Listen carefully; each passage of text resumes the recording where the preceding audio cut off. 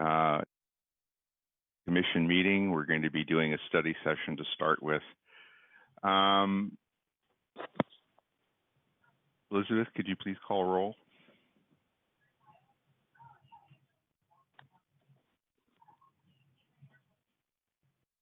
Elizabeth.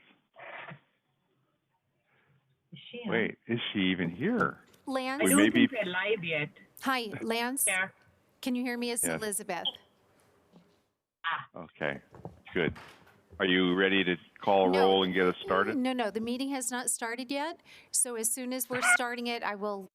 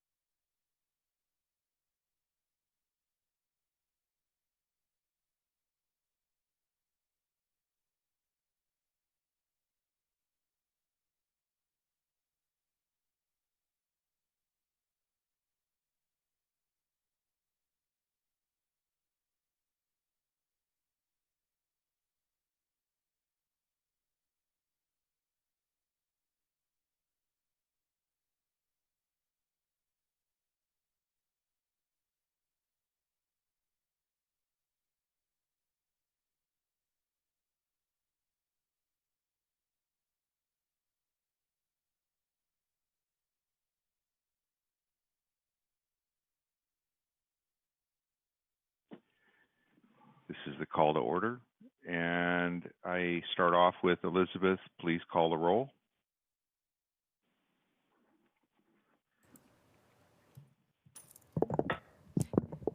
Commissioner Kelly, Here. Commissioner Casey, Present. Commissioner Jane, Here. Chair Salame, Here. Commissioner Becker,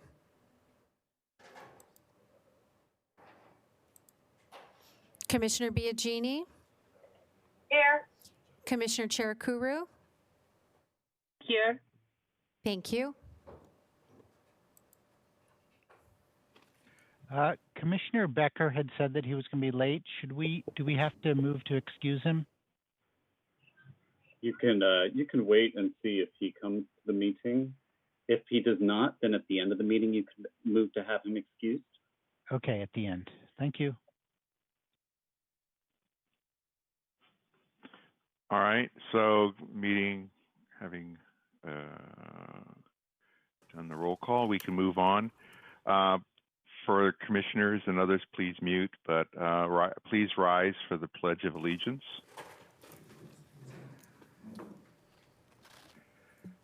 I pledge allegiance to the flag of the United States of America and to the republic for which it stands, one nation, under God, indivisible, with liberty and justice for all.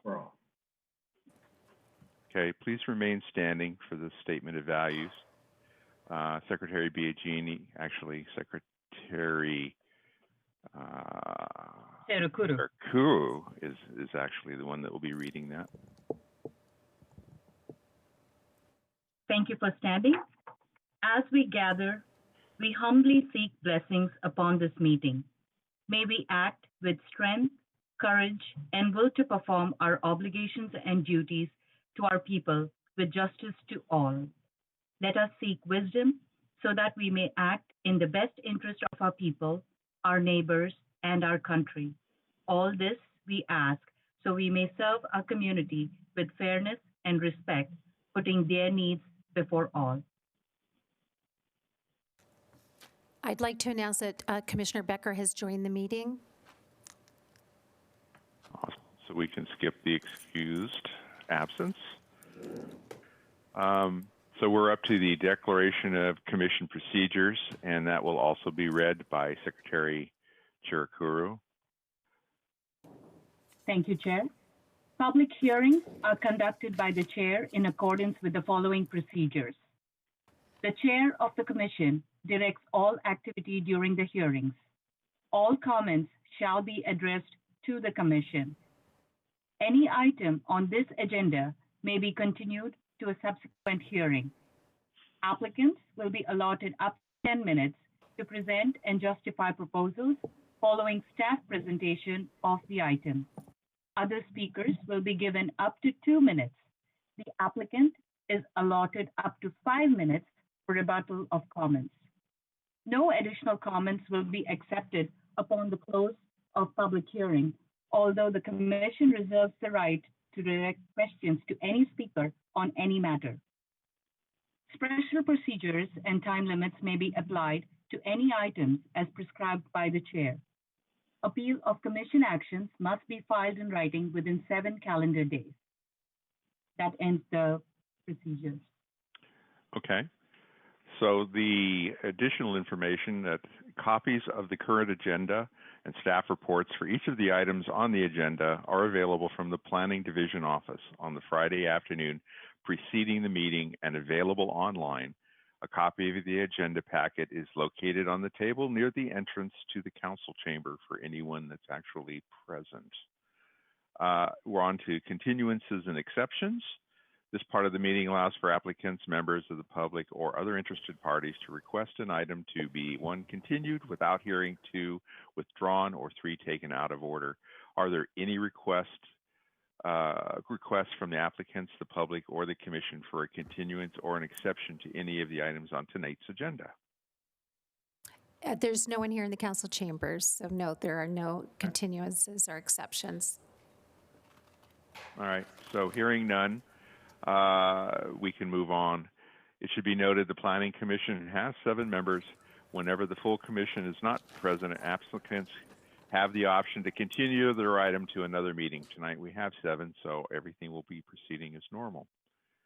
Okay, so we're moving to our first item, which is the study session. And the topic and content will be explained to us by Secretary Cherukuro. Tonight's study session is the Climate Action Plan update. Staff, please proceed with your presentation.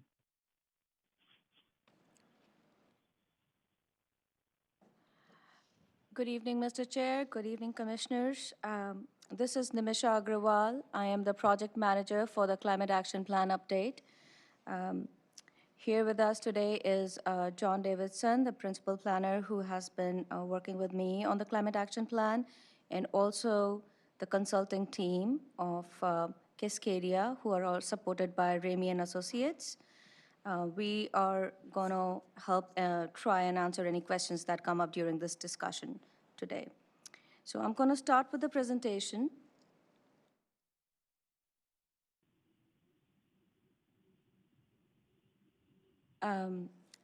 So starting with the goals of the study session, we have 3 parts to the study session today. The first part is to provide you with an update on what we have done so far in the process, and also provide an update on the measures in the current cap, which was adopted in 2013. The second part is to provide or to get a confirmation on the recommended greenhouse gas target. And the third part is to get feedback on the initial actions list that was prepared and was available. All of these 3 things were available as memos with the staff report to you all. We are going to focus on the last 2 parts of the study session. Is going to be focused on the last 2 parts, just in the interest of time, and so that's, and to get like more meaningful feedback from the Planning Commission. Our current cap was adopted in December of 2013 with a goal to implement cities' sustainability and environmental quality goals and policies. The reduction target, it had the reduction target of 15% below 2008 levels through the year 2020. So why the need for the update? So as I mentioned, our current climate action plan was built through the year 2020, so we need to extend the greenhouse gas emission goals through 2030 to be consistent with the AB 32 targets, and also to have a qualified cap. A qualified cap means, just to explain a little bit on that, a qualified cap means a climate action plan that has the criteria specified in the CEQA guidelines for reducing the greenhouse gas emissions. What it does is that the subsequent projects that are submitted, they can fall back on the qualified cap and do not require to do, and can be eligible for CEQA streamlining. And so they don't, if we do not have a qualified cap, then the individual projects would have to demonstrate that their mitigated impacts are in alignment with the state greenhouse gas standard, and it's more cumbersome and burdensome for them. Also, since the adoption of our current cap, California has adopted a number of laws that the local jurisdictions that add requirements for the local jurisdictions to assess climate change. And that is the reason why we are here doing the Climate Action Plan update. To provide a little bit background on the regulatory background, there is AB 32 was California's first greenhouse gas target to reduce the emissions, and Senate Bill 32 was an extension of that, setting a target to reduce the emissions 40% below 1990 levels by 2030 and 80% below by 2050. The Executive Order B5518 signed by the former Governor Brown was it set a statewide carbon neutrality by 2045. Again, to explain the term carbon neutrality a little bit, it just means that the net emissions would be zero, and the local jurisdiction is adopting regulations to offset any kind of emissions that we would have. The next policy is the California Renewable Portfolio Standard Program. It requires that all electric utilities provide an increased amount of electricity from eligible renewable sources.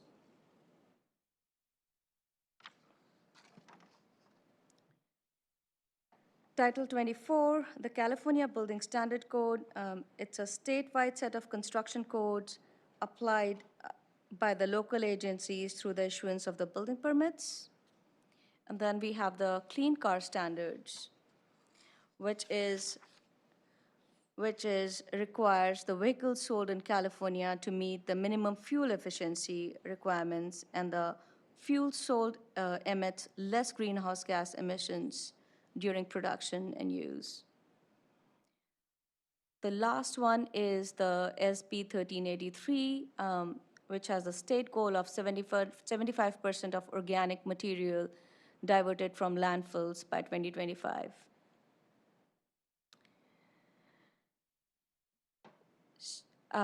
So the first part, here's the first part of the study session where we conducted several interviews. We started with conducting several interviews with the city staff and then talking to the key community and business stakeholders, and prepared a CAP measure status memo, which was provided with the staff report as attachment 1. As I mentioned before, I would not like to spend too much time today here on this particular memo. Just want to provide a brief update that 7 out of the 19 measures that were in our current CAP, they have been completed.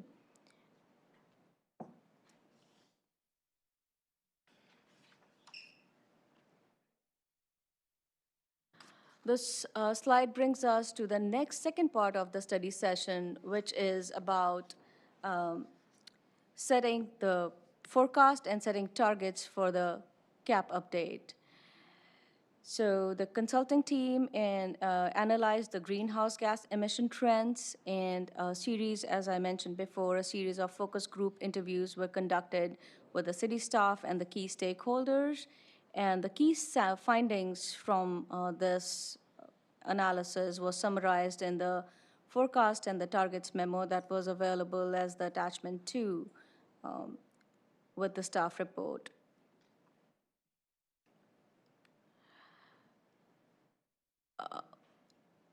Looking into the 2016 greenhouse gas emissions profile, and I apologize, the slide is probably not very clear, and the colors look a little faded. But what it shows is that the non-residential energy was the biggest contributor of greenhouse gas emissions in Santa Clara. And it contributed to more than 60% of the total emissions, followed by the on-road transportation, which contributed 28% of the greenhouse gas emissions. This graph here shows is a visual representation of the emission forecast that the consultants developed through the year 2050.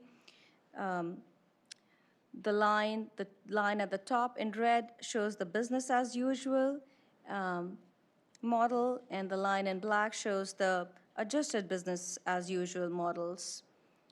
To explain these terms a little bit, business as usual means it shows the city emissions, how the city's emissions would change over time if without any kind of climate action at the state or the local level.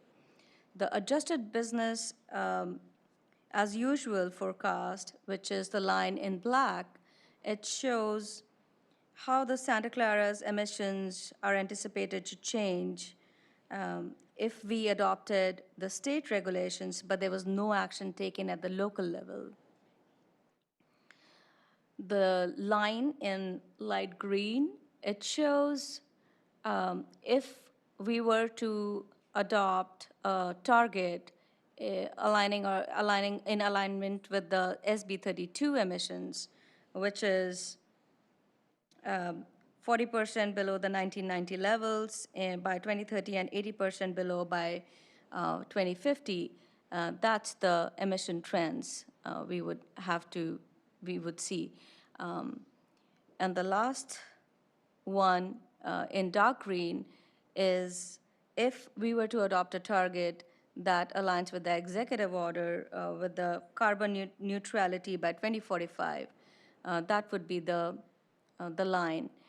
What it also shows, this graph also shows, is the gap that we would have to cover by adopting policies at the local level through climate action plan that would need to be closed.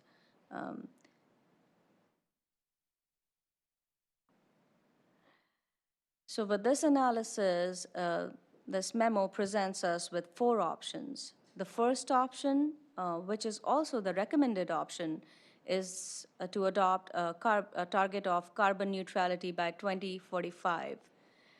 The second option is to align with the SB 32 and have 40% target of reducing the emissions 40% below the baseline levels by 2030 and 80% by 2050.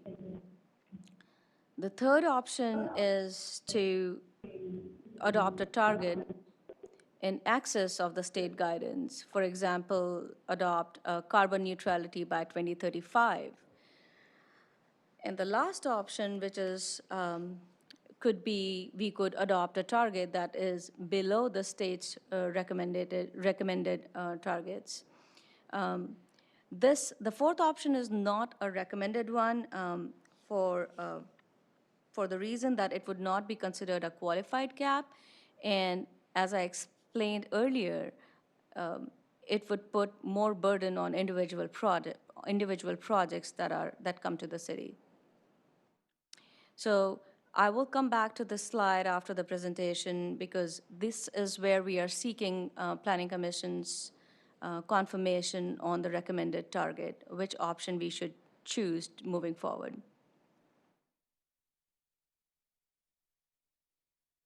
To give you a little bit of update on the community engagement that has happened so far in the process, we started with the city staff interviews, and then we had to switch gears a little bit during shelter in place, and in lieu of the first community workshop that we had planned in April, we conducted stakeholder interviews.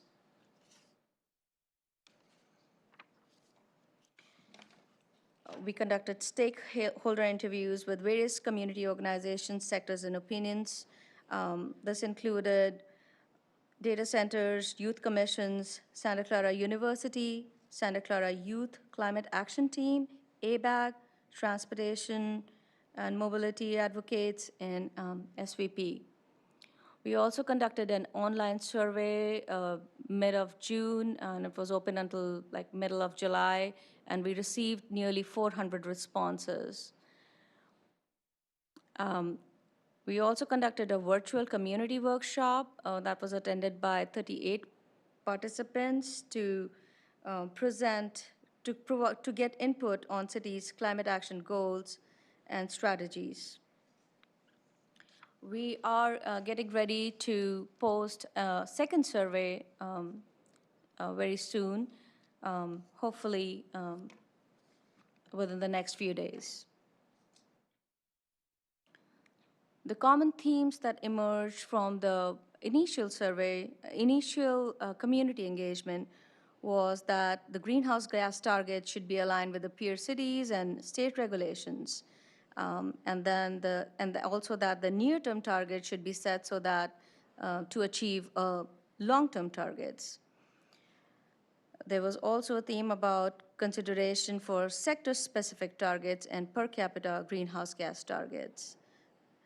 Current lack of knowledge about cities' climate action plan and greenhouse gas reduction efforts.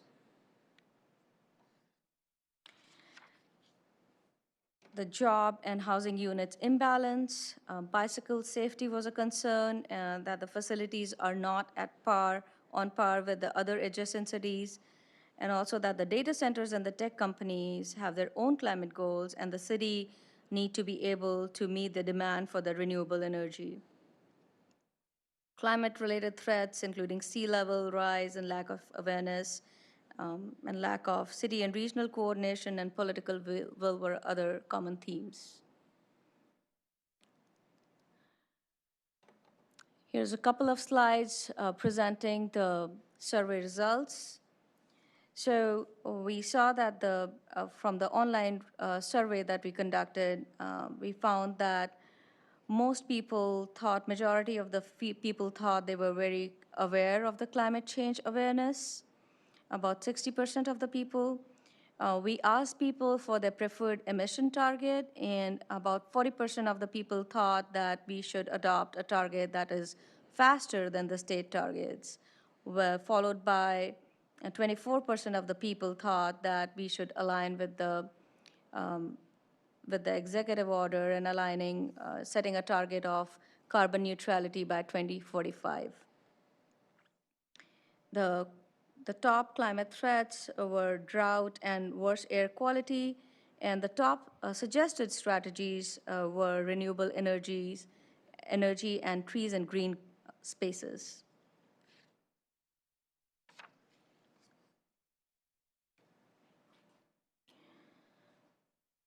We asked people who they thought was most responsible for addressing climate change, and the response was federal government, residents, and state government were the top categories. Lack of public education and awareness, skeptics, population growth and development were the top barriers to the climate action. The top co-benefits were the improved air quality at 20% and the reduced dependence on the fossil fuels at 18%. Just to talk a little bit about the next steps, the schedule. After this Planning Commission study session, we plan on, as I said, we would be posting another online survey very soon, and we would start working on taking the feedback from so far we have received and also the feedback from today's study session, and we would start working on a draft plan and have the draft plan available for comments. And we think that we would be conducting a community workshop, the date to be decided, but probably early next year. We hope to bring it back to the Planning Commission with all that feedback, the date again for another study session and date to be decided, and with the final adoption in May of 2021. This brings us to the third part of the study session, where we want to seek Planning Commission's feedback on the initial initial action list that we have prepared. And I apologize if you're not able to see the text very well. But what it is the initial action list was prepared, as I have mentioned earlier in the presentation, with talking to the city staff and the stakeholders, reviewing the current city policies, and also reviewing the peer cities, what peer cities are doing, and through community engagement and developing a qualitative multi-criteria prioritization analysis of this on the actions. And we divided these actions into 5 focus areas. So that the 5 focus areas, as you can see, are building and energy, transportation and land use, materials and consumption, natural systems and water resources, community resilience, and well-being. During the study session, we are going to focus our discussions on building and energy and transportation and land use because they're most related to the Planning Commission's purview. What we are looking for is to have like the top 2 or 3 actions in both of these focus areas that the commission thinks that we should definitely have in our action list. and also anything that we should include and is not included in the action list. So going into the first focus area, building and energy, there are 3 strategies within this focus area.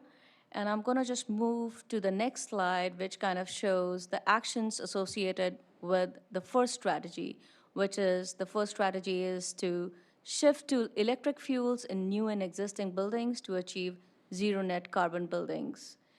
And here are the actions.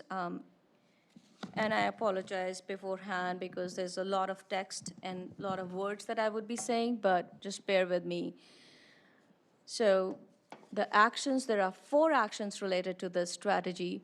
The first one is expanding the current financial incentives to accelerate electrification in new and existing buildings. The second one is electrification outreach, which means continue to promote commercial and residential energy efficiency and electrification through education and outreach. There is the electrification retrofit upon sale, so providing electric panel upgrades upon sale for low-rise residential and small multifamily and commercial buildings. And the last one is work with the regional energy partnership to develop and implement an electrification action plan for city facilities.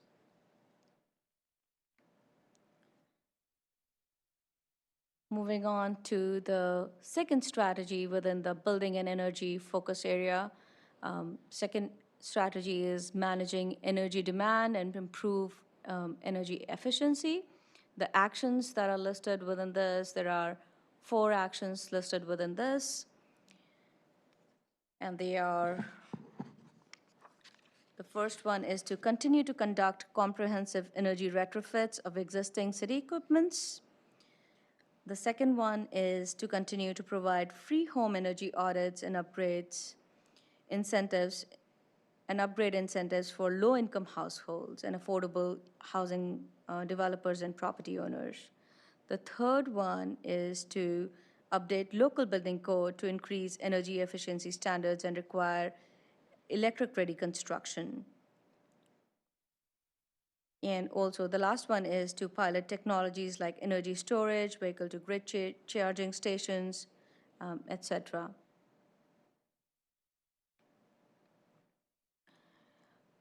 The third strategy within this focus area is maximize renewable energy generation and storage capacity.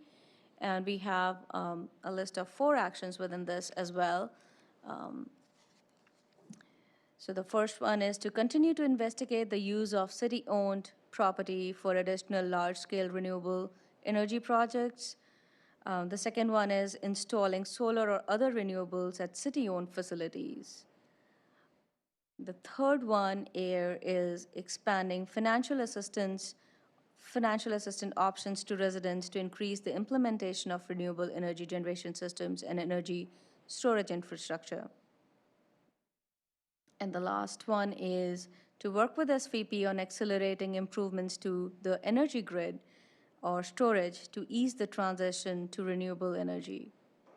So these are all the actions related to the building and energy focus area. And again, what we are looking for, it would be really helpful, is to have like the top 2 or 3 actions from this list of 12 actions.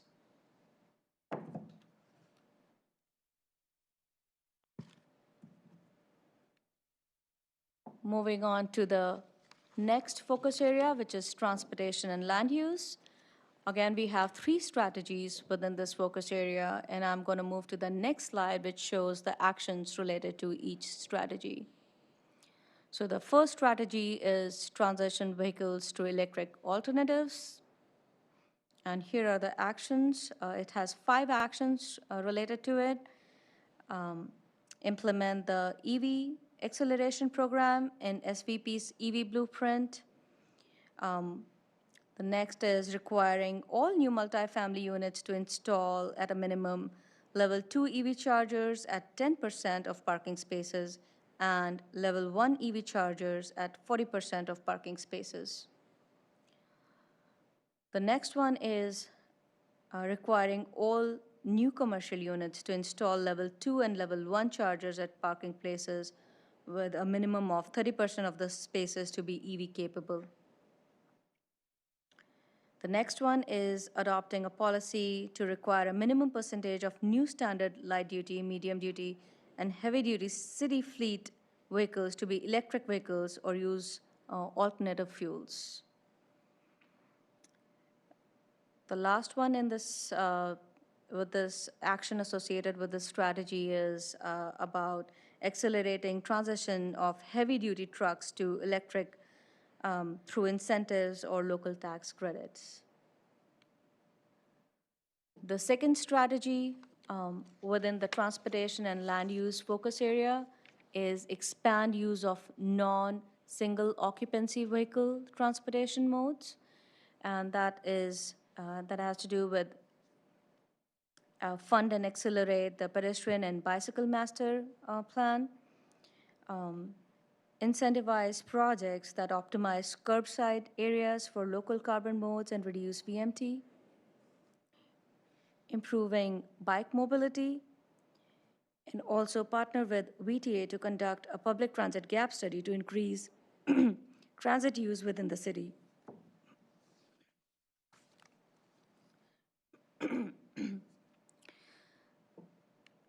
The third strategy within this focus area is advance sustainable land use, and the 4 actions relating to this strategy are TDM requirements, the target sustainable development in underutilized commercial strips, the transit-oriented development, and expand use of city-owned facilities such as libraries to enhance community and city employee telecommuting options. So these are all the strategies related to this focus areas. And again, we are looking to find like the top 2 or 3 actions within this focus area that the commission thinks that we should definitely include in our initial action list. And again, also any actions that are not included in this list.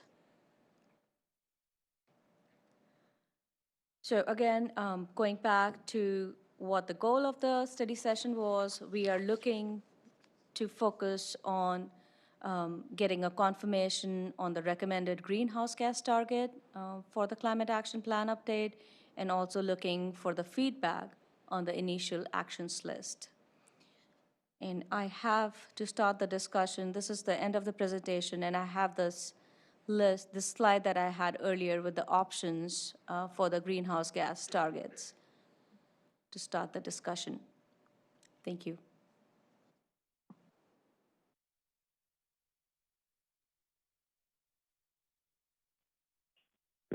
Well, thank you very much. I think the next step, I assume, would be to have conversation among the commissioners, but then we need to open for public comments immediately after that. Is someone, yeah, I see hands going up.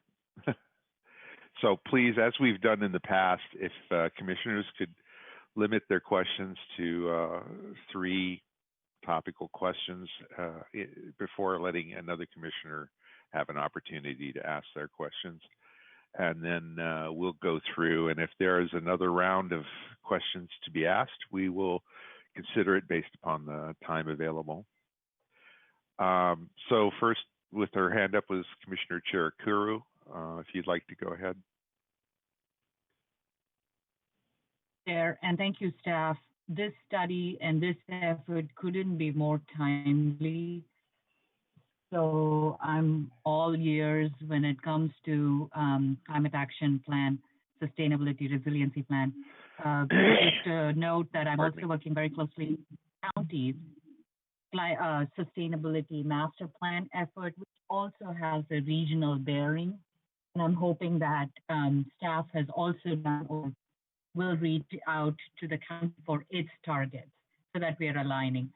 But in terms of the recommended targets, my personal opinion is to go for option 3, where we do have to take the leadership with the city to set a target that's much more to staff is, are there a parallel analysis of these targets with budgets? Because a lot of these targets are really self-imposed on city assets, city infrastructure, cities movement towards electrification, EV charging, all the budget impact. My question is, what has been the parallel process on analyzing these target recommendations with budget impact?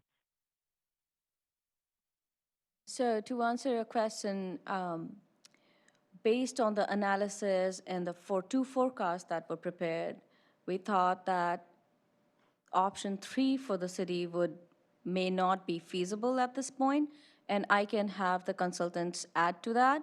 And that's why we thought we could still go with option 1, which of carbon neutrality by 2045, because that is something that we thought, based on the current policies and what we think we could adopt through this climate action plan, we could reach that goal. But option 3 seemed a little bit too, basically, based on our current position, it seemed a little bit far-fetched. And I can have the consultants add to that.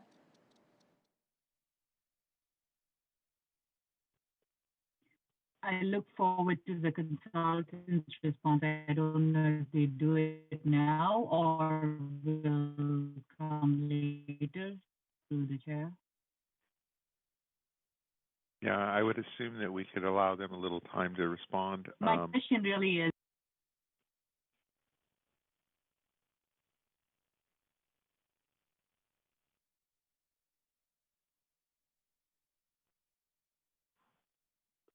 If we have a member of the consulting team joined in, I think they can provide a response to that.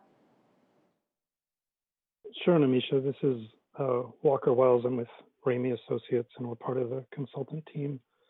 I think the reality is that all of these targets are challenging, and all of them require some significant changes in current practice, from the degree of renewable energy that's in the energy mix, to the vehicles that we drive, to how we build our buildings. And even in the built environment, we can create code requirements for new construction, but there are lots of existing buildings in your city that would need to be decarbonized to then be able to be powered by 100% renewable energy. So I think our recommendation is really understanding that this carbon neutrality by 2045, which is based on an executive order, by former Governor Brown, is likely to be what's codified in the future through something like an update to SB 32. And so that's the most likely pathway that's going to emerge from a regulatory standpoint, which is why we're recommending it rather than option 2. And then,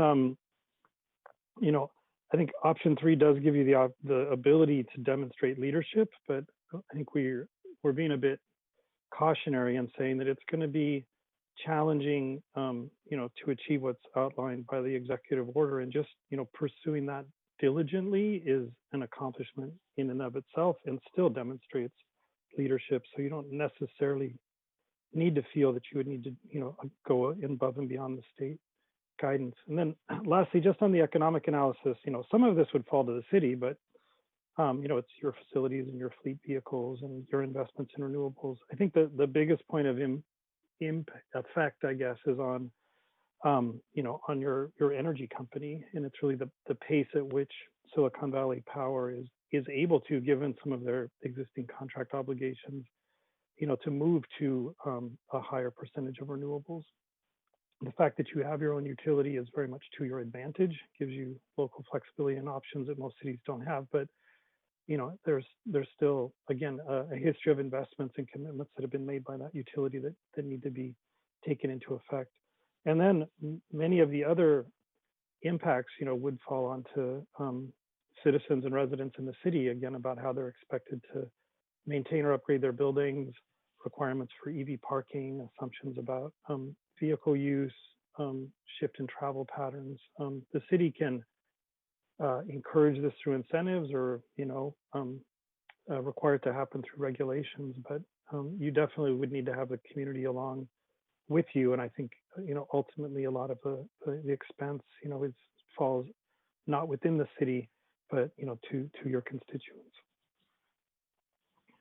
Okay, thank you. Commissioner Chirker, did you have anything else? Or is that your? I'm good. Okay, when you guys are done, please lower your hand and that way it'll help bookkeeping. Commissioner Jane, you're next.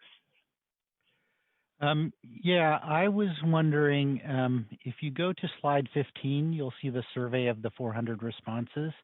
And it seems like our community is asking for us to do more than what the state is. 40% of the people are asking that we do more than what the state is requiring.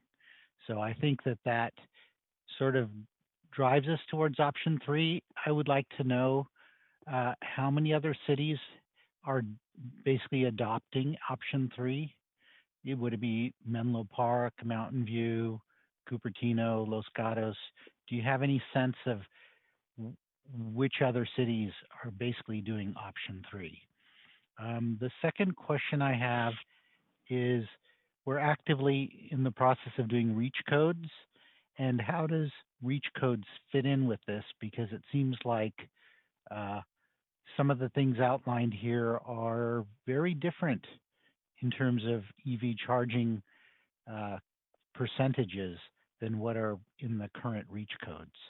And then there needs to be a specification whether something is EV capable, EV ready, or EV SE. Finally, I think one of the very key issues in doing any type of climate action plan is laying out what kind of tracking and measuring tools. What is the mechanism for tracking these? Because it seems like we only did 7 out of 19 of our measures in the last climate action plan. So what is our strategy for really tracking how we're doing? I don't want to just have a report in 2030 and say, we missed our target. Thank you. Those are my 3 questions. So Okay. Commissioner I Jane. go ahead, Commissioner. Oh, I was just going to say, Commissioner Jain, so we have Fremont, the cities of Fremont, Sacramento, Menlo Park, and County of Santa Clara have all adopted the carbon neutrality by 2045 as their goal. And so we were looking at them, and, to answer your first question, maybe we can have the consultants add more in detail about your other 2 questions. Well, I want to know, are there any cities doing option 3? That's what I want to know. Yes. So San Luis Obispo, the city where my colleague Sammy and I worked for about the last year, and they just adopted their climate action plan on Tuesday. Carbon neutrality by 2035. That's their goal. And I believe that Santa Monica is 2040. So there are definitely cities that are choosing an earlier date, I think, to express urgency. They also acknowledge that there's too many pieces of technology. Okay. That there's a gap, that they apply all of their measures, and there's a gap that's identified that they need to, work hard to achieve. I think by pulling the date forward, it just, I think the sense is it connotes urgency. It more aligns with the Paris Agreement, and then kind of forces the exploration of what to do about the as yet unreduced GHG, kind of makes it more front and center. But to answer your question a little more directly, yes, there are cities that are making have publicly adopted plans that are earlier than 2045. On your question about reach codes, I'm not totally dialed in on the EV charging requirements. But reach codes are certainly a method to address, decarbonization of the built environment. And so a number of cities, including Cupertino, where Sammy and I worked again last year, have created basically an electrical required reach code for new construction. I think the big question is the degree to which you want to start asking existing buildings to replace pieces of, appliances, hot water heaters, stoves, heating and cooling systems with electric versus gas, when it's time for replacement or even on an accelerated schedule. And then just very few reach codes that I've seen are for retrofits. Yeah. They're all for new construction. We have a tremendous amount of new construction planned for the city. Mm-hmm. So we need to address that. The other thing is, there should be, as things become obsolete or replaced, there should be incentives for replace them with electric alternatives. Yes, and I think Menlo Park has some sort of accelerated replacement approach, a little bit of like a cash for clunkers idea, which is great because it could get people to start thinking proactively. So they don't just go replace a gas hot water heater with a gas hot water heater because they need hot water, but they're thinking about it ahead of time and could plan for the the relatively minor electrical system upgrades that need to be done to have a electric heat pump hot water heater. Finally, just on your point about tracking and measuring, I think our sense as a team regarding climate action plans is we have moved into sort of a new moment. I don't know if it's climate action planning 2.0, but the discussion is a little more on the sort of brass tacks where the rubber hits the road. And I think the way that Namisha laid it out, it's pretty clear. Like these are the strategy areas, and these are the places where we need to focus our effort, and we need to focus on the things that make a difference. And I think some of the earlier climate action plans, it was sort of a corralling in of any good idea that might relate to sustainability in the environment, and they were hundreds of measures, and they were impossible to track. For San Luis Obispo, there's sort of 5 pillars, and with each pillar, there's 3 or 4 different actions that, again, really make a difference. And I think we've tried to bring some of that spirit to this effort, and then asking for your guidance to help us even further sort of separate the wheat from the chaff and figure out, what's a priority because it's impactful, what's a priority because it's meaningful, in the city of Santa Clara, and what's perceived as valuable to the constituents. But then why are you asking us that? You should know that.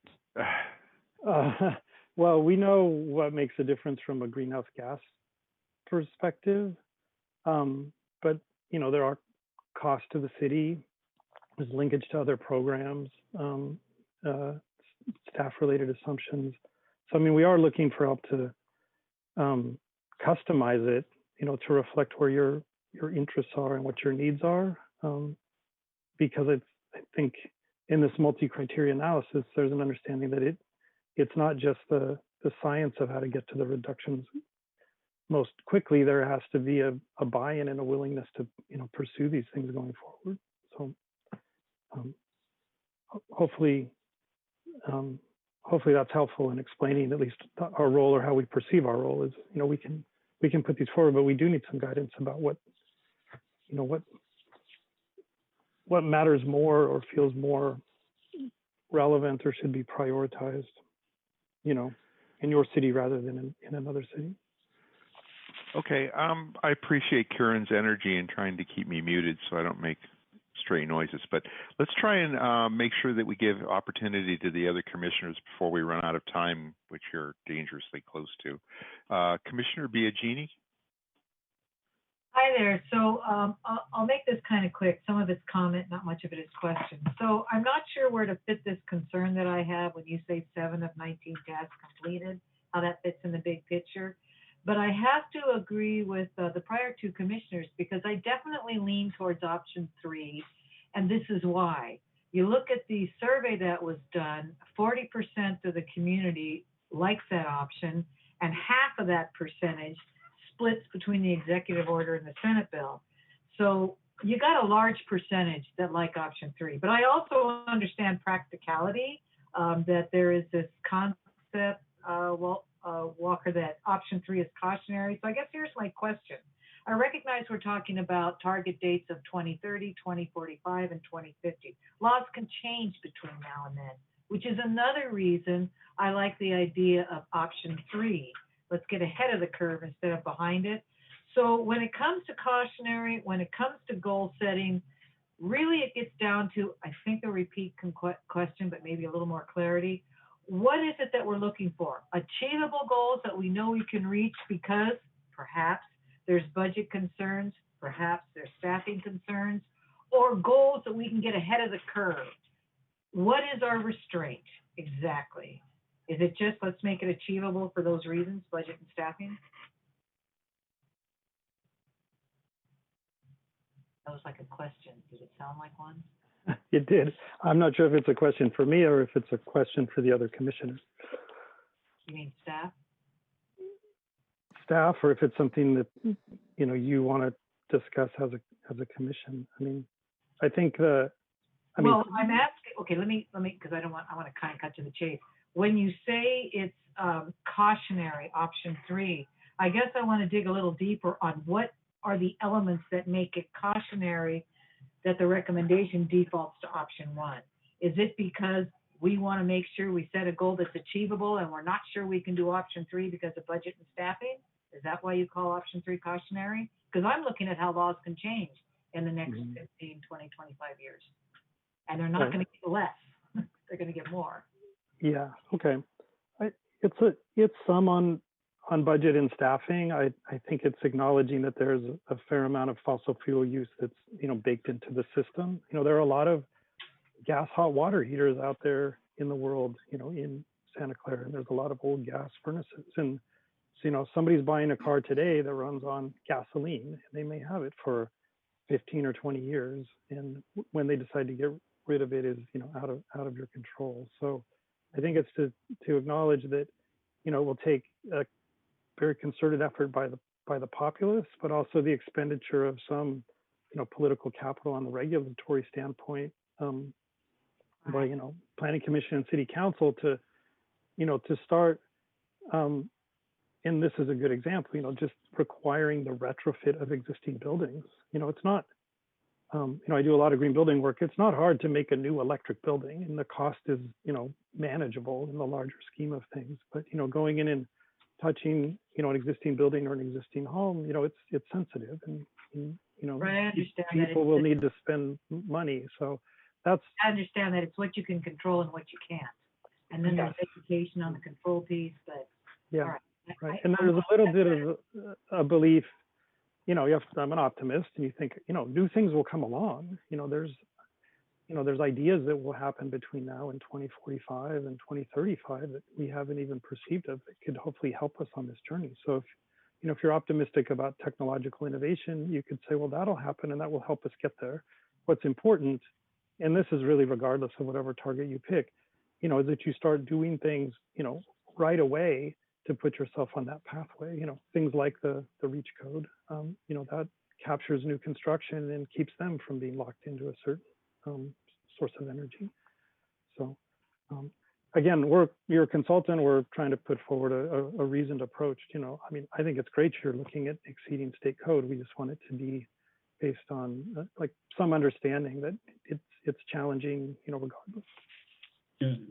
So before we proceed, I think it's unfortunate that we failed to budget sufficient time for conversation yet again on one of these study sessions, but we're colliding with our actual meeting time, and it appears that Commissioner Kelly Akezzi, Becker, and myself may have to surrender our questions.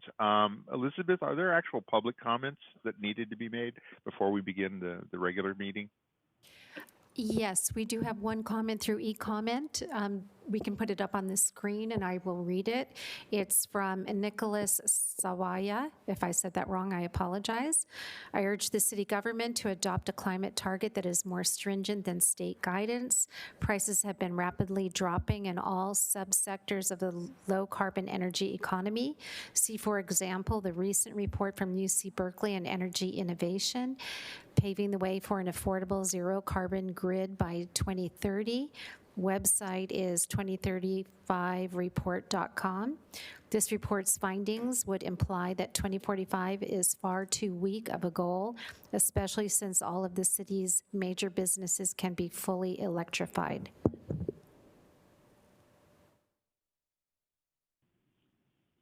And that is the only comment that we have. Okay, I see that as a comment, not actually a question.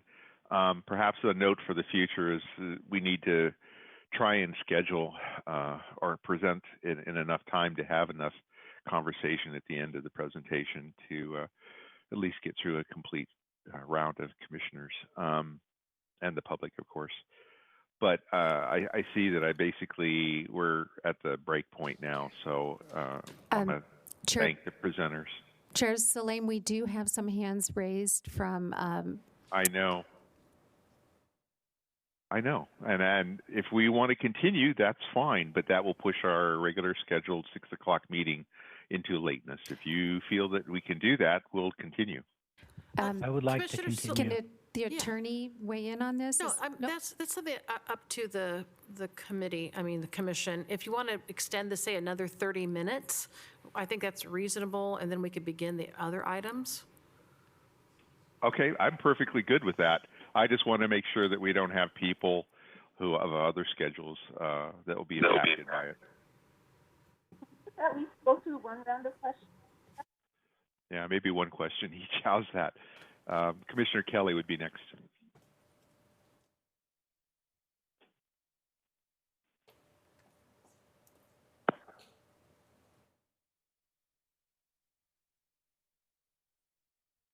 And we can come back to Commissioner Kelly. How about Commissioner Kezi? Yes. Can you tell me more about the EV blueprint measures? And my second question is, it seems like the big chunk of commercial emission might be data centers, where the city has a lot of discretion because all the projects come to you. There's more things that to make sure that we're minimizing the at data centers, at new data centers. Are there more things we could be doing? Thanks.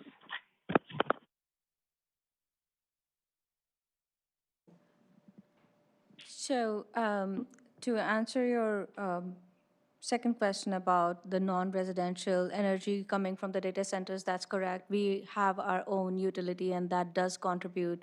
That is the reason why our non-residential energy emissions are so high. There are strategies and things in place. SVP adopted the integrated resource plan to align with the current policies. But if we want to set a target even of carbon neutrality by 2045, there will be other things that we would have to look into that would need to be adopted to reach that goal. To the other question about the EV charging, I think the slides, I cannot see the slides.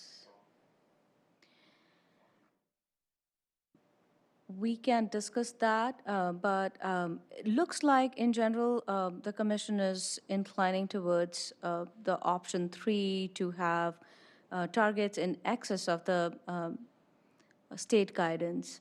So maybe we can work on it a little and, bring you with some options or bring back with you like what we can do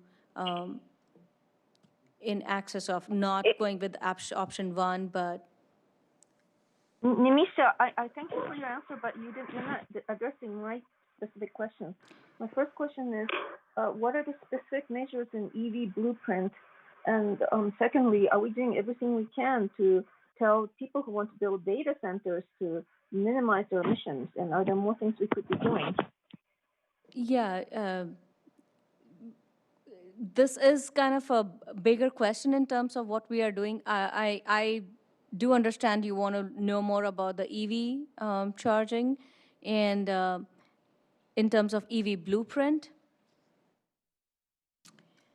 I can tell you a little bit more about it.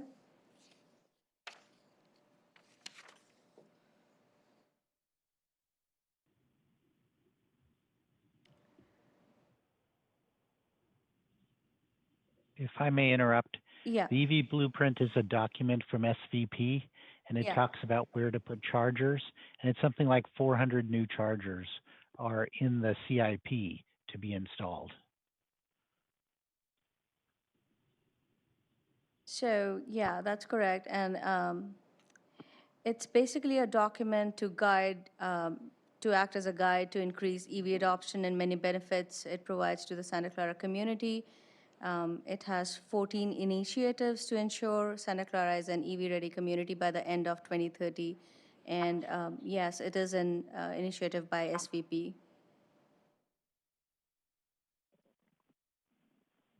Thank you. I could just add a little on the data centers.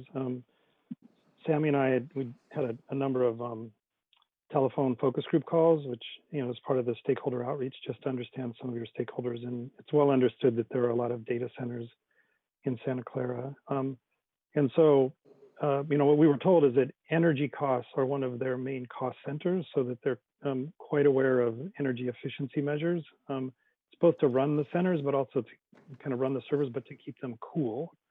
So there's, and one of the reasons that they have located in your city is because you do have your own utility that has a strategically lower cost of energy relative to PG&E. So concurrent to that, the data centers themselves have their own climate goals. So they express the need to work in partnership with Silicon Valley Power to keep rates low, but also to continue increasing the level of renewables because they have those internal desires to move towards carbon neutrality. And then some of the people that they provide services to, some of the tech companies, also have climate goals. So I think there's a real opportunity for partnership with that specific sector and a real willingness to look at innovation and I think accelerated adoption of innovative strategies, at least related to the data centers. Does you have any requirement right now for efficiency at those data centers and whether they need to use the renewable energy source? They need to opt for renewable energy source? Do we have any specific requirements like that right now? I don't remember seeing it at the review meetings I've been at.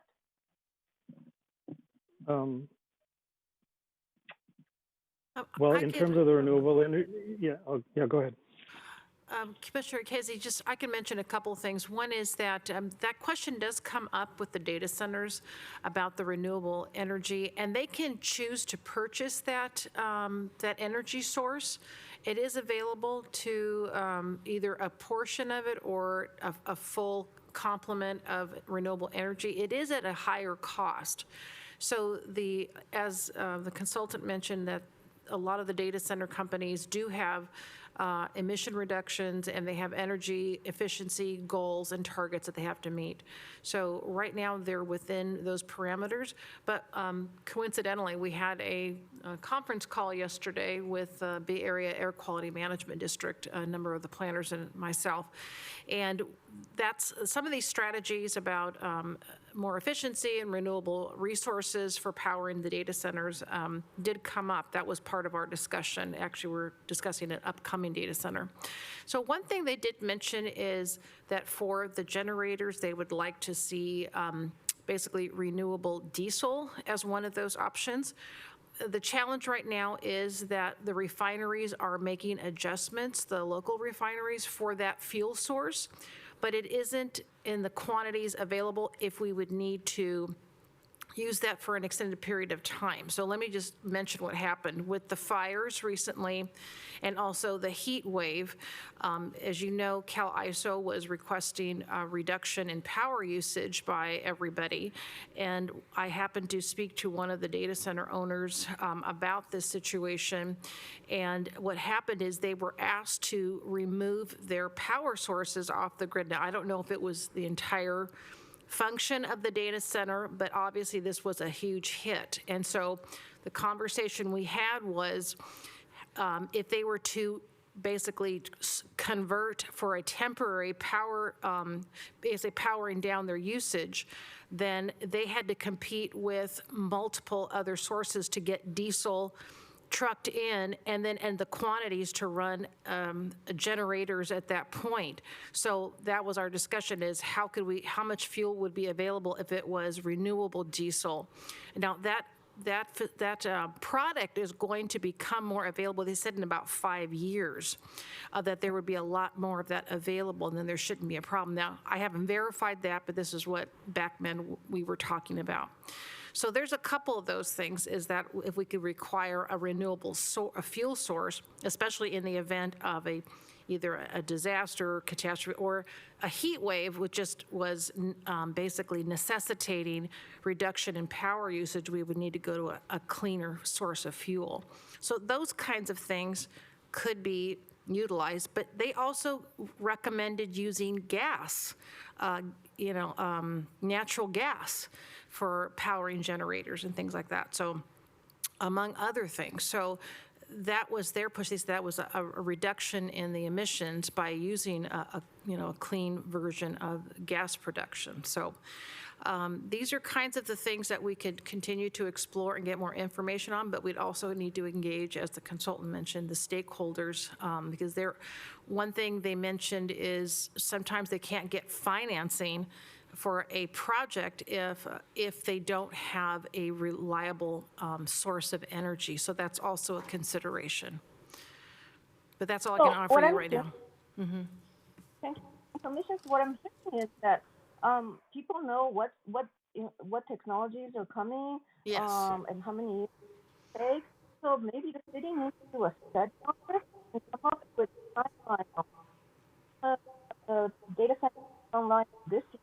This is the PUE requirement. These are the energy sources you need to use, so that I think developers need to see clear guidelines to minimize risks to their projects. But we also need to set the bar of what they need to clear in order to get to build in our city, because they have many reasons to want to build data centers in our city. The proximity to users, reliability, and the cheap, lower cost of energy. So I think it's perfectly reasonable for the city to set goals like that, and I really like to recommend this to the council when as the conclusion of this study session.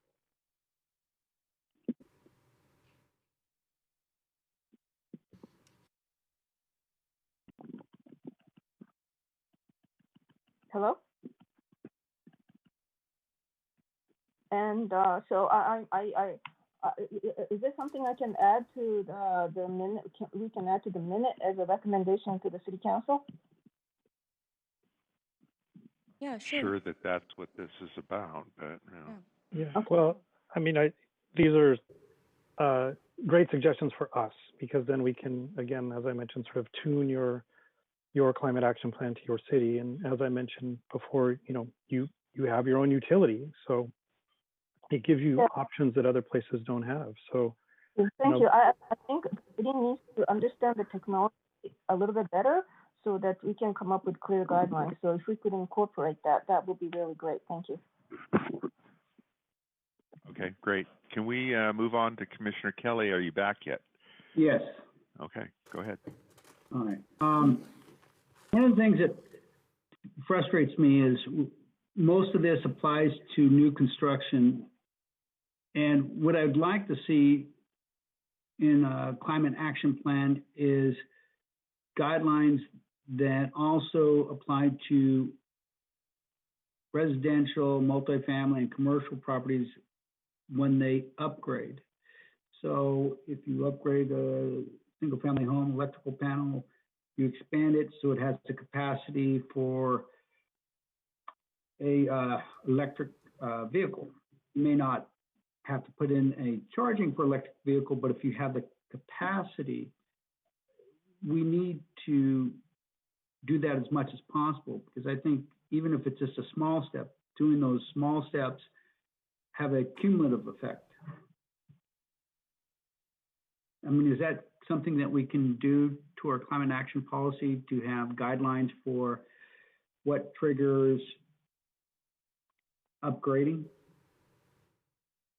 Yes, or the climate action plan could say, work with the building department in the next code update cycle or sooner to identify where those building code items overlap with the climate action objectives, and this would be the kind of thing that you would put forward. And this idea that you put forward is a really good one, because someone may have 100 amp service and you wish they had 200 amp service, or you wish that they had, and the panel is too small. And so, when they're doing the kitchen remodel, it's the perfect time to, at least provide the capacity for the car charging or the future electric stove or the future, electric water heater. Yeah, all I'm saying is I see this all the time as a realtor. You have a 100 amp panel, or you have a panel that has no open slots.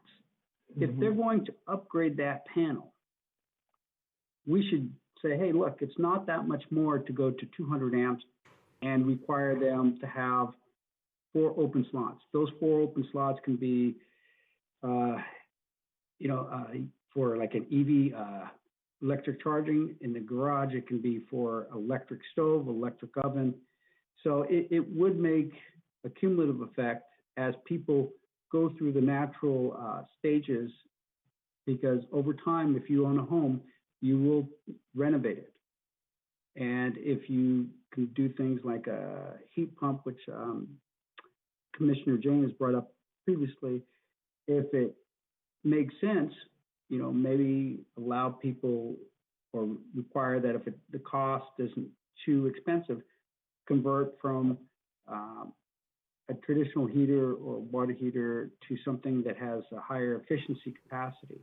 Because if you're doing some renovation, lots of time you can make that transition possible. So yes.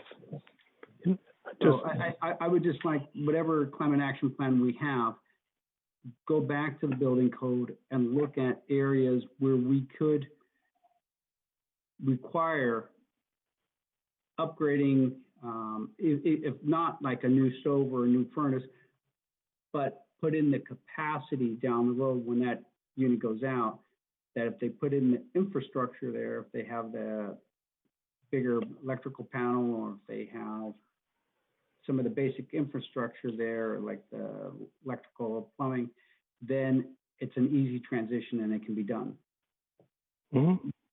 Yeah. That's my only comment. Thank you. Okay. I'll just say this is a great example of, sort of piggybacking on things that are already underway, building permit processes, people getting electrical permits, or they're getting combined permits to redo the whole kitchen. You have to find the right level of permits so that the additional cost isn't a burden. But, these are problems that, we solve all the time. You're in an existing regulatory environment. The switch to telling people that by 2025 they need to get rid of their gas hot water heater, moves into a whole other realm of sort of regulatory influence that could be seen as intrusion. Which is also part of what this caution is. Why this sort of voices of caution is being brought into this is.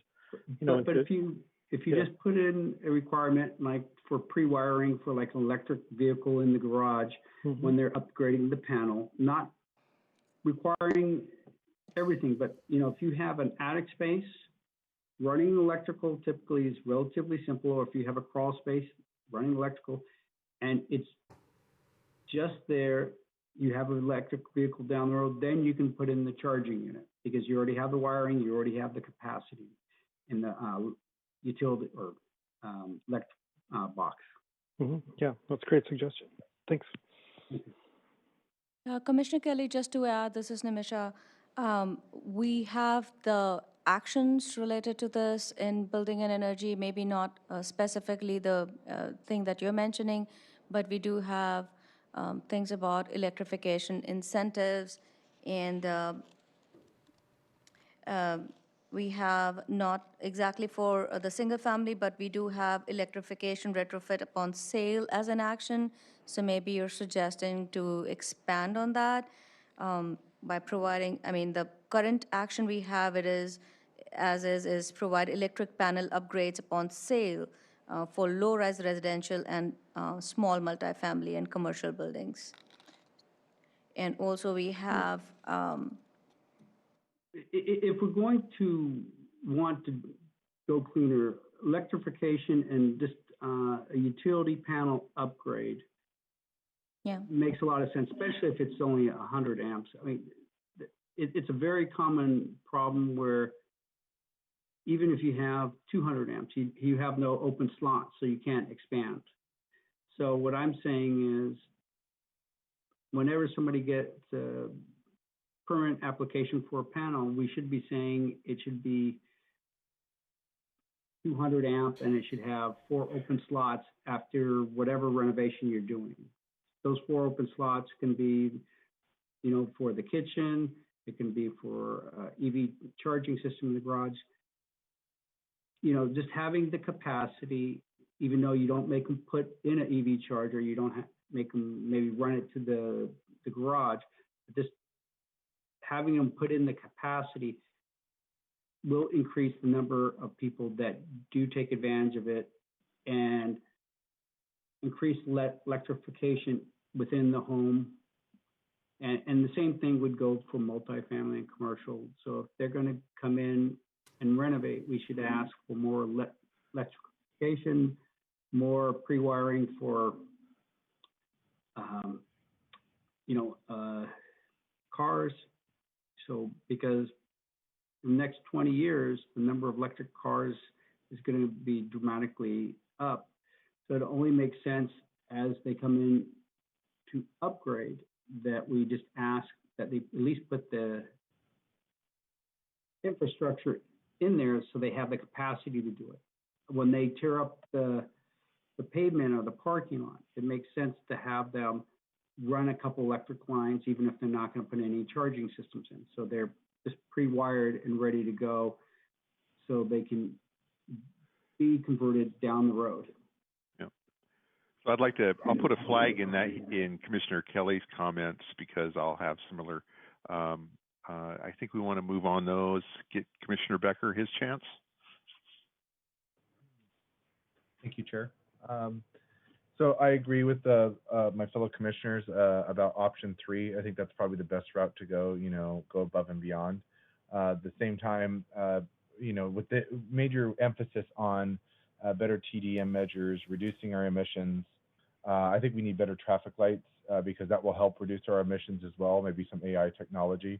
Better renewable energy, trees and greenscapes, and concerns of sea level rise. But I also agree with Commissioner Kezi about the data centers that they do take a lot of energy, and I think they're a major concern, as well as Commissioner Kelly, by pre-wiring, I think is a major incentive, mainly because in my former home, we had to adapt to a washer and dryer, and that was an electric, and we were already made for basically gas, and so we had to upgrade that socket just to accommodate that washer and dryer. But my major question really is about mainly the changing the water heaters and, you know, appliances and incentives, maybe, you know, without adding extra taxes, fees, and so on. Maybe would we be able to extend that first, or maybe a priority to lower income households, especially those maybe in older apartments, because I mean, that's going to be the harder hit people that are going to have to convert.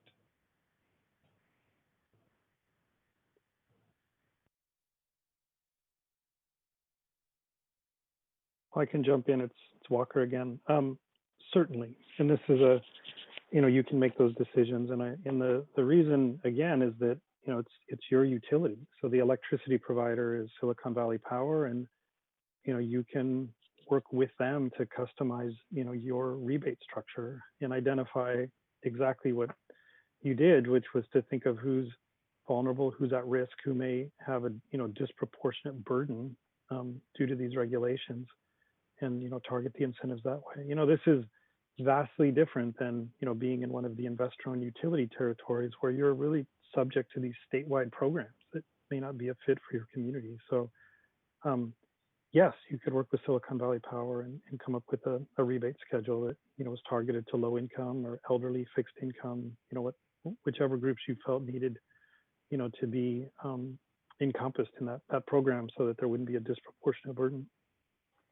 Yeah, that would be probably my biggest recommendation, is to get that kind of incentive in there, because a lot of people becomes sticker shock, especially with other issues in the city with, maintenance and stuff. So it becomes kind of a scare for a lot of people. But it's kind of like I think somebody already mentioned it just a little bit. I thought I heard it was Cash for Clunkers kind of program. And that is something that I think we really need, because it's going to help people adapt and convert quicker.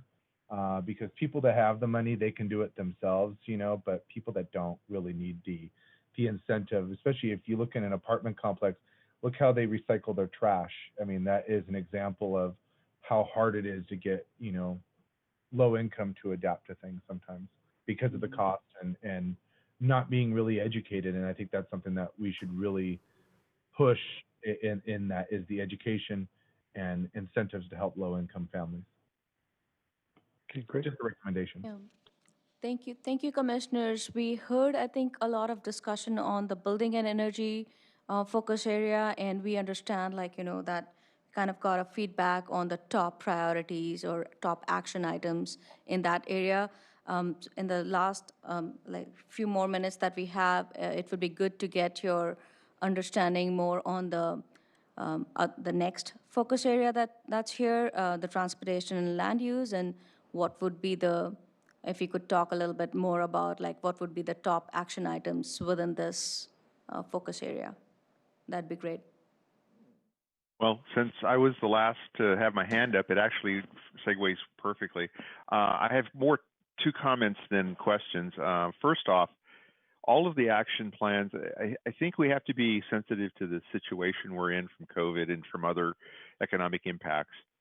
We need to sort these by short-term and long-term, because in the short term, I don't think the city is going to be economically able to offer incentives or to support with funding any of the process that is going to help the commercial and home owners with their individual efforts to be green and to build up their electric capabilities. In fact, we're going to be at a deficit spending for quite a while. So if we could focus on the actions and the options that are strongly in favor of commercial and personal contribution, that will probably get us started sooner. And then as the economy improves and the city improves, then we can come back and offer incentives to bolster a lot of these actions that have been defined.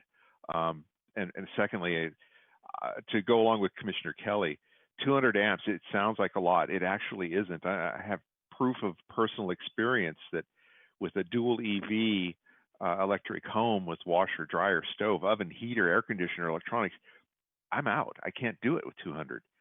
So for us to be proactive moving forward into the future for peak load times, we have to encourage building and for investments in improvements to homes and commercial, that we encourage them to go beyond the normal average and actually build out for the future. Because if I had 400 amps, I'd use 300 of it. Not that that's not a badge of honor. It's a fact of the fact that when we want to be EV and electric, you need the capacity. And right now, homes built in the 70s, 80s, even the 90s hadn't anticipated the impact of having home chargers for their cars. If we help, I see you're implementing the EV blueprint. That's awesome. Building out additional publicly available charging will benefit the efforts of the individual homeowner to not have to have both their cars charging overnight to be able to commute in the morning, and also adding additional public options for transportation, so you don't have to take the car out. So that's just my feedback. But Elizabeth told me that we have 6 or more now, probably, public comments. So I really wanted to give them some time, but then we have to move on to the regular meeting. So Elizabeth, do you want to go forward with the public comments?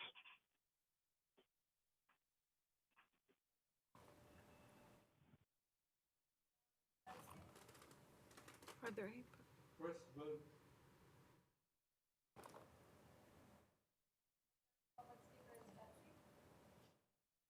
Your mic isn't working. The first public speaker is Betsy.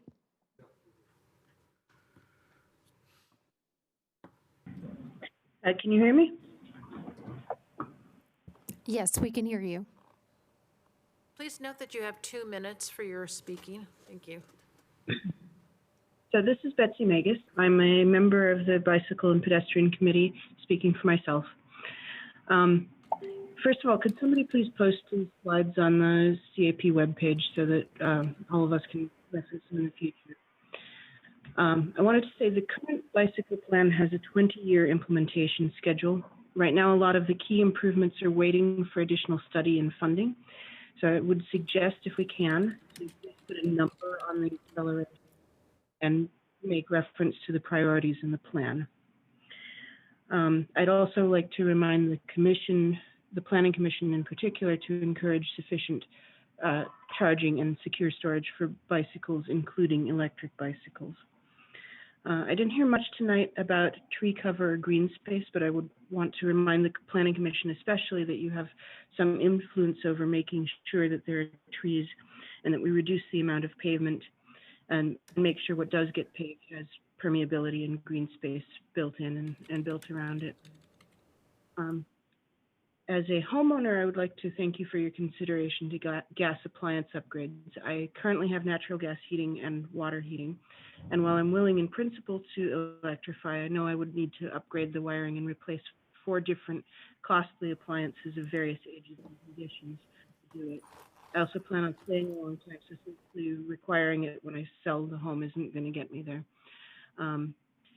When an old water heater goes out, your water heater is standing there in a puddle. So there's a certain amount, and you don't have any hot water. So there's some urgency to the replacement. So upgrading the wiring at that time adds not only money, but it adds time and process. I have to, get a hold of an electrician in addition to a plumber. And finally, I was going to ask, what, if anything, do we know about the biases in the survey? Because I assume the response was self-selecting. So I wonder how many people will still be on board with accelerated implementation.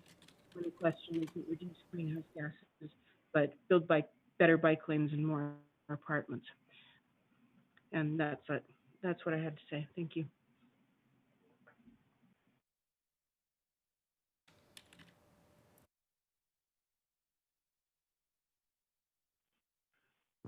Is there a response? I think staff were kind of looking at each other because some of what we're trying to figure out what Betsy heard because the reception wasn't completely clear in terms of the question. So Betsy, maybe we might unmute you for a second because maybe you could explain the question at the very end. It was a bit hard for us to understand it. Sure. Just what, if anything, do we know about who took the survey? So I presume that this response was self-selecting, and I wonder how many people will still be on board with accelerated implementation plans when the question isn't about reducing greenhouse gases, but starts to look like we need to build better bike lanes and we need to build more apartments near transit. So Betsy, your question. Go ahead, Mish. Yeah, Betsy, looks like your question is more targeted towards like who were the people? Like, you want to know who were the people who took the survey, or just trying to understand the question a little bit better. Nimisha, did we collect any demographic information, like, Yeah. their residents, I don't know if we asked age So questions. there were more people that answered the question were of the homeowners. The majority of the age group that took that survey was between the ages of, I think it was like 30 and 60.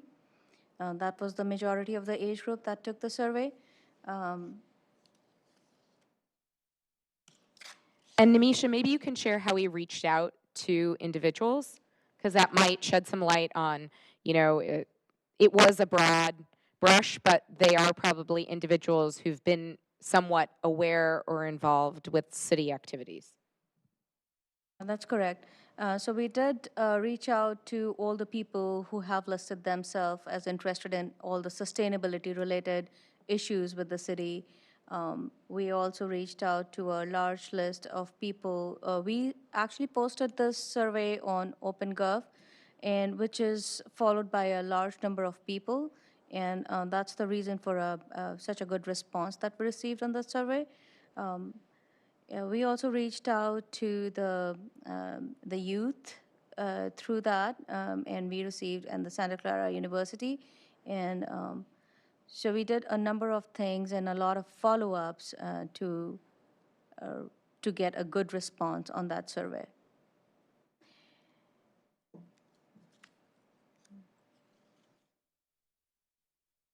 Let me just jump in. There's a tiny, I mean, this issue of bias is, a good question. Yes, I think the people who bothered to take the survey are the ones who care about environmental issues and climate action in the city. And it's likely that a number of them are of the mindset that things should go faster and there should be more aggressive action. And so they are probably more likely to, support option 3. To the second part of it, though, is, well, what would they think once they know that there's, or what the implications are, is a great question. And I think that just speaks to the fact that, there are other things that are happening in the stakeholder process. There's a second survey where people can sort of weigh their relative support for the different measures.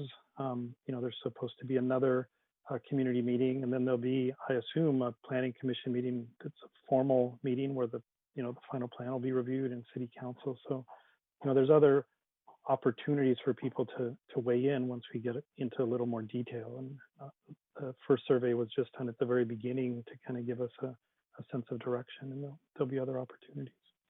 Sounds like a good recommendation for a follow-up survey once a set of actions have been organized and prioritized, and say, how does this feel? Okay. Next question. Next public speaker we have is Dashia Leeds.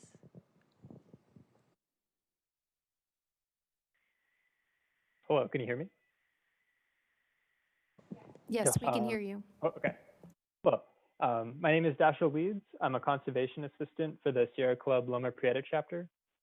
We are in strong support of option 3, going far more aggressive than the state trajectory.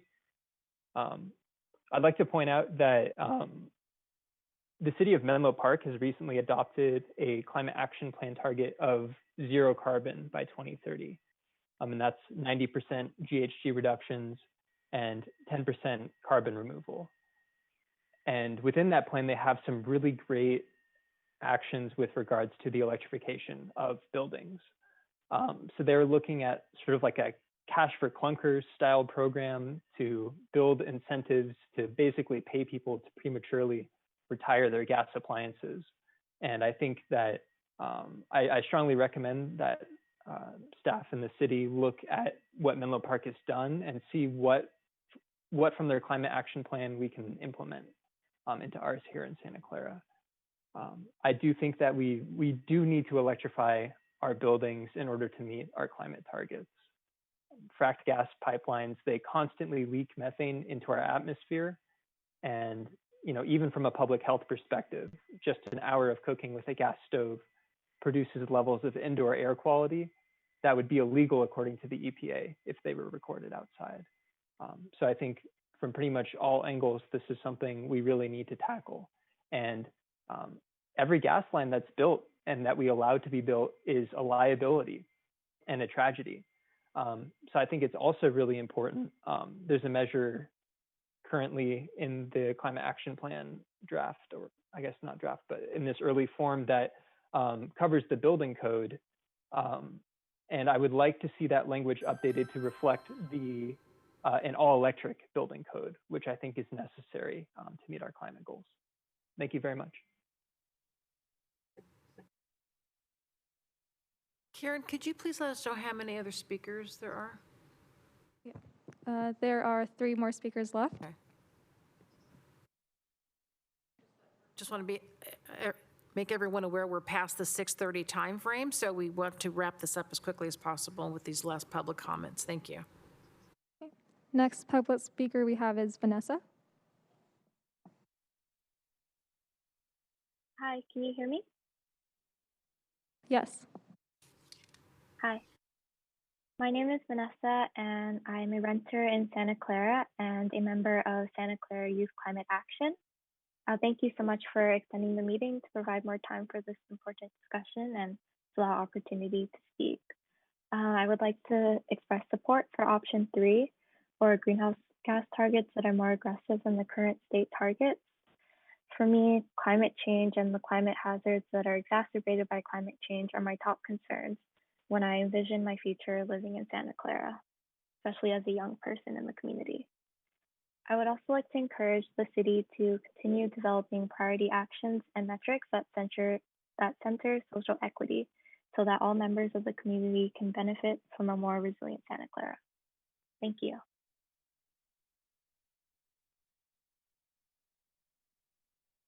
Thank you, Vanessa, for your comments. We have noted them down.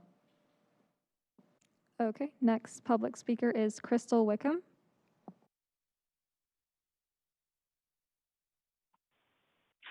Hi, I'm Crystal Wickham. I live in Sunnyvale. I serve on the Sustainability Commission there. I was also involved heavily in the RCAP 2.0 update that was completed about 1 year ago. I would like to urge the City of Santa Clara to look at option 3. And also, there was a pie down at the beginning of the presentation, which really said, here's where the city should be focusing. And it had non-residential energy and transportation as really biggest pieces. And by focusing there first, I think there could be a very significant reduction and perhaps to meet those more aggressive targets. And I recognize Silicon Valley Power does provide greenhouse gas-free electricity to residents, but not to non-residential facilities. That is a huge opportunity, and I know there's long-term contracts and a lot of competition, but transitioning to 100% greenhouse gas-free for electricity that Silicon Valley Power provides a huge opportunity. As well, focusing on the transition, which is also complex. But focusing on the big areas to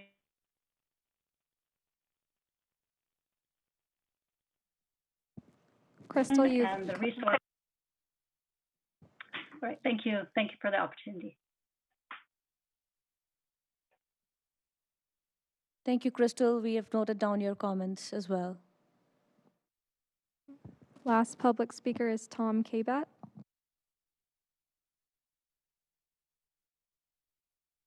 Hello, my name is Tom Cabot. I'm a Menlo Park Environmental Quality Commissioner. I helped Menlo Park develop and adopt their REACH code for new construction to electrify all new construction, just to take away the gas option so that people will not strand gas assets, new gas assets that are then very expensive to retrofit. And I helped Menlo Park develop their climate action plan. It's a relatively simple plan, but very bold. The reason it is very bold and has such an aggressive target of being climate neutral, 90% emissions reduction, 10% with carbon capture by 2030, the reason is we've looked at the sea level rise maps. Every time they are updated, it is more severe, more frightening. We have a massive part of our community at risk for sea level rise, a disadvantaged part of our community. We need to rally to work on the climate problem at a speed that meets the IPCC guidelines of being rapid, far-reaching, and unprecedented actions. So we changed the way we do climate action planning. So we've set a very bold goal. We will cycle back to the council in a year with our progress, but some of the first actions we're working on are ordinances, no longer incentives. We're working on ordinances to work on the replacement on burnout. When devices burn out, we want to have an ordinance that says you will convert to the electric heat pump alternative which will be future-proofing your home. You won't put in another stranded asset that lasts 25 or 30 years. And so that way we'll be helping our community get ready for the future. And we want you to join us in this bold adventure, because if not us, these low-lying, wealthy communities, who is going to lead? Who will inspire the others to follow? So our only chance to save ourselves. Is that the end of the public comments? Okay, thank you. So can we Okay. wrap up the... I think, actually, we've heard from each commissioner. I understand that there's more rounds of interest in conversation, but I've been urged, and I understand that we should probably move into the regular meeting at this point. And maybe, if at all possible, have a separate, more dedicated meeting for something of this importance before, it's sometime in the near future. That would be something that'd be my recommendation, so that we could have a longer participation without so much time pressure. All right. Okay. We'll look into that. Thank you very much. Thank you. All right. So officially, I can now call to order the 6 p.m. Planning Commission meeting. We can immediately move into, as soon as the agenda comes up, the consent calendar. And Secretary Chair Kuru could read the procedures for that. Thank you, Chair. Can you hear me? Yes, Yes. we can hear you. The procedure for the consent calendar is as follows. Consent calendar items may be enacted, approved, or adopted by one motion unless requested to be removed by anyone for discussion or explanation. If any member of the Planning Commission, staff, the applicant, or a member of the public wishes to comment on a consent calendar item or would like the item to be heard on the regular agenda, make this request now.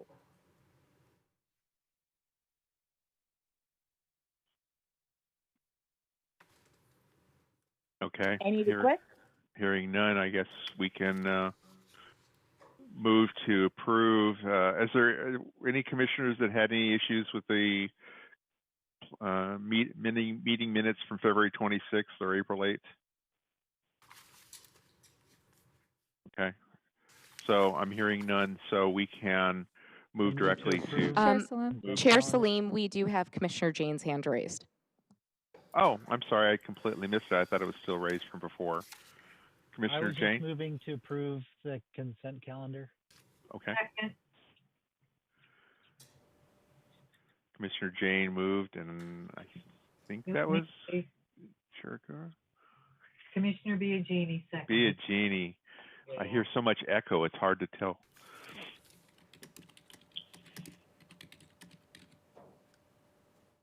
Okay, so we can call to vote.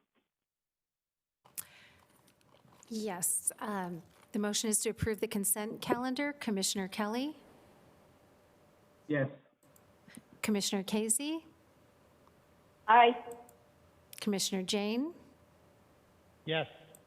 Chair Salim? Yes. Commissioner Becker? Yes. Commissioner Biagini? Yes. Commissioner Chair Kuru? Yes. Thank you. Okay, the motion passes unanimously. So the consent calendar is approved.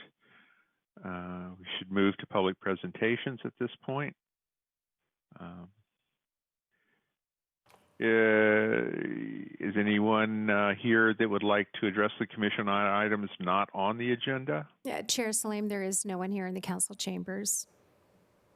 Okay, so no members of the public in No members of the public. conversations. Okay. So that means we can actually move directly on to public hearings. I'm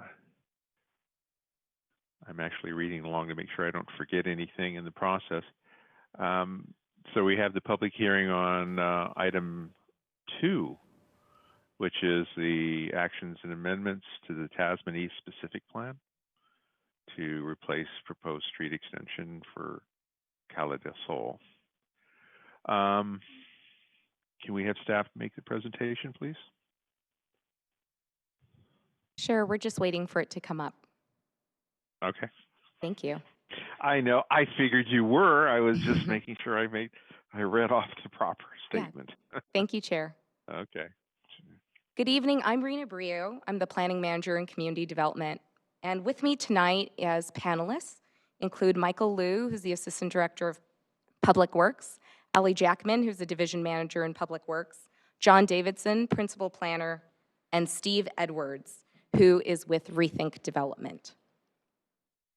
I'll be going through this presentation, but they'll likely be chiming in to help me with question and answer. Tonight's item considers changes to the Tasman East Specific Plan and Transit Neighborhood Zoning District to address hurdles identified with the specific plan as it was adopted, as well as to further implementation of Tasman East as a new, dynamic, high-density mixed-use neighborhood in North Santa Clara. So some background, Tasman East Specific Plan was recommended by the Planning Commission in October 2018 and adopted by the City Council in November of 2018. The environmental clearance that was conducted was through an environmental impact report. The specific plan allows for redevelopment within the boundaries of a maximum of 4,500 new residential units with infrastructure, 10 acres of parks, and greenways to support this new neighborhood.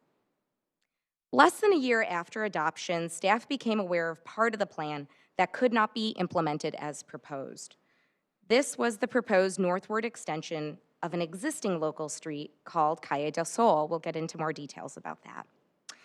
But in August of 2019, the City Council approved analysis to switch that proposed street extension to a pedestrian and bicycle paseo. And the commemoration of that change needs to actually occur through a specific plan amendment, which is going to be considered tonight. There has been robust development activity to implement the adopted specific plan. To date, there are 4,484 units that have been approved or on file. You can look at the map above to see the purple parcels that have been approved, the yellow, which are currently in file and still being processed. And as I mentioned, the capacity of the specific plan is 4,500 units, and we are reaching our limit. Shown on the screen is the land use plan from the adopted Tasman East Specific Plan. And you'll see hatching along the center of the plan, which is an extension of the planned street for Calle del Sol. And that's the main charge for tonight's meeting. However, there are some additional changes to the specific plan as well as to the zoning district in Tasman East that we would like for consideration. The developers that are implementing the specific plan have indicated an interest to have more flexibility with the very specific site-wide TDM measures that were called in the plan. So we'll be talking about that. We're also wanting to take this opportunity to correct a clerical error where the text in the specific plan doesn't actually reflect the affordable housing standards that were adopted as part of the specific plan approval, as well as the approval of a subsequent ordinance that addressed affordable housing requirements in Tasman East. So we're going to share that with you as well.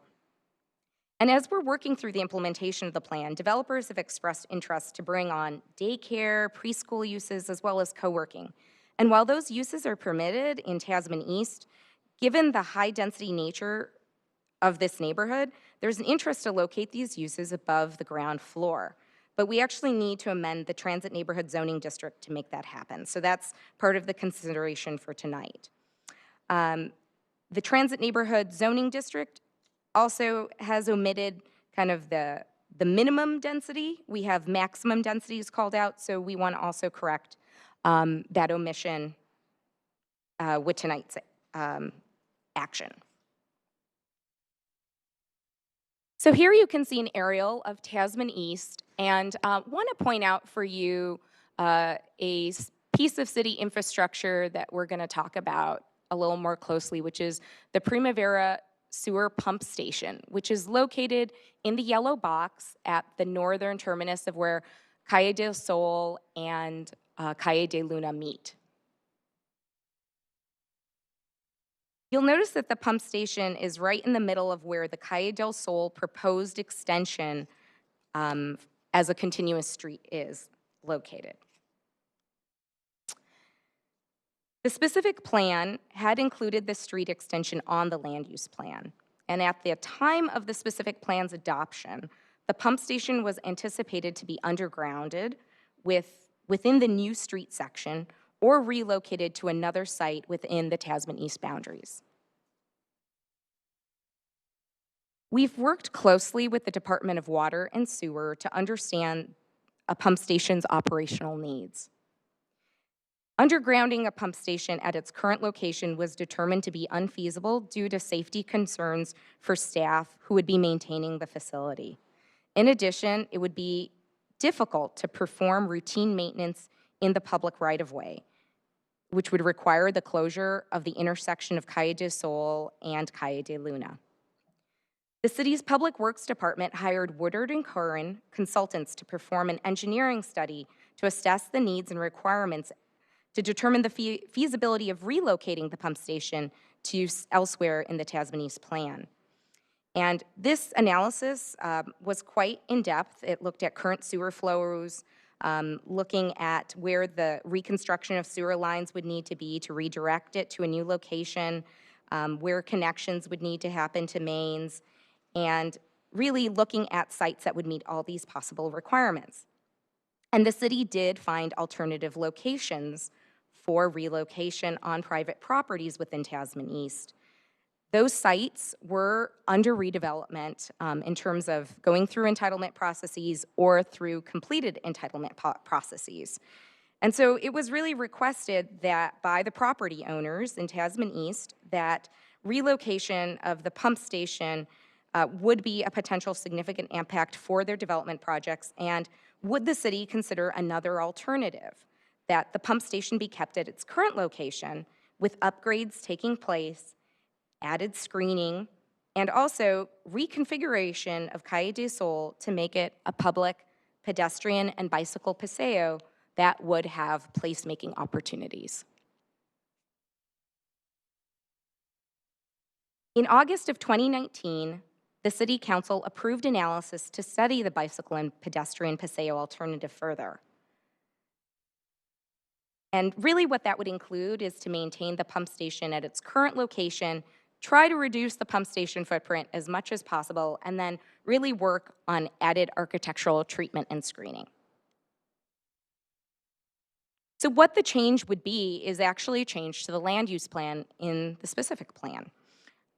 And that would go from a street to an actual paseo, and you can see the green that's replacing the hatching that is on the current specific plan. Also included is the continuation of required ground floor retail throughout the paseo. And the only place where that would be optional is immediately adjacent to the paseo, where active ground floor uses would be proposed. So retail could be proposed, however, things like a fitness room, lobby, or a bike repair area could be things that would occur in the yellow area right next to the pump station.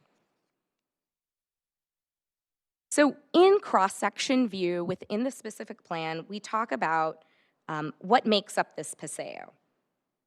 And I really should share that this space has a fair number of constraints. First, it's comprised of private property that will have a public access easement over it. And this will allow the public to access as well as retains the maintenance responsibilities with the property owners. Beyond serving pedestrians and cyclists, it also feeds lines into the pump station itself, and the pump station is also fixed, and we can't move certain wells, so that's something that has to be worked around. The space also has to dual function as an emergency vehicle access to service the high-density residential development that's going to be built along the paseo. So what's included in the paseo is a 12-foot pedestrian zone that would be exclusive for pedestrians, an 8-foot bike path, which would allow for north and south travel, as well as on both the eastern and western boundaries, 14 feet pedestrian realms. And these would be fluid spaces where street trees would be planted and there'd be ample room for pedestrians to meander. In the middle of the paseo would be an outdoor seating grove, and similarly, through that plan area at different sections of the paseo, there'd be a great lawn for unstructured activity. This space is intended to be a gathering area, and the property owners will be providing up to 8 public events, which would be free to the public annually. So when you look at the cross-section, including the pump station, once again, there would be eastern and western borders that would be pedestrian realms, an exclusive pedestrian zone, bike lanes. You'll notice that the pump station itself is proposed to have a canopy and trellis feature, and this was really added to create symmetry along the Paseo, as the pump station itself is offset from the edges and is not exactly centered. So here are some renderings of what the Paseo is going to look like. And I just want to point out that on the left, you're seeing a daytime and a sort of a dusk view. But the daytime and dusk view on the left side of each image looks like this blank wall. And really what that is just to demonstrate massing, because we don't actually have file development applications on those portions of the Paseo. That's certainly not going to be what happens when the Paseo gets built. There are going to be windows and buildings that front onto the Paseo. And I want to thank Steve Edwards from Rethink and his consulting team. They've worked closely with city staff to understand the needs of the pump station and Paseo so it can be designed as a place to linger. And Steve represents Ensemble Development, which has entitled the northwest corner, which you can see in the rendering as well.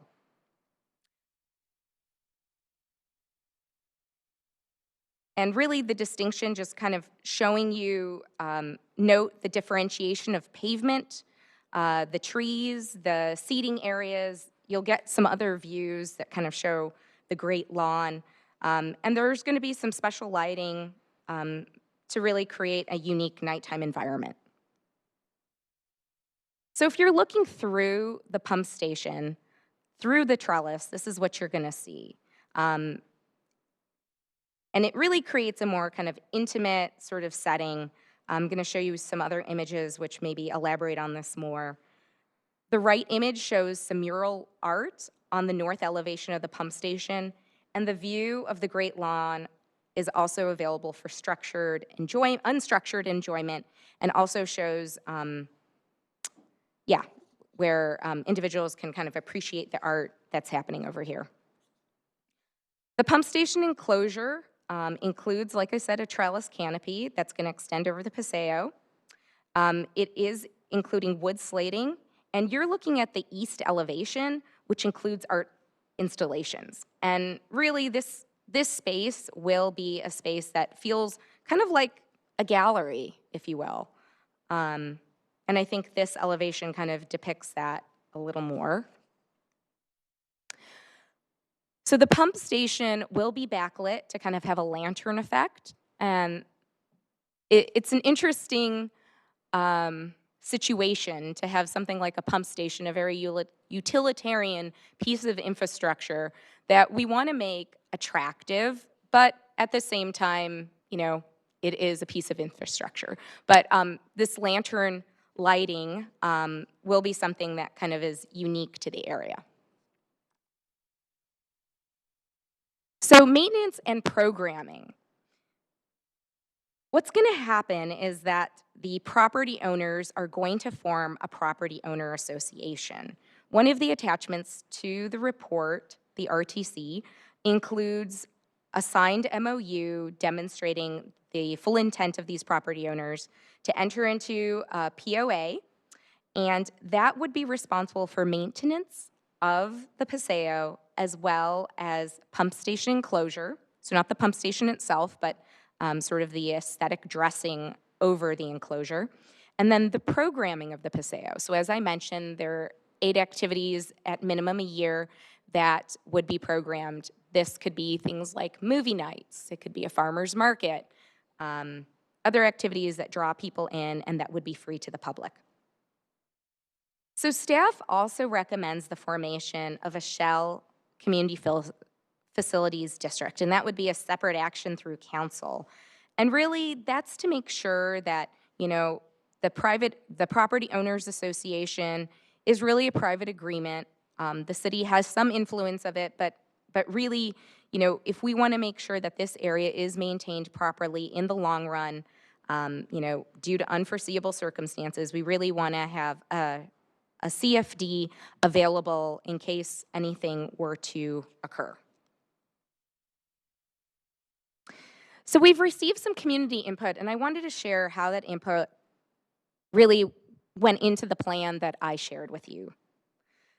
So we had a virtual community meeting on August 10th, and then a follow-up meeting with community members, kind of taking their feedback and showing how that feedback kind of translated to the plan. We had 30 individuals attend, and one of the main comments was they wanted to see, previously, which you're not seeing because we incorporated their edits into the plan, is that we had proposed active ground floor uses pretty much in the center of the plan. And the community wanted to see more retail throughout the Paseo. They felt like that was necessary to create an active Paseo area. We connected with the developers in this area. Kind of everything I personally know about retail made me concerned about this because we often hear about how retail wants good lines of sight from vehicles. However, the developers out here really feel that this is a special place and there's going to be a fair amount of activity and interest, and really recommended going with the community recommendation of adding required ground floor retail. We also heard that the enclosure design needed to be improved. So what we shared with the community initially was sort of like a very minimalist, high design enclosure. And so really in taking that feedback, art elements were included to add interest to the enclosure. So you'll see, the gallery images as well as the art mural that was added. We heard that the bicycle path actually needs to be designed in a way to prevent conflict with pedestrians. And as you'll be seeing, and maybe you can see through the aerial view, the pavement itself will be differentiated. The area needs to function as an EVA, so it's not going to be raised. I think that made a lot of people happy to hear because obviously any raised areas could also be tripping hazards or areas where bicyclists could also get kind of stuck up. We heard a request for art pads, splash pads, and or play areas. And art pads have been added throughout, and those are in those yellow boxes. This is sort of art that can happen on the pavement itself. This is something that can be, permanent installations. It could be areas for where chalk art could occur, as well as a children's activity zone. So that is located kind of just north of the pump station near the Great Lawn.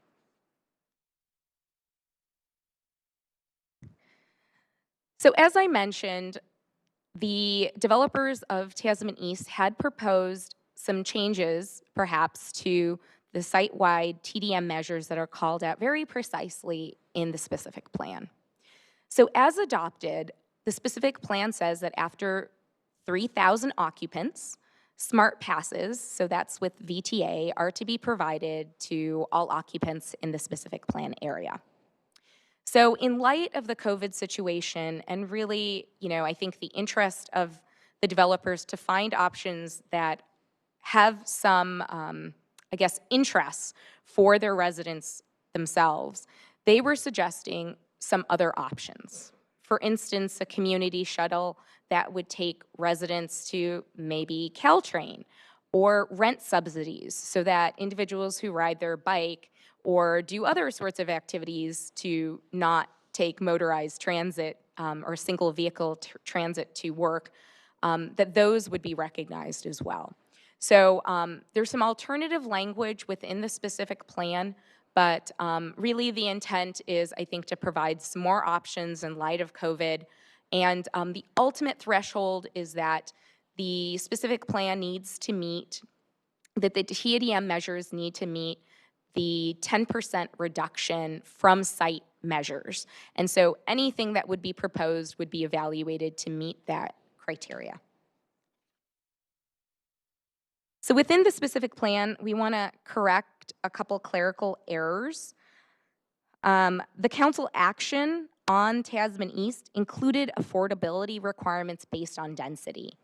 And the council then subsequently approved an ordinance that included this affordability requirement.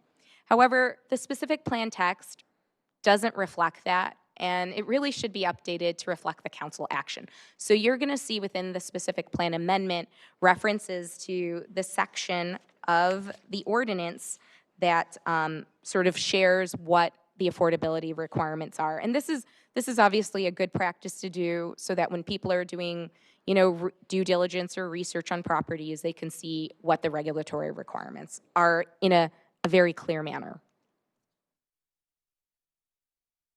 As I mentioned, there's also a proposed zoning ordinance change to the Transit Neighborhood Zoning District, which governs Tasman East. And, the developers are bringing in some supporting services like co-working, as well as preschool and daycare uses. And because these buildings are, multi-story, the ground floor can be very constrained when you think about entering and exiting a parking area that happens on the ground floor, as well as lobby space that happens on the ground floor. So allowing these uses to occur within the first 3 floors provides more flexibility for these uses and seems to make sense in the context of a high-density environment. I also want to point out that there is a technical correction to, which you'll find in the attached zoning ordinance. The current Transit Neighborhood Zoning District references a maximum density allowance of up to 350 dwelling units per an acre, but it doesn't reference the minimum density allowance. And so for parcels less than an acre, these would be very small sites, that could be up to 60 dwelling units to the acre. For sites that are over 1 acre in size, that would have to be at least 100 dwelling units to the acre. So in the context of making specific plan changes or zoning amendment changes, we really want to know, are we aligned with what the general plan is telling us to do? And so there's, a lot more kind of text analysis in our report about this.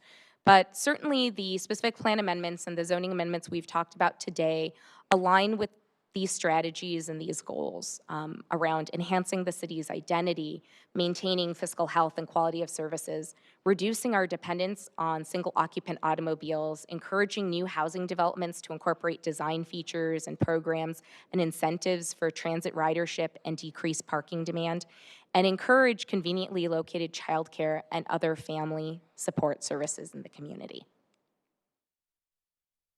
The environmental review has been achieved through an addendum to the final environmental impact report, and really have determined that there are no new significant impacts or worsening of the disclosed significant impacts through the changes that we're proposing tonight. Specifically, the traffic flows have been analyzed to review the replacement of Calle du Sol as an extension with a pedestrian and bicycle paseo, and determined that the traffic circulation will not be adversely affected.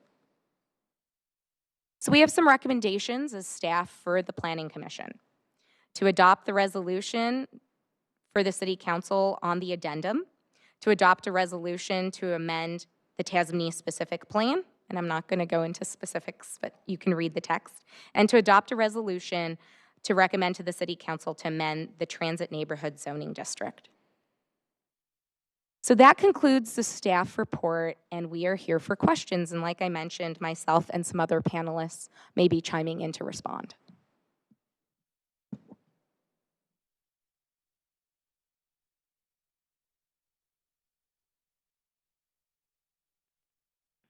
Okay, I'm looking for raised hands. I see Commissioner Kesey is first to pop up. Do you have some questions? Yes, I do. Thank you for the great presentation.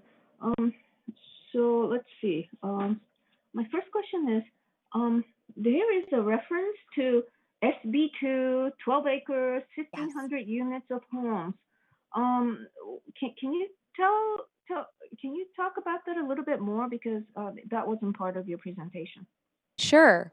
So as I showed on the map, we showed a map that had the 4,448 units that are on file or have been approved, which leads us to a capacity of 4,500 units, almost being completely tapped. We've done analysis and we know that there are 12 acres within Tasman East that are not allocated for parks or roads or haven't been taken up for redevelopment sites.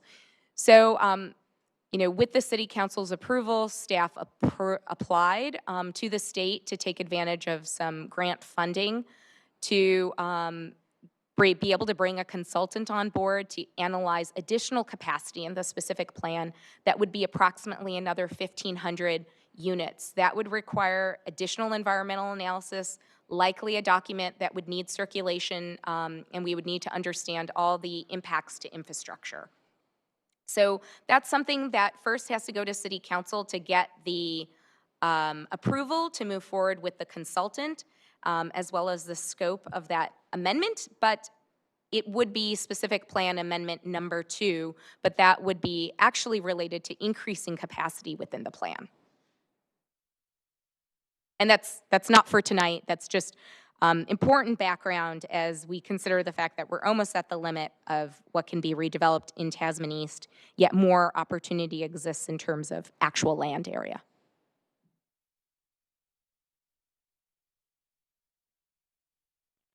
Okay, is that it, Commissioner Casey?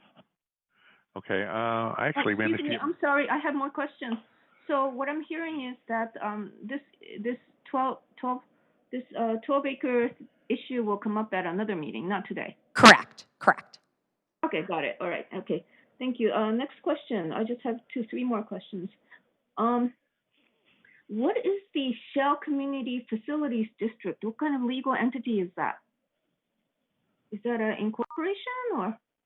Yeah, so it is something that is, and Xander might be better equipped to explain this than I will, but it does really allow the participation of private property owners to fund improvements that they would maintain property over time. They have to follow particular laws that are governed around community facility districts. So it can't be everything under the sun. There actually has to be a nexus to the particular improvements, as well as really follow the governmental requirements that are set up for community facilities districts.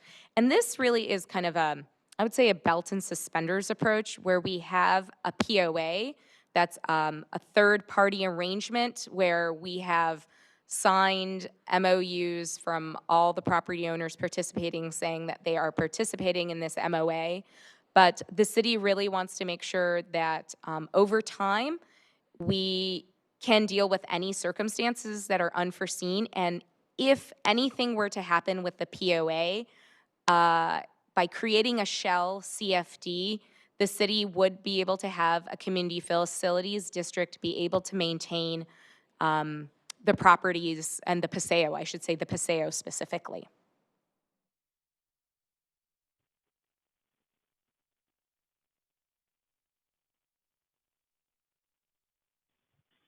Okay. Oh, okay. I'm sorry. I keep getting muted automatically. So is this an organization that the city controls? Yes, it's actually, I think it requires voting in and incorporation and sort of voluntary participation, but it's something that has its own kind of requirements. It has legal teeth, and definitely has a relationship with the city where the city can, determine costs and can ensure that maintenance will occur from private property owners. Got it. Thanks. How many acres are there that we're going to allow 60 units per acre? Could you repeat that, Commissioner Casey? So there is like a 1 acre parcel where we're going to allow 60 units instead of 100. How many acres are there? Does that cover? I actually don't have that information. Maybe, I don't know if John Davidson, if you have that information or if we could somehow look it up. There are some smaller parcels. If those parcels actually, combine with other parcels, then there's some greater development opportunity. If they're standalone, it does limit their ability to kind of maximize density on those particular smaller sites. John, do you have a sense of how many parcels are less than 1 acre? that are remaining for development? Rena? Yes. I'll have to look it up, but I think that the idea for the lower density range was to allow for buildings that could, that could be cost effective and fit on those 1 acre sites. I think it's out of the 12 acres that are left, a lot of the island pieces are less than an acre, but I'll have to check how many. So there are several of them. Okay. Yeah. Last question. So daycare on the second and third floors, are they going to take place in residential units? Commissioner Casey, is your question, is the daycare in exchange for the residential units? Yeah, because that's part of something that we're asked to vote on today. So I guess it's sort of how you look at it. I think certainly for these projects, the housing component of all of these projects is the main component. And then they have supportive services, which certainly take up a smaller footprint. So I guess in theory, some of these sites could opt for just residential rather than these supportive services. But we see this as kind of completing a more complete neighborhood with services, as well as, there was 100,000 square feet of retail that was proposed with the plan. So that helps to bring some of these services to fruition. Okay, maybe I didn't make myself clear.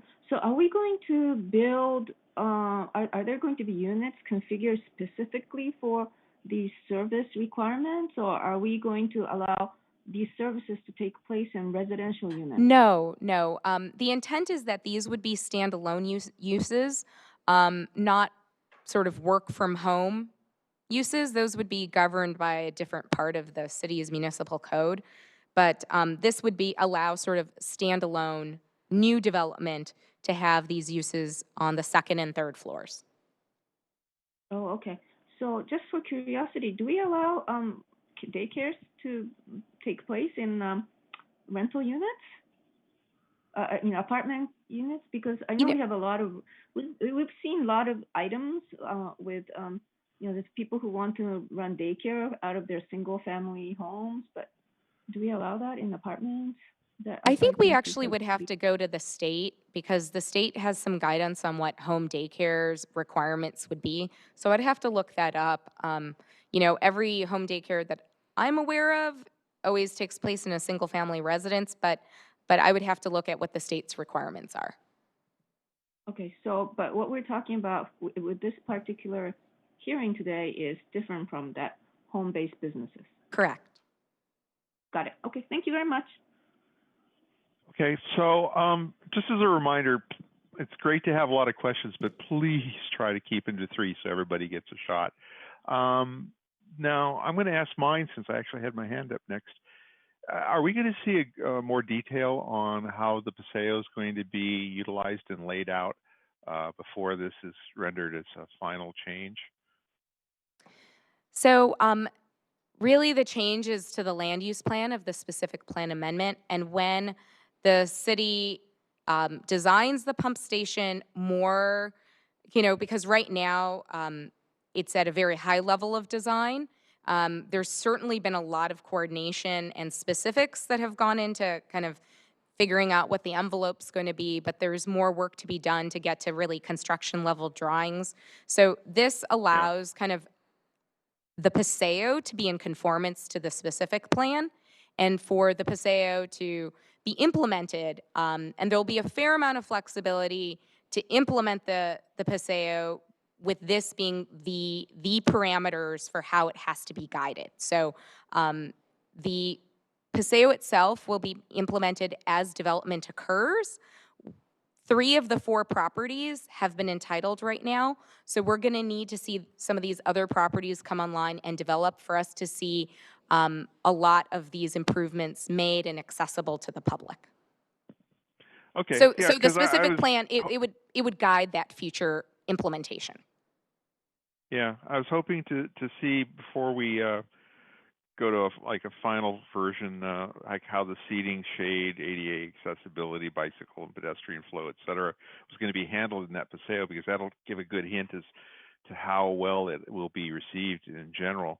Also, just some feedback that for that pumping station trellis area, try and see if we can keep some of that as a variable dynamic space, because we could have it be secure bike parking, seasonal cart vendors like for juice, coffee, missing stations, mailbox, community announcements display, VTA maps. And I just sat here and I brainstormed off a dozen different things that we could use that generic space for. Art's great, but there's just such a variety of other temporary or even seasonal uses that it'd be great to see that available. It would become a slight draw to that end of the paseo too. Make it nicer for people with bikes, because we have the bike path, but we have no place to really park them or charge if it's EV charging. Anyway, that's good. Thank you. Great presentation. I really love the change that's being made. Next would be Commissioner Biagini. Hi there. Thank you so much for this presentation, Rena. I have to say it's more comments that I have than anything else. First off, from a broader perspective, I absolutely love the idea of making that a paseo that's welcoming to pedestrians and bikes. I had the same question, a little more detail. Where do we park the bikes? Is there going to be areas for electric bikes and the like? And how does the flow look? Because if the flow looks right, then you're going to attract people there. I love the idea of art. I actually kind of like the idea that could it be a rotating art? Okay, it doesn't have to, other than the mural. But you could have like rotating art in there. That's another draw. The other reason I like that being a paseo is because there's a part of me that says, yay, it reduces traffic, but that also brings up the concern of what about traffic circulation in the area? And from what I get from the staff study, it does not look like traffic circulation would be adversely affected. But the way they design that pump station, wow, I'll just say that. The other thing I'm glad you brought up, because it was the first thing that hit me, was when I looked at the cross section, it looked like, God, no, please, not more glass boxes. So thank you for bringing up the fact that those may look different once the architectures do whatever it is they have to do. So that being said, right now, in terms of the actual plan changes, make it a paseo, allowing for 3 floors and childcare and the like, instead of just the bottom floor, which will be retail. Overall, I really like it. I'm wondering what the other questions might be, but I think that'll become more clear when we have more information. So those are my only comments. Thank you. Okay, since there wasn't questions, we can move on to Commissioner Chair Kuru.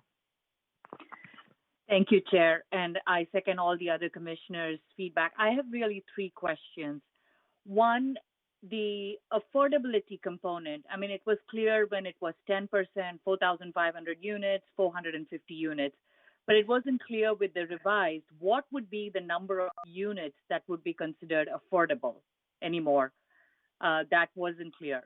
Do you want me to go with the second or wait? Yeah, no, I can, let me help respond to that question now. So first of all, nothing is changing today with what was adopted by the City Council. It's more to provide clarification in the specific plan so it reflects the council adoption. Sometimes, our documents don't catch up to what happens at the dais or happens at council between the Planning Commission and City Council. So this is what's happened here. But I can tell you what's going on with section 17.40.115, which is a specific density incentive for Tasman East. And if you check that section out, there's a table. And it talks about some requirements for projects that are filed prior to August 1st, 2019, and then what happens for projects after they file before August 1st, 2019. And the reason for that is if we go back in time, we haven't always had our city's affordable housing ordinance. And back when we were working on this specific plan, there were some delays in bringing that plan to council. And so the timing of it really meshed with that project sort of being a project that was grandfathered, that, you know, that there would be a big effect if it just went to the city's affordable housing ordinance. So this, though, is a realization or a recognition, and I don't remember if Commissioner Chirikur, if you were on the commission at that point, but some of you certainly were. And, you know, there's a lot of talk about, hey, how do we incentivize more density out here? And this was a potential way to do it, where the project density ties into what the affordable housing requirement would be. So if you have a project that's less than 120 dwelling units to the acre, up to 120 dwelling units would have a 10% affordability requirement. And that if it was over 120 dwelling units to the acre, or I should say 120 dwelling units to the acre, to less than 140 dwelling units to the acre, that would be an 8%. So that increment above 120, that number of units would be at 8% affordable. And that if you got to over 140 dwelling units to the acre, then it would be that number of units would be at 5% affordable. And affordable being 100% AMI. So that's, this is easier, of course, explained through a table than through me talking about it. But the concept is the more dense you go, you sort of get a reduction in affordable to sort of incentivize you to build more densely, because, you know, that was something that we wanted to see out here, and we didn't want, you know, lower density projects. I don't know if that answers Thanks, your Rita. question. I know you did give me the nuances of it. However, I'm asking if with the 4,487 units and with the new revisions and the percentages, do we have an actual understanding of the number of units that would be considered affordable? So I don't have that number for you tonight for a few reasons. One, because every project has to get a affordable housing agreement in place, and not all projects that have been entitled have that. And it is kind of, you know, as you know, a more specific density calculation. I don't have that information right now, but I do think, and maybe if I have a second here, we can come back to you, because we did have an item go to council where we gave a status update, and I think we shared whether affordable housing agreements had been done for certain projects already. So I might be able to get that for you in a couple minutes. Okay, thank you, Rena. I appreciated that. You can give it to me later as well. My second question, now, is most of this like a gated community that we are only limited to 8 allowances, if I may, for public activity or events? What is the rationale that it's only 8, and why is it so private otherwise? It's actually not private. It is a public access easement over the Paseo, so the public has the ability to be on the Paseo, linger, you know, eat at the restaurants and eat in the seating. That's totally the intent of the Paseo. The responsibility is really about the programming and the burden of the cost of that programming. So we want to see the Paseo actually actualized as a placemaking location. So the developers, property owners that participate in the POA would be responsible for fully funding and making available to the public a minimum of 8 activities a year. But it's really more about the cost, the implementation of those that would be borne on the private property owners. I understand. I mean, I'm not going to belabor that, but it seems you said minimum 8. I definitely look forward to a lot more, because I can see this becoming more of a thriving, you know, public space, and limitations such as 8 becomes more cumbersome for, you know, people who want to have a little music, you know, concert. I mean, it's something that we've seen in Europe and in Asian countries where you could have a, you know, little music session. Does that consider an event, or is that now something that, you know, has to go through permissions? So I'm trying to see if we can avoid that kind of a stipulation. I get it that there's a budget impact and a, you know, a maintenance layer, but I wanted to see if we can remove that 8 as a barrier and allow it to be a pilot and then see how it goes, because 8 over extended period of time is moot. but that's my comment, question and comment. The last I want to really state is a comment.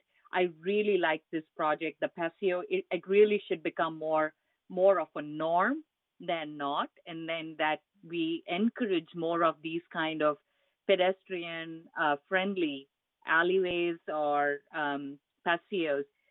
And I really don't know why it should come out as a separate.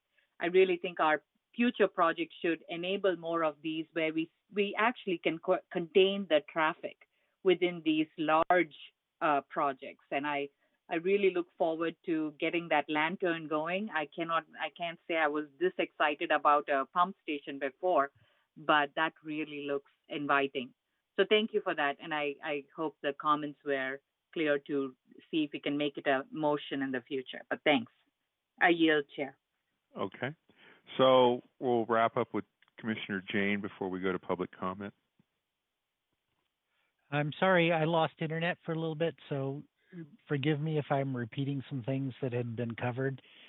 I saw that the TDM said that they were going to give out these smart passes to try to encourage people to take public transit. Now they're concerned that people won't be riding public transit. So I'm very concerned about the replacement plans for that. And you said their options were a community shuttle or things. I really would like to see a TMA created so that everyone can contribute to that shuttle. But we really need, if we go to 6,000 units, then we're looking at 15,000 people, and that's a small city. So this should be like an urban village. So it should have all the services of an urban village. I see it has a school, a grocery store, daycare, but it should be really considered to be an urban village. And then it should have its own basically transportation agency, a TMA, that gets people to Caltrain and such. So I would highly recommend that as replacing the smart passes with a TMA would be appropriate. I would also like to see more bike parking, electric outlets in all of those bike parking rooms and such. Anyway, so I'm very pleased to see how much this project has improved from when it was first proposed in these workshops that I attended. It really shows the value of community input in terms of wider sidewalks and art and all of that. My concern is, as we saw with the Gateway Crossings project, the applicant stood to gain financially from the changes that were made. And I'm concerned about that the cost of moving a pump station seems to me to be very expensive, and that was going to be borne by the developers. So how much money are they saving, and should that money be applied for community benefits? So I'd really like to get an understanding of that. Then I'm also finally extremely concerned that we're only meeting 100% of AMI. We are going to have to get to very low levels of income. I know that there's an all affordable housing structure in here, but to be honest, I don't know what the levels of affordability are in that. Maybe you could remind me of that. But as we look to these 1,500 more units, I want to see deeper levels of affordability. So maybe you can comment on all of those. Yeah, no, thank you. Those were really lots of comments. So first, let's talk about the affordability. Absolutely, I think when we get to the 1,500 new units, there will be a process for that. And we'll always try and be pushing the envelope and getting more. So today, 100% AMI is not something that I think we would be looking for. We need more affordable, deeper affordability. So Commissioner Suds, thank you for putting that out there. And I'm sure that's what we'll want more feedback on that, but we'll have an opportunity when we get to amendment number 2 to build that in for new development that's beyond the capacity of this 4,500 that is governed by the current specific plan. So next, your question was about, I guess, how much, right, are the developers benefiting here because they're saving, they're not spending as much money? And that is a bit of a difficult question to answer from the standpoint of the Paseo is millions more dollars more expensive than a regular street. The upgrades to the pump station itself is not significantly cheaper than actually building a new pump station. And really the big difference is the fact that right now the city has the land, right? We have the city land that the pump station's on. Whereas if you had to move it, you'd have to move it to a private property and probably compensate them in a shared way. So those underlying land costs do contribute, but there are some other financial aspects that are beneficial.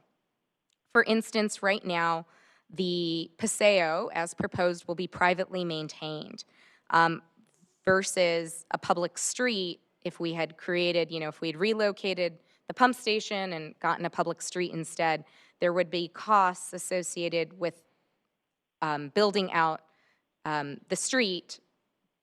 And then of course, there's an opportunity cost, I wouldn't just say for the developer, but I think it's a city goal to build more housing. And so by moving the pump station onto a site, therefore, having less developable opportunity for housing, as well as I don't think they would be allowed to put it on something like parks or greenways, that sort of like amenities that we planned, but it would certainly have an impact on the number of units that the city would get.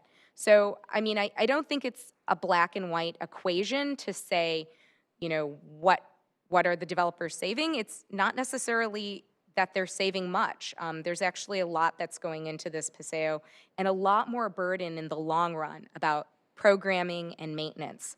So it's not a black and white answer, I guess. And then related to the TMA, Commissioner Jane, I'd like to hear a little bit about what you mean by that. There is an interest maybe by the developers in putting some seed money together for a TMA. There's also language in the specific plan that says, should a TMA or some sort of shuttle service be established, that this specific plan area would participate in that. So they may not be the generators of an area-wide shuttle. That kind of goes outside of the boundaries of what they maybe are responsible for, but they would certainly contribute to adding more riders on to kind of an area shuttle.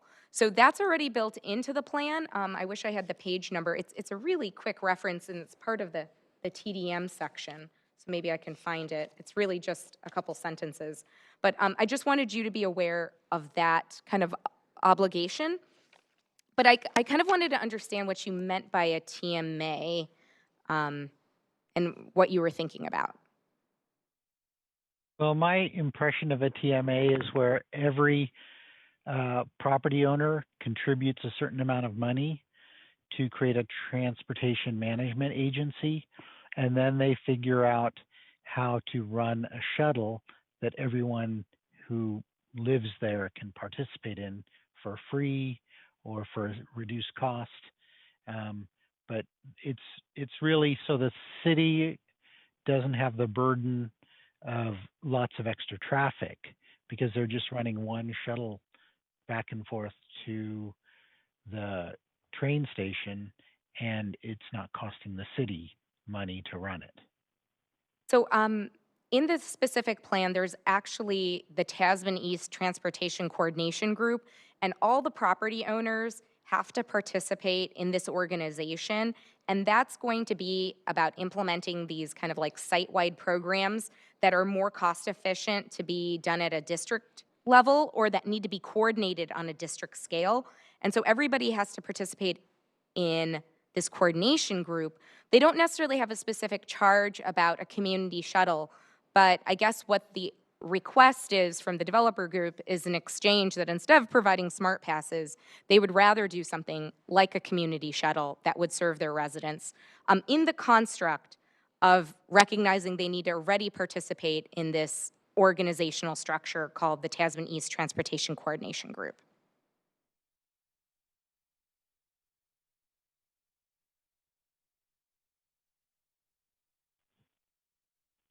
So I'm trying to see if I have other questions that you had put out there.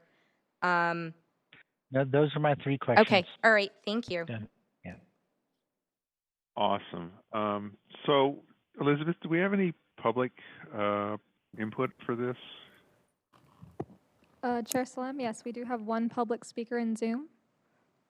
Okay, so let's go ahead and open public comment, and then we can go from there. Okay. The public speaker we have is Harbir Kaur Bhatia.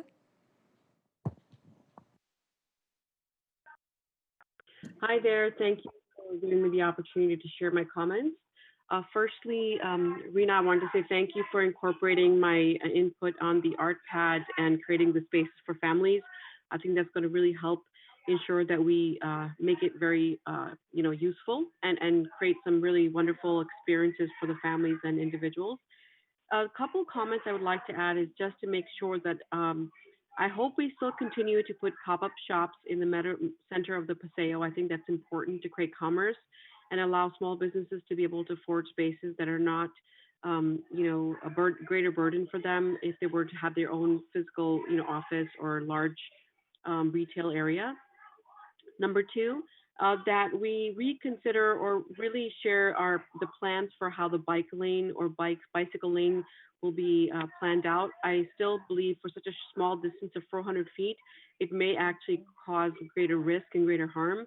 If we have it as a drive-through bike lane versus one, of a walking through with the bike, it can be really difficult to control spaces of that nature, especially when you don't have different elevations, which is good. We don't want those elevations because we don't want anybody accidentally falling and again, it's not a large thing.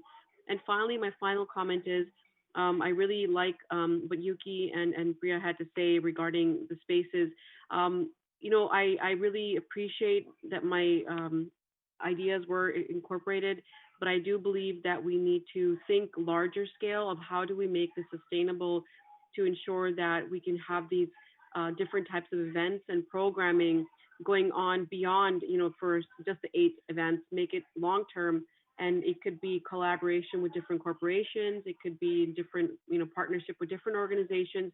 But we definitely need to create these cultural centers that are thriving and ensure that we celebrate all the diversity and the type of culture that we have in this space. So thank you for the comments. And finally, please do look into the TMA that Suds mentioned. I think it's going to be really helpful for our city.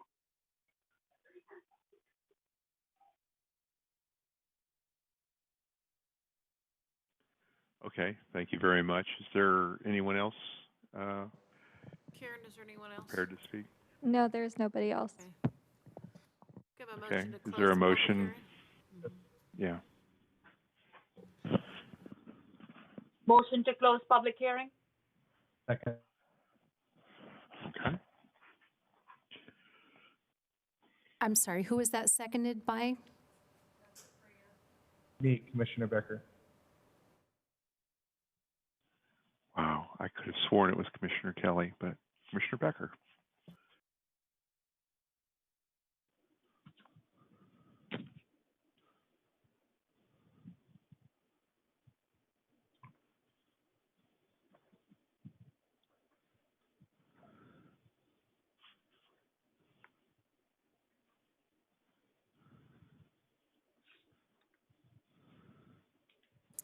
The motion is to close public hearing. Commissioner Kelly? Commissioner Yes. Casey? Commissioner Casey? Yes. Commissioner Jane? Yes.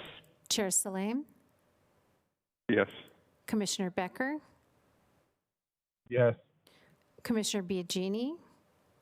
Yes. Commissioner Cherakuru? Yes. Thank you.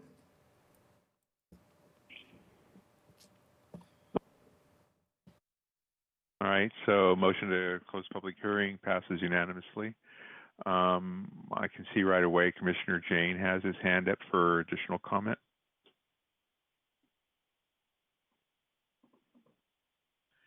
Yeah, so what we're doing here, the first item, I guess, is to recommend that the council adopt the addendum.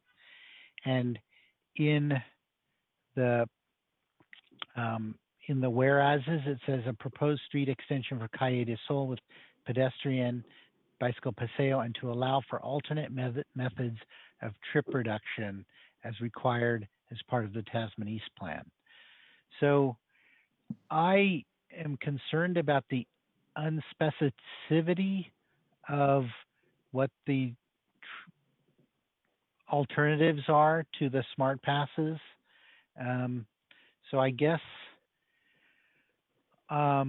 we're recommending to council to adopt the addendum, and I would like to add possibly a recommendation that I know Rena talked about this transportation group, but the term that I'm usually familiar with is a transportation management agency. So this is just discussion. I'm just saying that I would like to add some wording to recommend a TMA.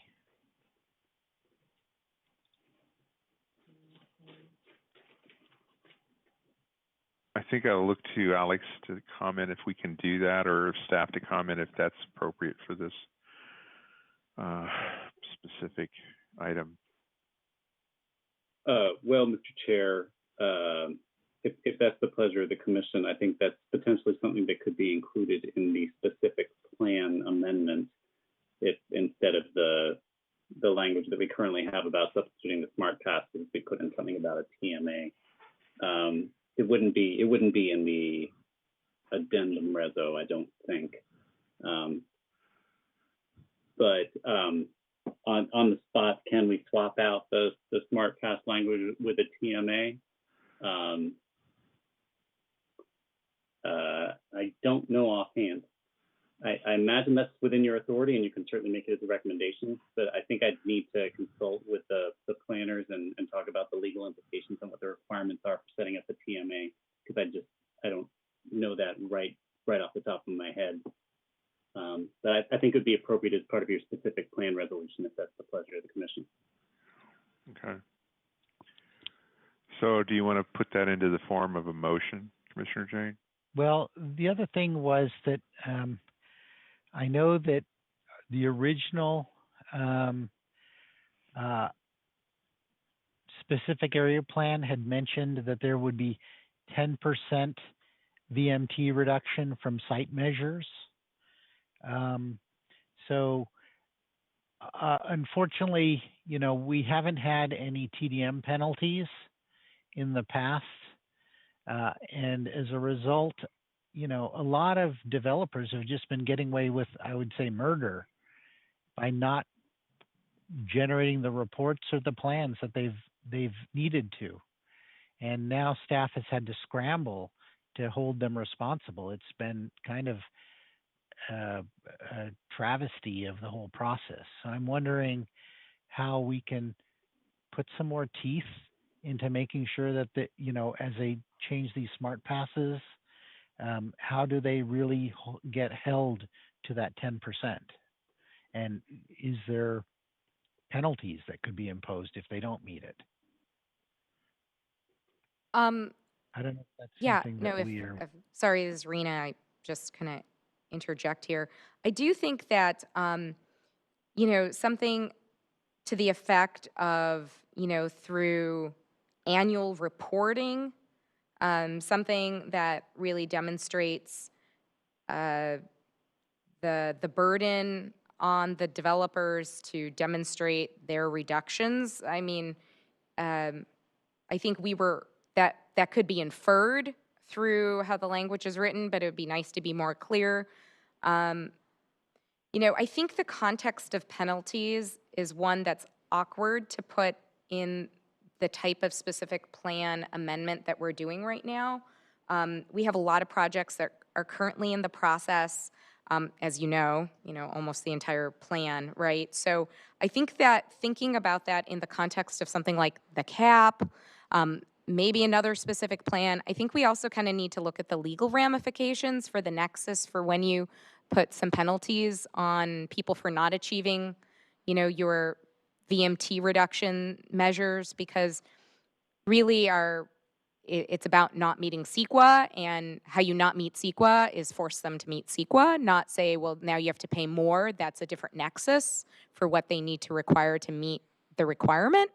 If that makes any sense to you, even though it's sort of an incentive. I think there's a bigger policy question here about penalties, but I certainly think that the point about needing teeth and putting the burden so that there's annual reporting that must occur to make sure that we achieve the site-wide goal of 10% is something that we could put more clarity into the actual specific plan, the amendment, I should say.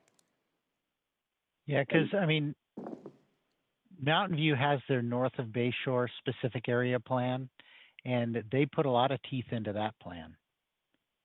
And if I could just tear off of Ms. Brio, the mitigation measures for the Tasmania specific plan do require annual TDM monitoring reports from each developer. So if they, in fact, do not submit those reports, then it does become a code enforcement matter. They're not complying with the mitigation measure. We do not here have the authority to modify the existing mitigation measures for the Tasmania specific plan by just adopting an addendum. But if you do want to adopt penalties for future developments, say for when the second amendment comes forward, there is a mechanism for doing so, which requires the adoption of an ordinance. The city would need to adopt an ordinance if it were going to begin imposing penalties on developers who do not meet TDM targets. So there is a legal process for doing that. I do not believe we have that authority for the existing projects that are already entitled or in the pipeline under the existing specific plan, but we can at least put some more effort into code enforcement if they're in fact not submitting their required annual report. It just, what I hear is that 11 projects that were supposed to report to us have occupancy now, and only 2 of them have submitted reports. So there's a big gap between, what they're supposed to do and what they're doing. That's disappointing, although I don't think any of those are in the Tasmania specific plan. No, they don't have occupancy. Yeah. Right. So okay, thank you. Let me offer a suggestion that, I understand the kind of gist of your effort with the wording change.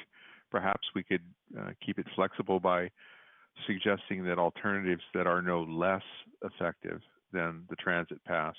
That way you can set a bottom limit that, alternatives won't allow them to escape the intent of the transit pass. Instead, they can have substitutions, but no less effective.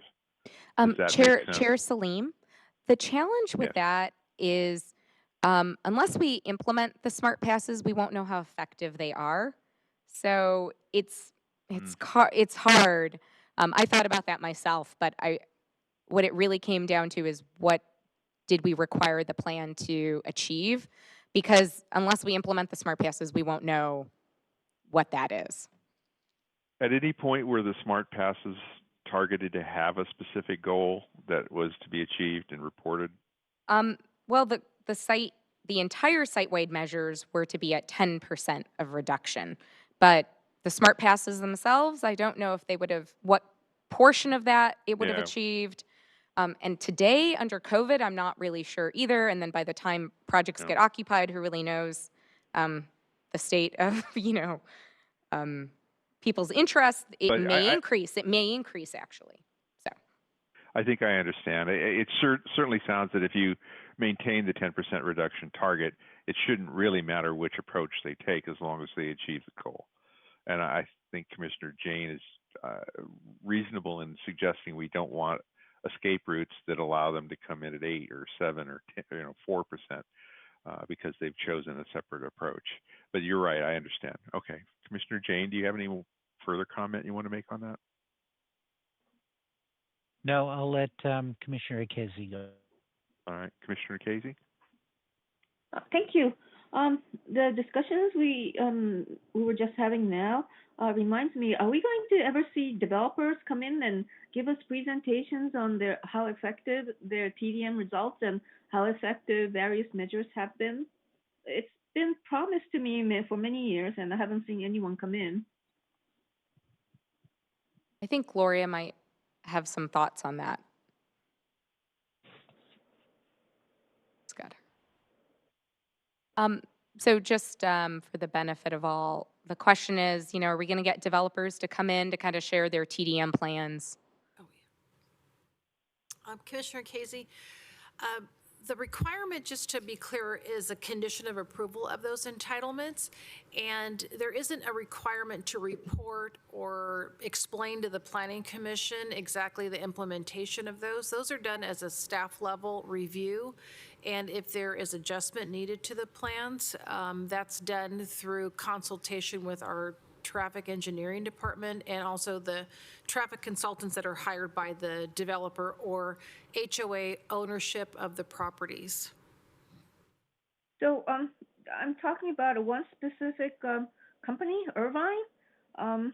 Every time Irvine comes in, I ask Carlene Metcalf, can you come in and tell us how successful you are with your TDM? And she always says, yes, I'll come in. And yeah, definitely. Yes, Carlene did mention she would be willing to come in and explain the implementation of their TDM measures for the Santa Clara Square.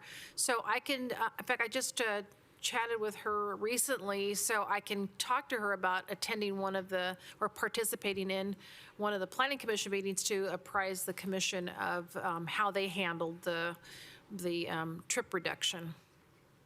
Oh, thank you very much, because, hearing what's been working from somebody who manages it, I think will, be a real education for us to moving forward. So thank you.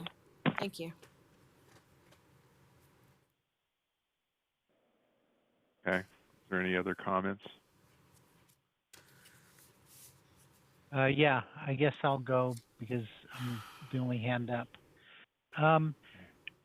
Actually, Gloria, when I first got on the Planning Commission, there were a number of projects where the condition of approval was that the developer was going to come to Planning Commission and present their TDM reports.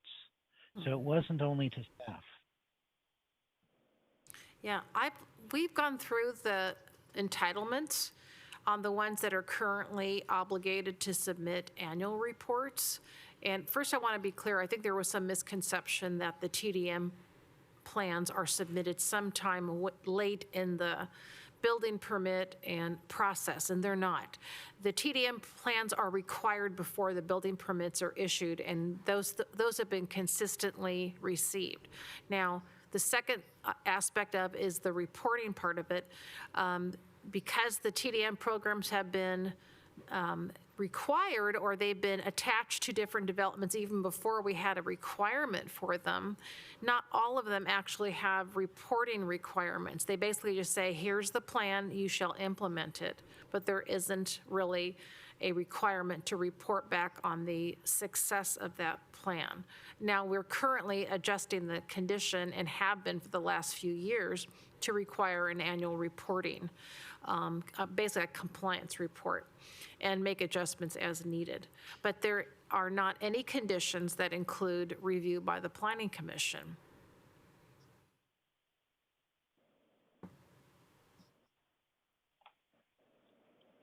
Okay, thank you. Okay, Commissioner Cherukuri.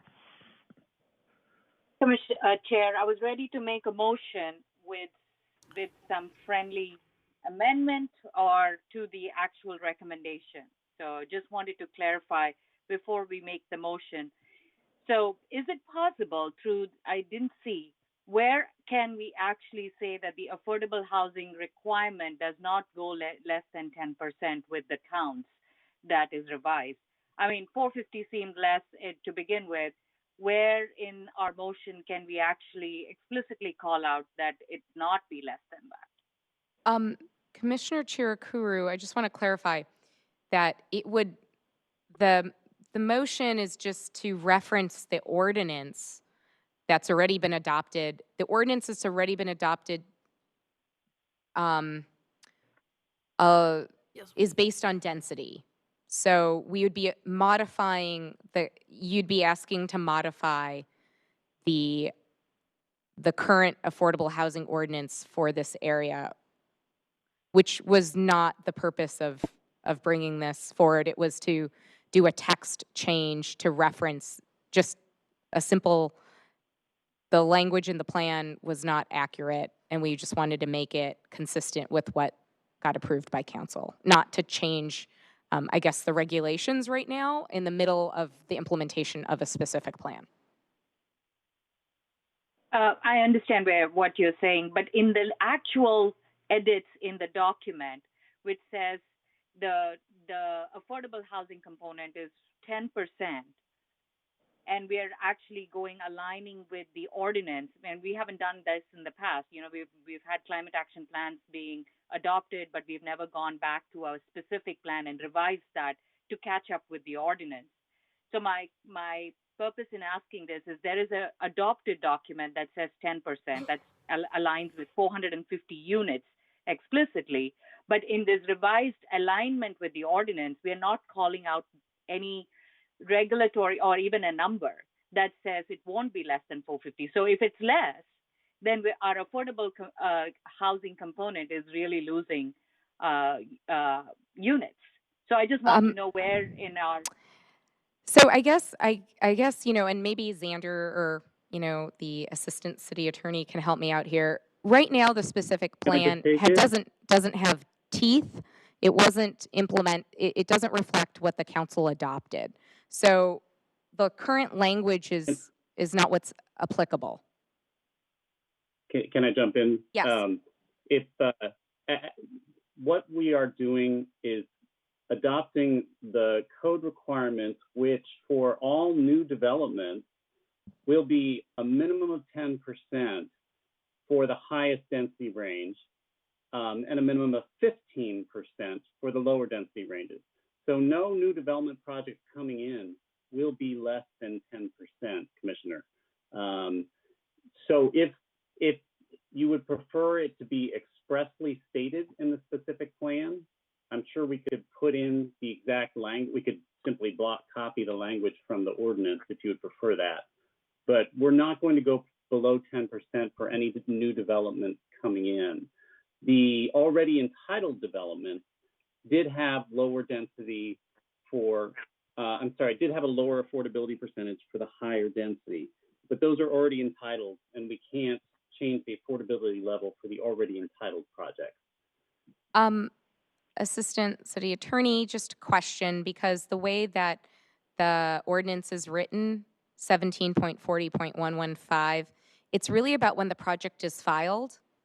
I think we, you know, I think we may have certainly some projects that have been filed before August 1st, which haven't been fully entitled yet.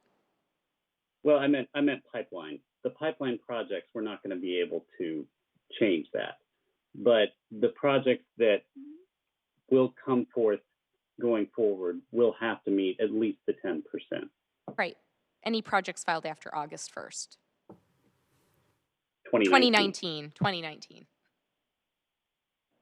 So thank you so much, Attorney Abe. So are you clarifying that this is before and in the pipeline and will be at 8%, or are you saying it won't be less than the 10%? I'm saying there are some projects already in the pipeline that will be less than 10%. They'll be at 8% or somewhere between 5 and 10%. But any application filed after August 1st, 2019 cannot go below 10% and will mostly be significantly above 10%, up to 15%. I appreciate that. Thank you, Xander. So yeah, okay, I'm ready to make the motion if the commission so has wishes. Yeah, I don't think we have any other hands up. Perhaps you can go ahead with the motion and then we'll entertain friendly amendments. Okay, thank you, Chair. So the first motion is to adopt a resolution to recommend the City Council adapt adopt the addendum to the 2018 FEIR Tasman East Specific Plan. Second.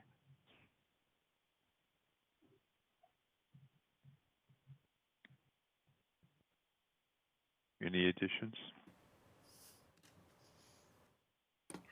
Call for the vote.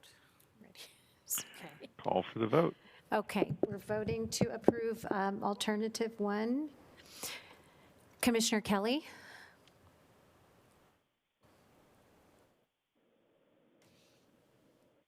Commissioner Casey? Yes. Commissioner Jane? Yes. Yeah, I think we're all. Chair Salim? Yes. Commissioner Becker? Yes. Commissioner Biagini? Yes. Commissioner Cherukuru? Yes. Commissioner Kelly?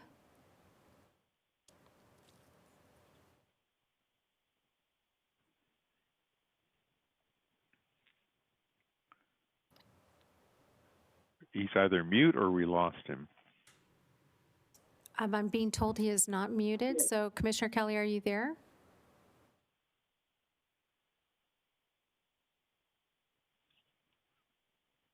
I don't see him in the list. He does seem to be muted there. Yeah, He's on the list. Now he's not. Can you hear me?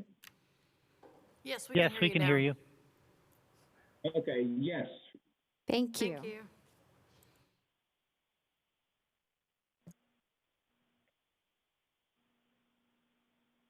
Okay, so the motion passes unanimously. I guess it will go forward. I so hope that we get to see what this looks like during architectural review, because I think that Paseo could be a really good template for other developments. Okay, thank you. Move that we adopt a resolution to recommend the City Council amend the adopted Tasman East Specific Plan, aka Amendment 1, to replace a proposed street extension for Calle del Sol with a multimodal paseo, allowing for alternate methods of trip reduction, and correct a clerical error in the plan regarding the affordable housing requirement and an error regarding permissible density ranges. Second. Just to Can I have a confirm, discussion? that was Commissioner Biagini who seconded that? I would like to propose a friendly amendment. Sure, go for it. Okay. So they're talking about alternative methods of trip reduction. And so I believe that this is the time when we can try to suggest alternative methods of trip reduction. And in this section, one of the whereases is require that the Planning Commission provide input to the City Council on proposed specific plans and subsequent amendments. So that's where I would like to provide input to the council. I would like to say that one alternate method for trip reductions be to consider implementation of a transportation management agency. I accept. Could you say Can I just add one thing? I'm not sure that the TMA, the A is agency. It might be authority. It might be. Oh, could be authority. Okay. It could be association. So maybe we just say a TMA, and we'll figure out what the A stands for. I'm fine with that. Yeah. I'd suggest association, but yeah, we TMA and we'll look up the A. Okay. And that was accepted by the maker of the motion? Commissioner Okay. Jane, could you please Yes. repeat your amendment, please? As one of the alternative methods for trip reduction, that the City Council consider adoption of a TMA. And my second holds.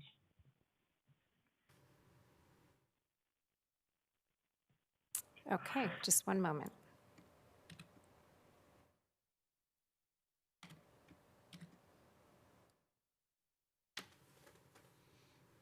Just to add confusion, TMA usually means too much administration. But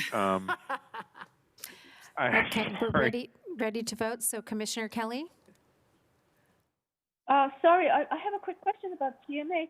Is that the same thing as I think I remember reading in the report about how the developers in the area are thinking of pooling their resources to run, for example, via kind of shuttle? Is that the kind of TMA we're talking about? Right, it would be a combination of different developments to share the cost and also the coordination for trip reduction and alternative modes of transportation. And that needs to be sanctioned by the council?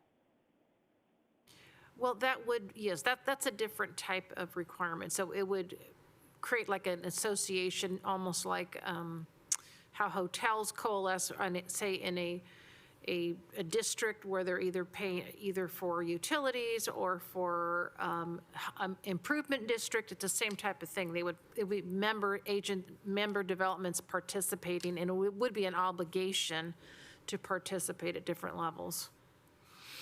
Okay, thank you very much. Okay, the motion is on the floor. We'll take the vote. Commissioner Kelly? Yes. Commissioner Casey? Yes. Commissioner Jane? Yes. Chair Salim? Yes. Commissioner Becker? Yes. Commissioner Biagini? Yes. Commissioner Cherukuru? Yes. Thank you.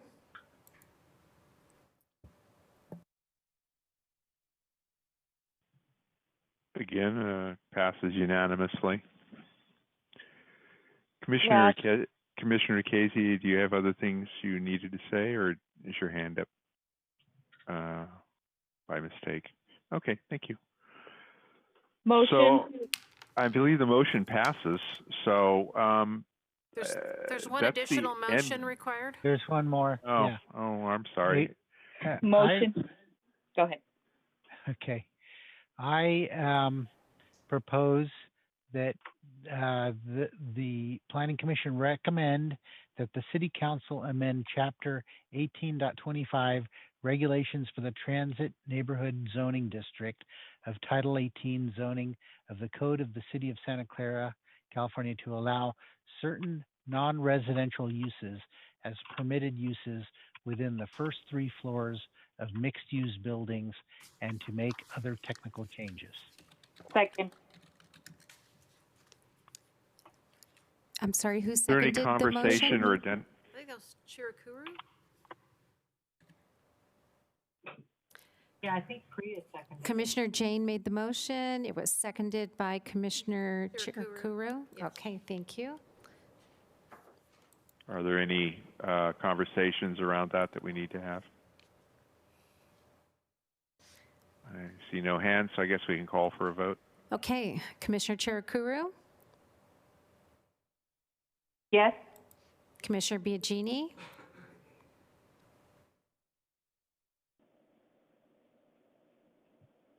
Commissioner Becker? Yes. Chair Salim? Yes. Commissioner Jane? Yes. Commissioner Casey? Yes. Commissioner Kelly? Commissioner Biagini? Oops, yes. Thank you.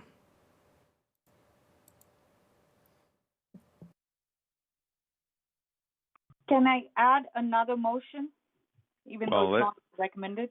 Let's complete this one. That one actually passes unanimously, and I think that was the last of the 3 sections, unless there's another one hiding somewhere I don't know about.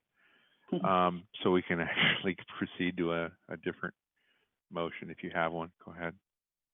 So I'd like to recommend to the City Council that they remove the 8 events clause wherever that resides. I don't know if it's in the specific plan or in the it's somewhere else. But I'd like to have it minimum is good, but not have maximum on the number of events. Second.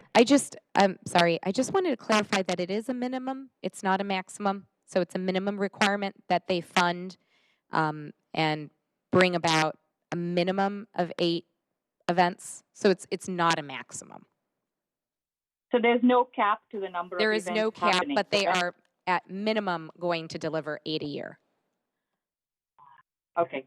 Thank you for that clarification, and I hope it's much more than 8, but thanks, Rena. So then there's no motion if that's already the clause. Thank you, Chair. All right, so we can cancel the motion. Commissioner Biagini, did you have something else to add? I was just going to ask when we're through with this item if we could have a seriously short health break. Yeah, I definitely am strongly in favor of that as well. Okay. That motion was canceled, so I think we're at a point where this item is complete, and I'd like to suggest a 5-minute, 5 to 7 minutes of bio break, which would be helpful for all of us. Thank you. Okay. Thank you. Thank you. We'll return to 8:27, hopefully.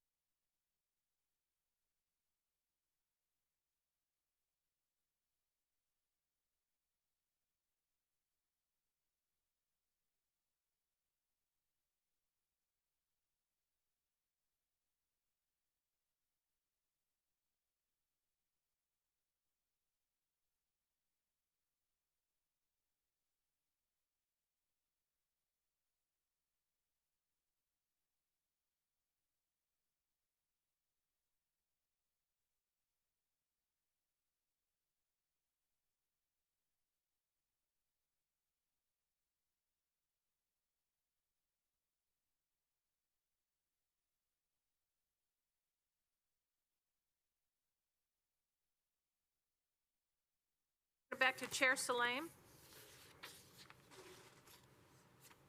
Okay.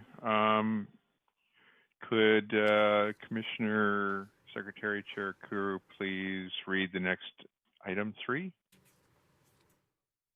Item 2, 3. public hearing. Oh, sorry, 3.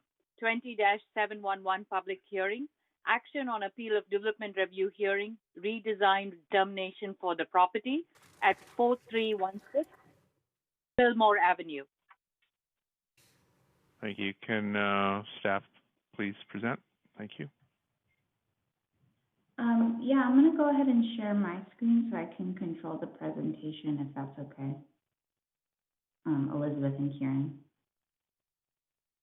Yes, that's fine.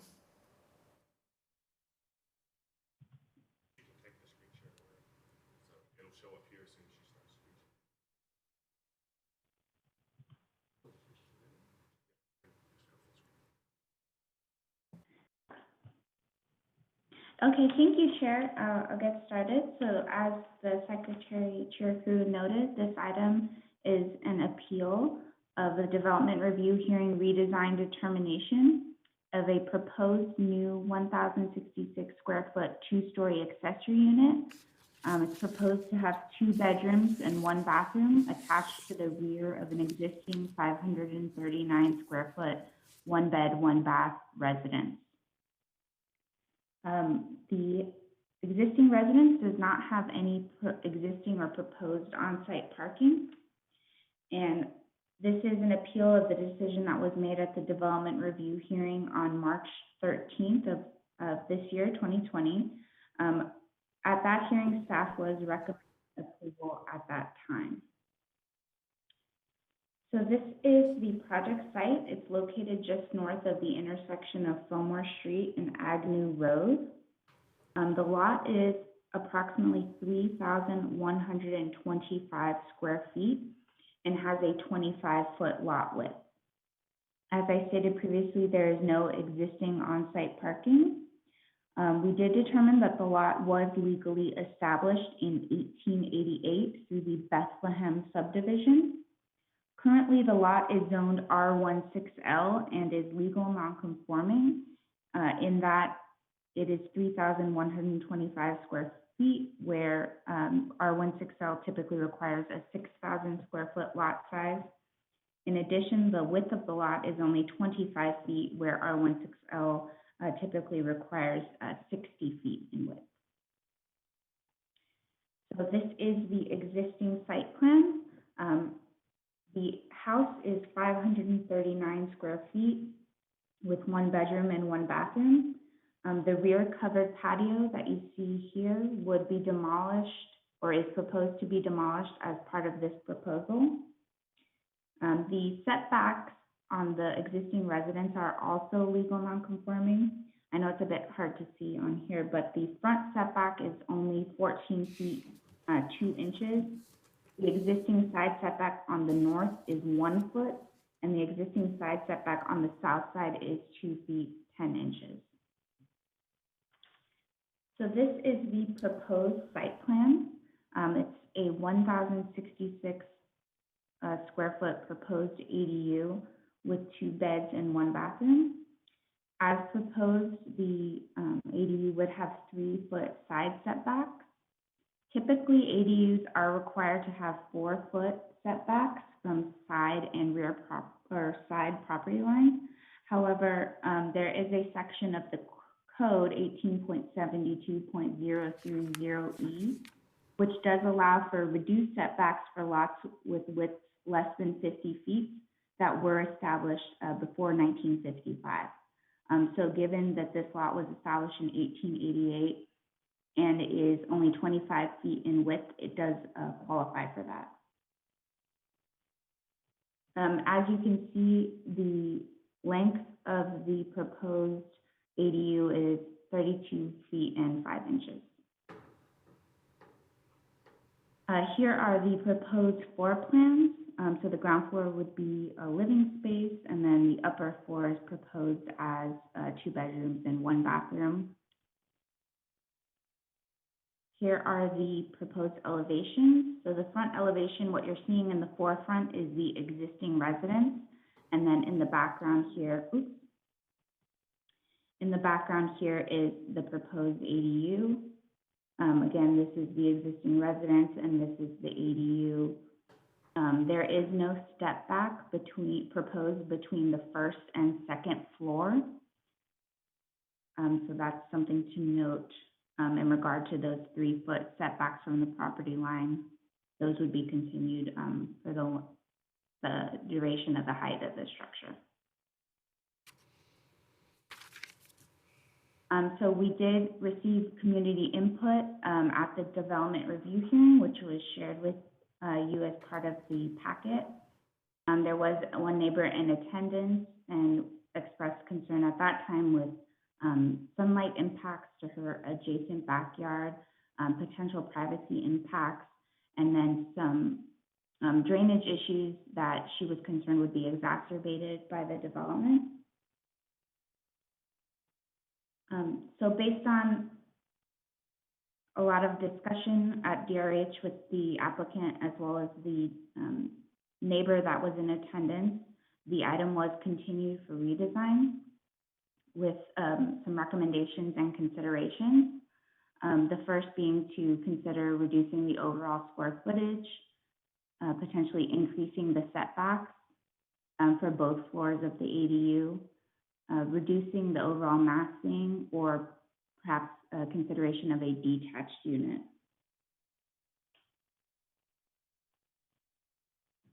So following the DRH meeting in May, the applicant did resubmit revised plans. However, the plans were for a 2-story detached unit at the rear of the property. And based on state law and also our ordinance, 2-story detached ADUs are not permitted. 2-story ADUs are only allowed as an attached ADU unless a variance is granted by the Planning Commission. I did want to point out that we did receive some additional correspondence today that was forwarded to the Commission this afternoon with specific concerns about, it's from the same neighbor that shared concerns at the original DRH meeting, but specific concerns related to us today were in regards to solar rights and potential historic designation of not of the subject house, but of the adjacent residence.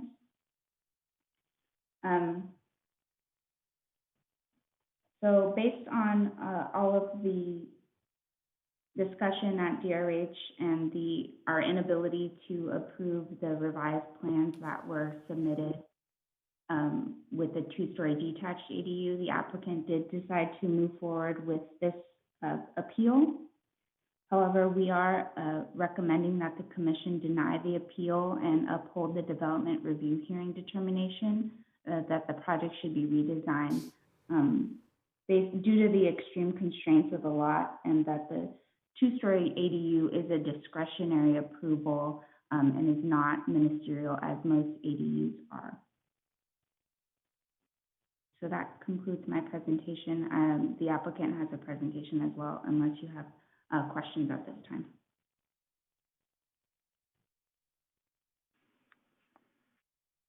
I see Commissioner Cherku and Commissioner Jane. So Commissioner Cherku first. This question is to staff. So first, this is not a historic resource? No, the subject residence is not on our historic resources inventory. And we have determined that through our review, it is not eligible as a historic resource? Just because it's not listed, have we deemed that it is not historic? No, we did not do that analysis. However, it would still be, if it was or was not a historic resource, they would still be eligible to have an accessory unit attached or otherwise. Understandable, but I want to make sure that our categorical exemption status still holds. Not that it is a significant adverse impact, but it'll at least give a different perspective to our review if we had done that evaluation as part of a discretionary approval. But two, the question is, what is the total square footage of this new proposal? The original is 539, and what is the total new square footage of this house if this was to be approved?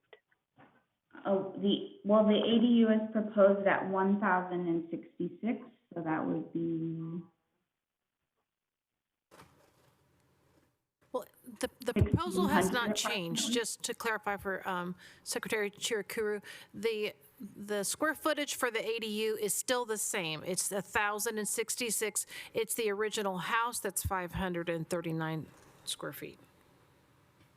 Yeah, I was referring to somewhere in the comment, it seemed to indicate that this was a massive house. So I'm trying to understand if the total square footage is somewhere around 1,600 square feet total.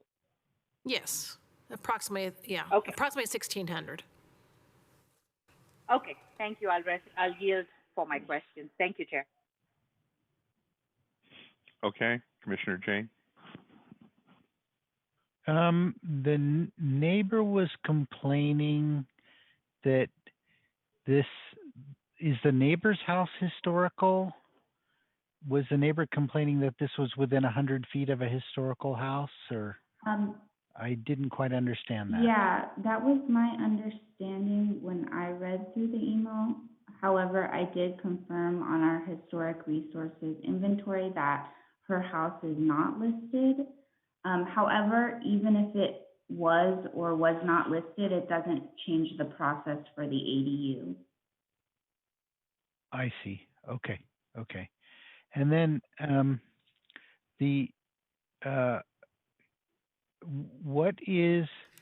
was there some sort of restriction for an attached ADU relative to the size of the main house?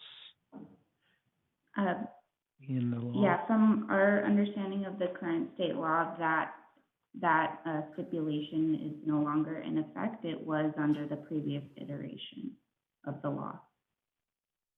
I see. Okay.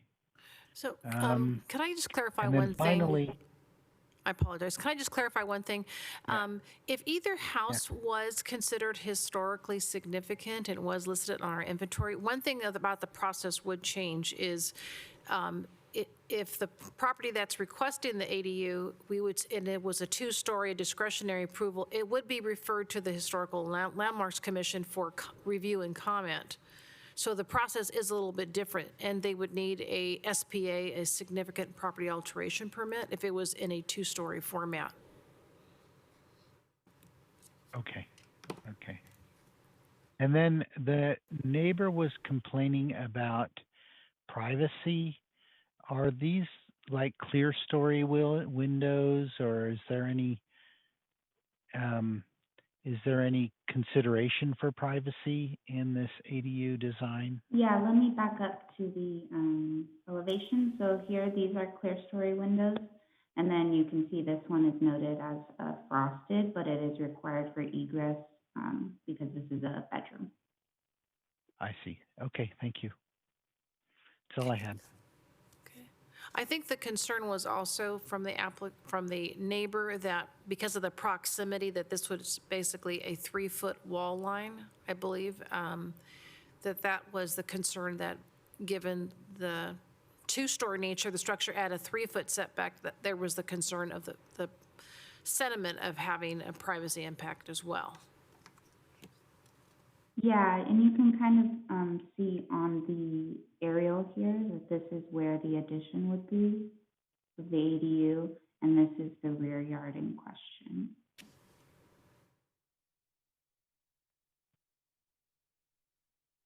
Okay, that's all I had.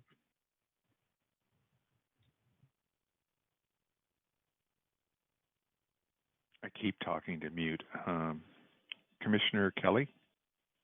Yes. So I'm looking at the picture you have up right now. Have you suggested putting the ADU farther back than where it'd be to give the neighbor adjacent to it a little bit more privacy? Yes, that was suggested. Yeah, the applicant has explored that option, and I think they'll note during their presentation that maintaining as much of rear yard space is very important to them in particular. So that's just an option they didn't want to explore further for that reason. But I'll let them speak to that. Okay, so let me just put this out there, because if they put it farther back, my concern is not so much on them going to a detached two-story, but the privacy of the neighbor because of the very narrow setbacks. They can have basically a yard space in the middle between the two units. They may have to redo part of the yard, but then it's going to address the privacy issue with the neighbor. And I don't know how my fellow commissioners feel, but I think everybody should have a right to review. And just putting it farther back and just redesigning the yard a little bit would seem to be the best option. You know, keep the general size, maybe have a 4 foot instead of a 3 foot setback on each side. But other than that, I would just suggest, you know, it being set back farther and having a green space in between the two units that the two units would share. I'd like to suggest hearing from the applicant first. Okay. Yeah, okay. I mean, we'll definitely address that. But Commissioner Biagini, you had some questions? I did. I know one of the concerns that the neighbor had was about blocking off sunlight coming into their yard. And it seems to me that it would be a better idea to move the ADU to the rear. But had that issue about the sunlight impact been considered during the DRH and staff review of this? Yes, at the DRH, the applicant did present some shadow analysis, and I believe he is prepared to present that to you all as well this evening. From my understanding, it indicates that there isn't a shadow impact to the adjacent rear yard. And I think I heard that. It seemed a little muffled. Could you address the drainage issue? I got a little confused on that. Sounded like something in the past, but I'm not real clear. It may be because some of the documents I got were difficult to read because I don't know if it was my computer, but font size was like 6 points. So could you address the drainage issue for me a little more? Yes, and I'm slightly confused about it myself. From my understanding, it relates to the construction of this house right here. That this was not constructed as originally planned, and for some reason there's a drainage issue from going from this house that I believe was constructed in approximately 2015 to this house here. Okay, thank you. I yield.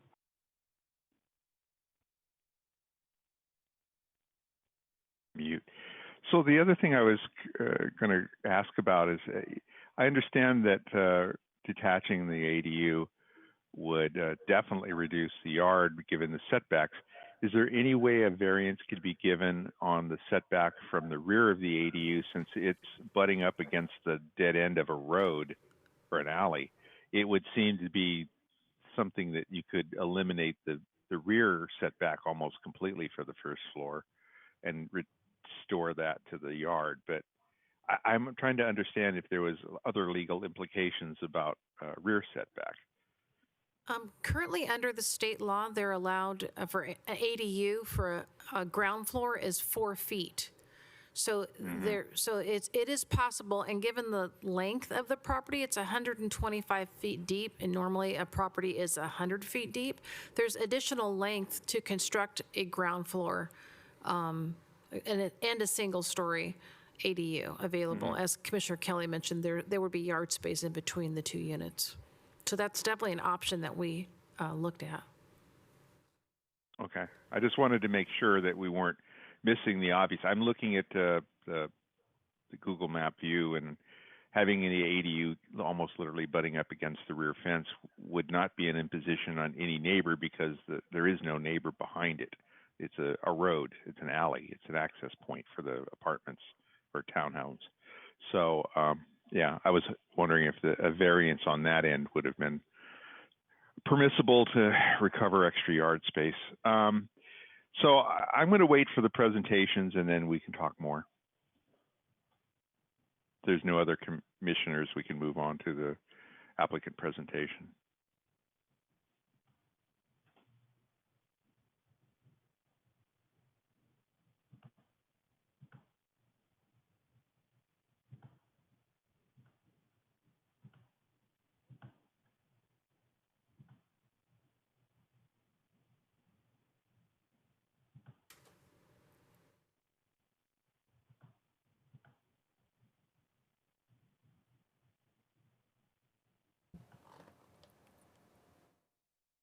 Kaneshka and Thor, if you're unmuted, you can go ahead and just let me know when you want me to change slides.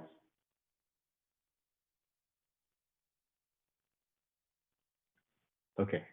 Can you hear me? Yes. Good evening, ladies and gentlemen. This is Kaneshka from KDG. And I wanted to present. I presented this, came up with a design that our client needed to make some space for his growing family, and the house present is quite small, and they do get help from their parents. And we wanted to be able to do this where the parents would have an independent living condition, and they can take care of the kids, and the husband and wife with the kids would also have independent living conditions. So we came up with the design, and being that it can be attached, and then we can get an approval through public commission or the review, development review process. With the ADU, this would have worked perfectly. So we decided to design a two-story because that is sort of enough room for a growing family that they can utilize and kind of grow into it, because right now they have one baby and they're looking to have more, and obviously with an ADU it's a 2-bedroom, 1 bath, and that's the amount of space necessary, around 1,000 square feet, 1,066 in this case. That's also providing some travel routes and the staircase and things like that to make this happen. However, we did present at the development review, and we appreciate the feedback that we got both from Gloria and from Abby, the neighbor to the right of this property facing out to the street. We did present, we took those considerations into play, and then we did actually went ahead and redesigned the building and lowered it by 2 feet, so the height of the building is at 23 rather than 25, and facing the yard. So we do have a distance between the main house and the proposed two-story ADU. Granted that you guys will afford us a variance in this case, and we're looking forward to that accommodation. So we did push it back, and besides that point, the sort of the reservations that our neighbor had, I have done a thorough study on it from the longitude and latitude of the position of the lot, and the sun studies in different times of the day and the month. So we did one in August and one December, showing that actually we don't cast a shadow on that property at all, because the sun movement is exactly the opposite side. In fact, our shadows are cast to the next door, and there's a driveway, so we're not impacting anybody in our vicinity in the sense of their access to solar access or to the rights to the sunlight in that sense. Even actually less than 10% at all, if it's just on the lot. And so we did accommodate that. But once we presented that to the planning, and then they said, well, we cannot do that. The other discussion that was discussed in the previous presentation at the DRH was that the upper story should be shrunken by inside, so we can have a jog from first floor to second floor in terms of massing. I have carefully drafted this building so it is proportional to the front building, the cottage look and feel, and also the amount of space necessary for a bedroom and closet and a bathroom and all of that, it just doesn't allow us to really take another foot away from the upper story. It would literally be a shoebox. I mean, it'd be super small and dysfunctional. So that was the other issue. And granted that we kept it at 3 feet, that there are certain things about firewalls and things like that that we have to consider in the building arena. So that's what we did. We did push it back. So in this case now, we're seeking to do just get your approval for a variance if possible with the revised design, which Rebecca could share with us and showing how we laid it out. At this point, it's just that was the reason that we actually came to the appeal, is that we had no other option actually, because we presented the first option and there were certain feedback, and we wanted to accommodate our neighbor. We want to be a good neighbor, and if the neighbor feels like it's constricting, then we are the owner of this property and myself. We sat down and we revised it so we can accommodate the concerns and mitigate that issue right away. And so the revised lot is exactly that. So if, Rebecca, can you go further up 2 slides, please? Yes. So this is the proposed layout that we did, and we did put 5-foot setback because from the rear yard, just to respect that backyard. But if we can push it further back, that'd be totally great, and we can offset the front of it a bit. But the sides, it's just too small. It's like it's down to 18 feet. If we were to take any more space away from upstairs, we'll be down to 15 feet width. It just doesn't allow enough space, and then it will become really linear, and we have to draw it out further out towards the main building. And granted that that we have a pandemic situation now, naturally the kids are not just able to go out, so the open space within their backyard has become really even more important than before. So we like to maintain as much of that as possible so they can touch the dirt and plant the landscape and flowers and tomatoes and all of that experience, and then have a place that they can hang out and play and grow. So that's part of that. And then can you go up 2 slides, please? So this is the sun angles and shadows. We have two times of the year. As you can see, the shadows are cast at 3 different times, 9 a.m., 1 p.m., and then 6 p.m. in August, which the sun obviously sits a little later than winter. So you can see where the shadows are casting. It's the opposite side. It's not going to our neighbor.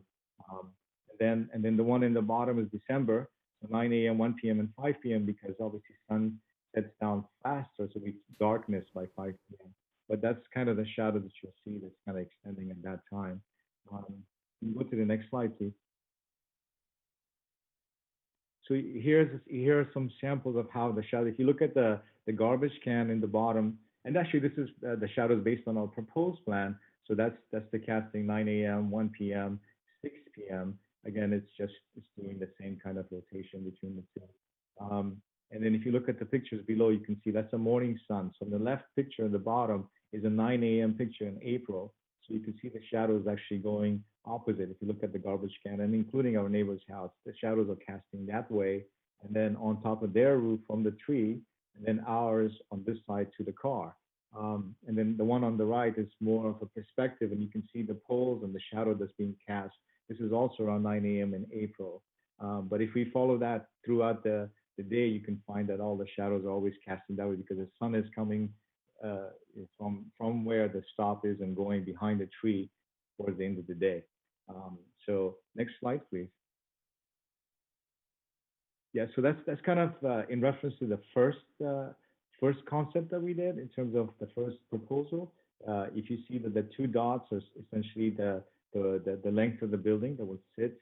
And and you can see the shadows again. This is at 12 o'clock, so the shadows are again casting from the side of our neighbor towards us. And look at our building, and it's casting on top of the cars and so on and so forth.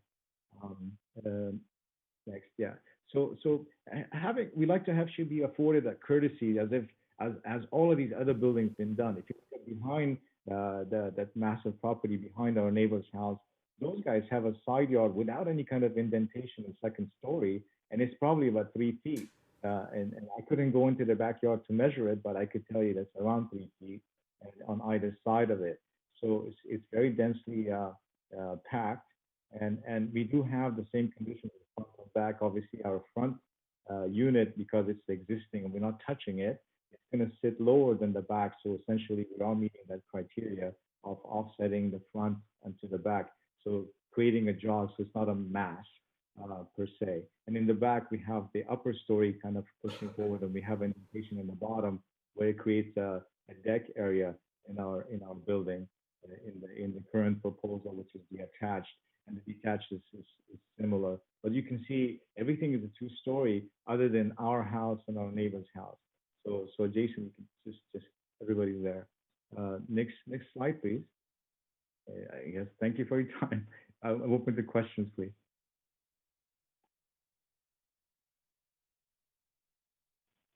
Okay, any commissioners? I see Commissioner Kelly. Go ahead. Okay. So you as far as the indentation on the second floor, you're saying that you're not going to have adequate room if you have like a 1-foot jog in? Yeah, because the current jog right now, it brings our interior dimensions down to like 17, 10, and then if I took another foot away, it'd be like in the 15s, right? And it's just not enough space for us to put a staircase and then kind of bring it. It just does a lot that it doesn't provide that flow of space. And as much as I would love to do it's a very special condition. This lot is actually not as easy as it looks, because it's literally 25 feet and it's very dense. And like I showed you, those other developments that behind our property, there's like 10 of them, right? They all have the same issue, and they have actually been afforded that straight shot wall from first floor to the second floor, because it's that tightness of space. It just won't work. I mean, if it does, it's just a very unsatisfactory kind of a plan layout. Unless we can extend it, there'll be just a massive long hallway in the second floor, and it's just a little bit tricky to do that. And it'll cost a lot more for our client to make that happen. What are the materials you're using for the siding on this building?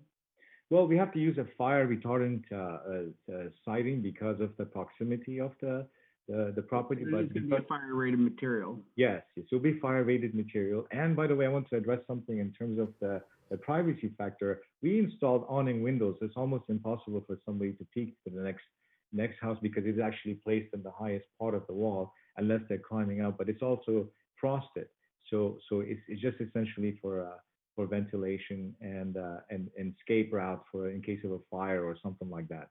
And obviously, you guys know we have fire situation now, so we do have to have an egress situation in the bedroom as required by law. So that's what we have facing that side. But it's by no means impeding on their privacy in the backyard of them or the adjacent neighbors on either side, actually, on the right side or the left side. State the obvious, because I just had a listing that had a very tight setback, was a county property. Quite honestly, how do you expect to service, the maintenance on the property and paint it periodically with just a 1-foot setback on one side? Oh, that's the 1-foot setback on the front house, not on the back, on the proposed. So that's the front. So the back house on each side, what's the setback? 3 feet? That's 3 feet, yeah. Minimum. The minimum is 3 feet, but actually we put 3 foot 2 inches on one side and then 3 feet on the other side.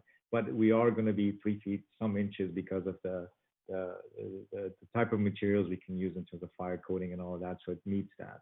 The front property, it is a driveway next to it, so that could be maintained.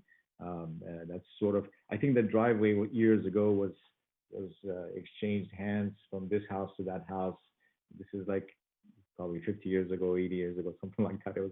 It has some kind of history, which is known with people who live on the street, the older folks. But that's about it. Yeah, but for the back section, it meets all the current requirements, which is the 3 feet setback. Okay, and have you shown your shadow studies to your neighbor? I showed one shadow study last time, but I couldn't convince her that was the case. And I did document it pictorially, but this time I had to do the shadow studies by actual latitude and longitude.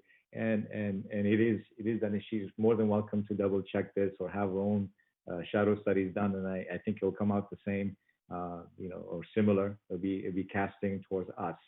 So I can put that challenge out there if she's willing to go that far. But we're willing to push it back. I mean, we're not really stuck on this. We just need a little bit over 1,000 square feet so we can accommodate this young family's living conditions. We just want to put them in a very tight space.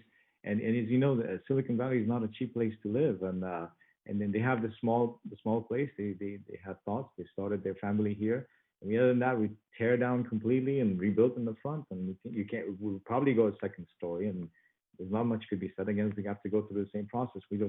That's not affordable, and we can't do that. So that's why we're proposing this attached ADU that will serve both purposes, where we accommodate the family and the caretakers at the same time.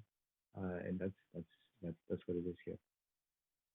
But if you guys are willing, I'm sorry, if you guys are willing to give us a variance approval, I'll be more than happy to just continue the development drawings to the back of the property, and this way we've mitigated everything. So and in terms of drainage issues, I just feel bad because Abby's had bad experience with developers behind her house, and they've cheated and they've done a lot of things, and that house is really bulky and ugly.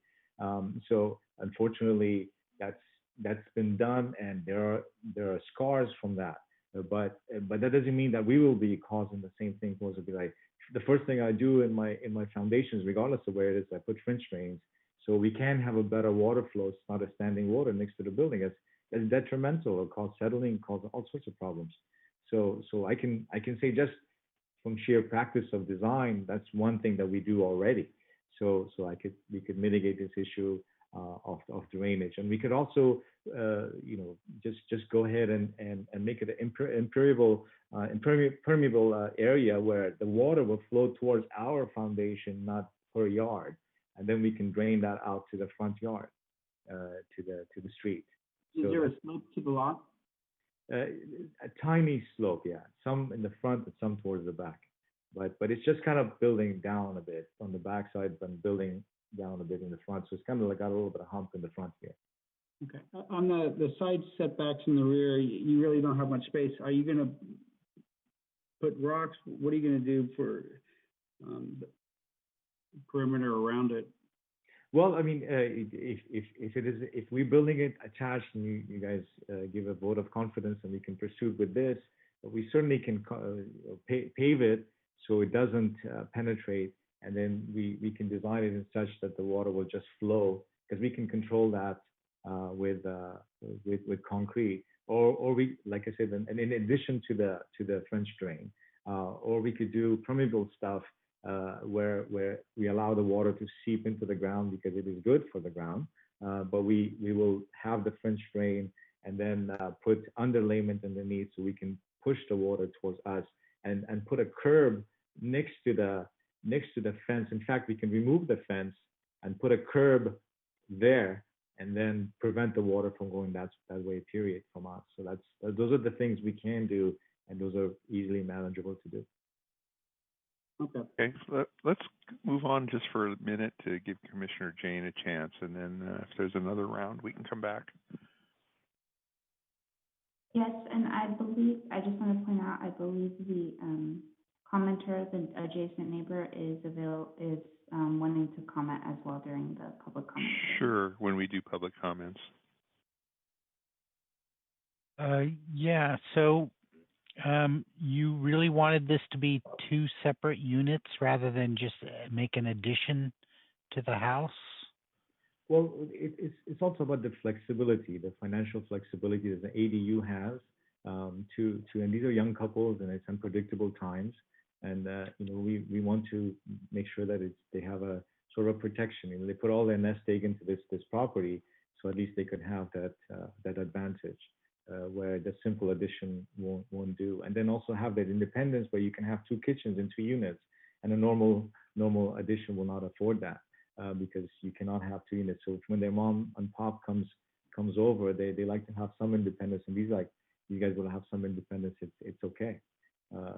So those are the issues that they sort of like promoted us to go towards this direction. I mean, we kind of been going back and forth with the planning and building department since end of last year, and we did propose this. We did discuss this to our neighbors, and some were for it, some were not. But it's just we like to be accommodating. Like I said, that's why we pushed it back. So it wasn't, well, I mean, that's why two separate units came up, because we want to accommodate Abby's concern, and then just push the property back. I mean, this development back, but get a variance approval from you guys. That'd be fantastic.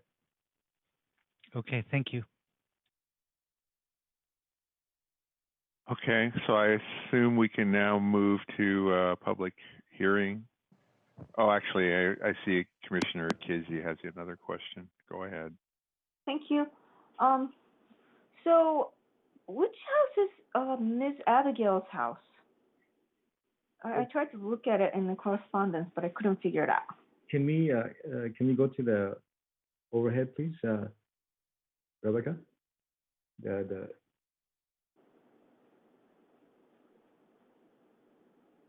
one in the one from the pictures from the Google.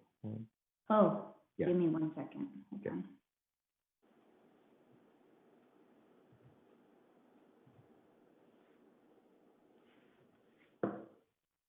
So it's this one right here, Commissioner Casey. Oh, which one? Can you see my cursor? Oh, okay, the corner house. Yes. Yeah. Got it. Thank you. So the second question. So can you tell me again why you can't have two separate units with the yard in the middle? No, we can. We just need variance approval from you guys. I mean, it's if you guys are given thumbs up, we'll just proceed that. That's it. We're not tied to this or that. We just need accommodations for the family and for this young family. That's it. But what you're asking is, if it's a detached unit with 2 stories, that will require a variance. Is that what we're talking about? Correct. Well, let's hear from Ms. Abigail. Thank you.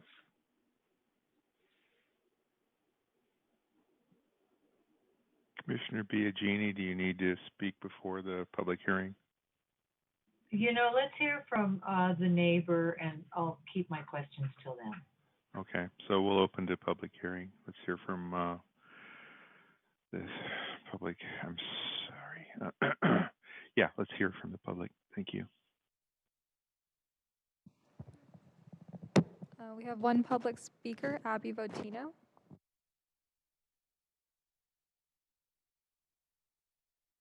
Okay, sorry about that. I'm not a Zoom expert and I wasn't sure how to unmute. Thanks for your time. You guys can hear me, right? Hello? Yeah, you're okay. fine. Go ahead. Cool, thank you. So there's a couple things I'd like to just start with. I'm not trying to thwart anybody else's ability to have a happy home to raise a family in. I'm just trying to make it so that I don't wind up paying a price for it. I'd like to point out both the 200- or 300-year-old tree in my yard, as well as my house, which in the documentation I sent you folks, I guess it's illegible to you because it's too small, but there is screen prints from your actual site stating that my house is a landmark historic property and that it's historically significant. And when I signed my paperwork when I bought it, I was told it would cost more money and take 3 extra months because it would have to be approved by another committee if I went to do any changes to it. And I was told that anything within 300 feet of it, or I believe it was 300 feet, that they had to do a similar action. So that's the first part of it. Secondly, there was a house that was built behind me, and although I pointed out things that I thought were wrong along the way, and I'm certainly no expert, that property ended up being 18 inches higher. And you can check your own, you guys had surveyors go out there for the planning department, than it had been initially. And that house that sits behind me that's tall and bulky was put on half of this original lot. So the lot that I'm on used to extend the full length that Thor's does at 125 feet. But the previous owner to me cut it in half and put plans out there. Someone put plans out there. That wasn't really clear to me. But that ginormous house was built behind me. And that house does drain into my yard. And I pointed it out. And I said, this is going to be problematic. And I do have problems from it. And if when Kineska gave the original survey or solar survey sun study, sorry, I don't remember the exact name. He said that there was 2 or 3 hours a day of sunlight that I would miss when in the wintertime when that house went up. So I don't know if that was just not a good study or what's changed since then. But it's really hard for my yard to dry out sometimes because of the house directly behind me is where the sun is in like the south and the west. So it goes to northwest when it heads towards Thor. So I'm a little confused about the studies, and I have to say that if they're willing to push the house back to where it's not right up against my the same property line that we share, and where it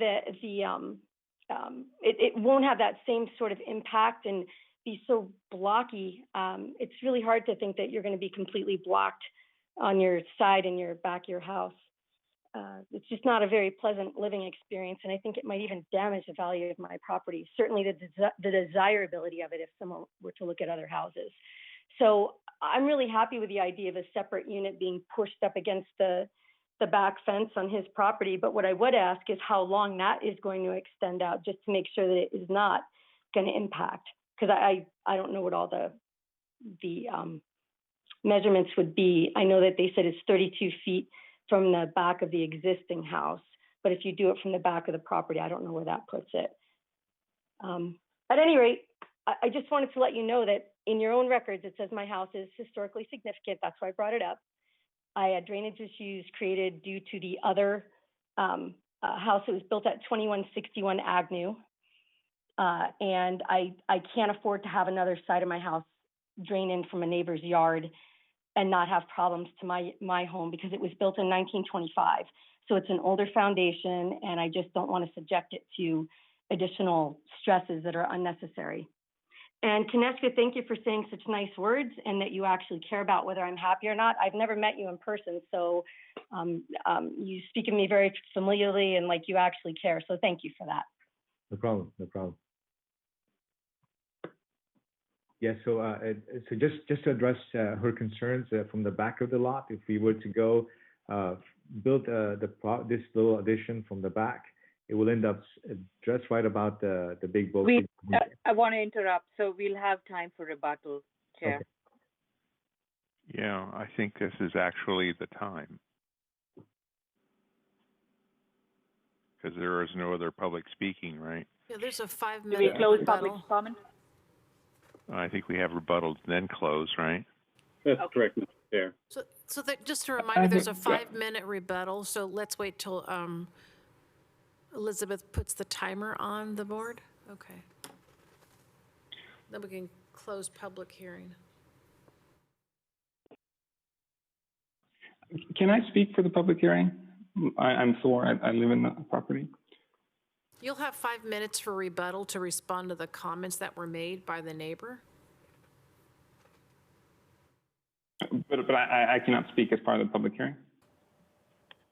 That is part of the public hearing. We haven't closed it yet. So you spoke, the public hearing happened, and then you have a rebuttal. So they're just getting a timer ready.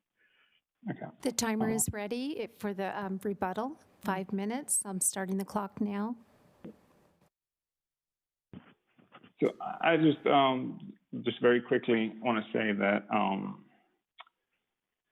I think this has been a very harrowing journey doing all the designs. It's a very tricky property. In terms of preserving the yard, that having 2 stories is key. And I think that it's very important to preserve the yard so I have a place where my children can play. Second of all, it seems like there was some mistakes were made in the other property, and I do not feel like I should be punished for those mistakes. And my third point is in terms of the other, there's 5 properties that adjoin my property, and 4 of them have 2 stories. And in terms of the total structures built, if this proposal would be approved, it would still have the least amount of building square footage. So I'm not asking for any more than my neighbors. I'm just asking to get the same to raise my family. Kaneshka, do you have anything in addition for the rebuttal?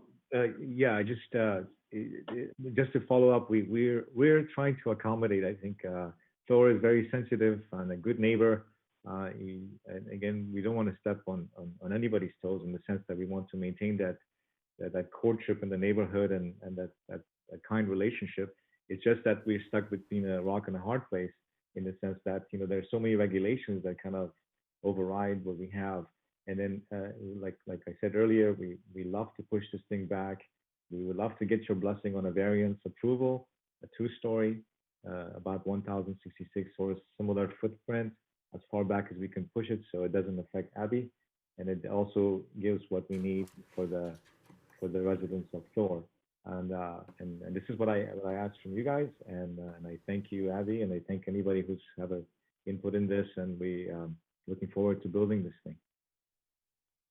Chair Salam, can I just comment that the variance issue is being brought up, but that's neither agendized or under consideration at this meeting. So because of the Brown Act, I'm sure the attorney will mention this also, the concept of a variance and whether you would support that or not cannot be discussed at this meeting. The proposal is strictly the 2-story addition as proposed, attached to the main house. Okay, I understand. I think what we could do, though, and Alex can correct me if I'm wrong, but we could recommend it return for redesign with a detached and suggest the variance, which should be within our venue to do that. You can certainly suggest that, Mr. Chair. You just can't promise how you'll vote once the variance gets before you. Certainly not. But I suspect that there is alternatives to the current situation that will please more people, and then it'll be reevaluated at that point. So I see Commissioner Biagini has her hand up, but I had my hand up too, so I get to go first this time. Yeah, I think part of, actually, we haven't closed public hearing, I understand. Yeah, I understand. All right. Let us proceed. Do I hear a motion to close the public hearing? Motion. Second. For simplicity's sake, since Elizabeth asked me, when you make the motion, could you name yourself so that I can get more than just a tiny snippet of audio to know who it is? Motion by Commissioner Becker. Thank you. Seconded by Suds. There you go. I think that'll help us going forward also.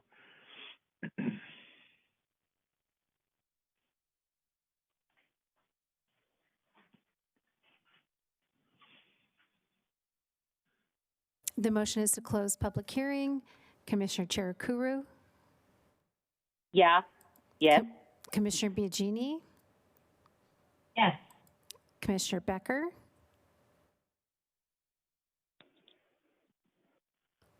Yes. Chair Salam? Yes. Commissioner Jane? Yes. Commissioner Casey? Aye. Commissioner Kelly? Yes. Thank you.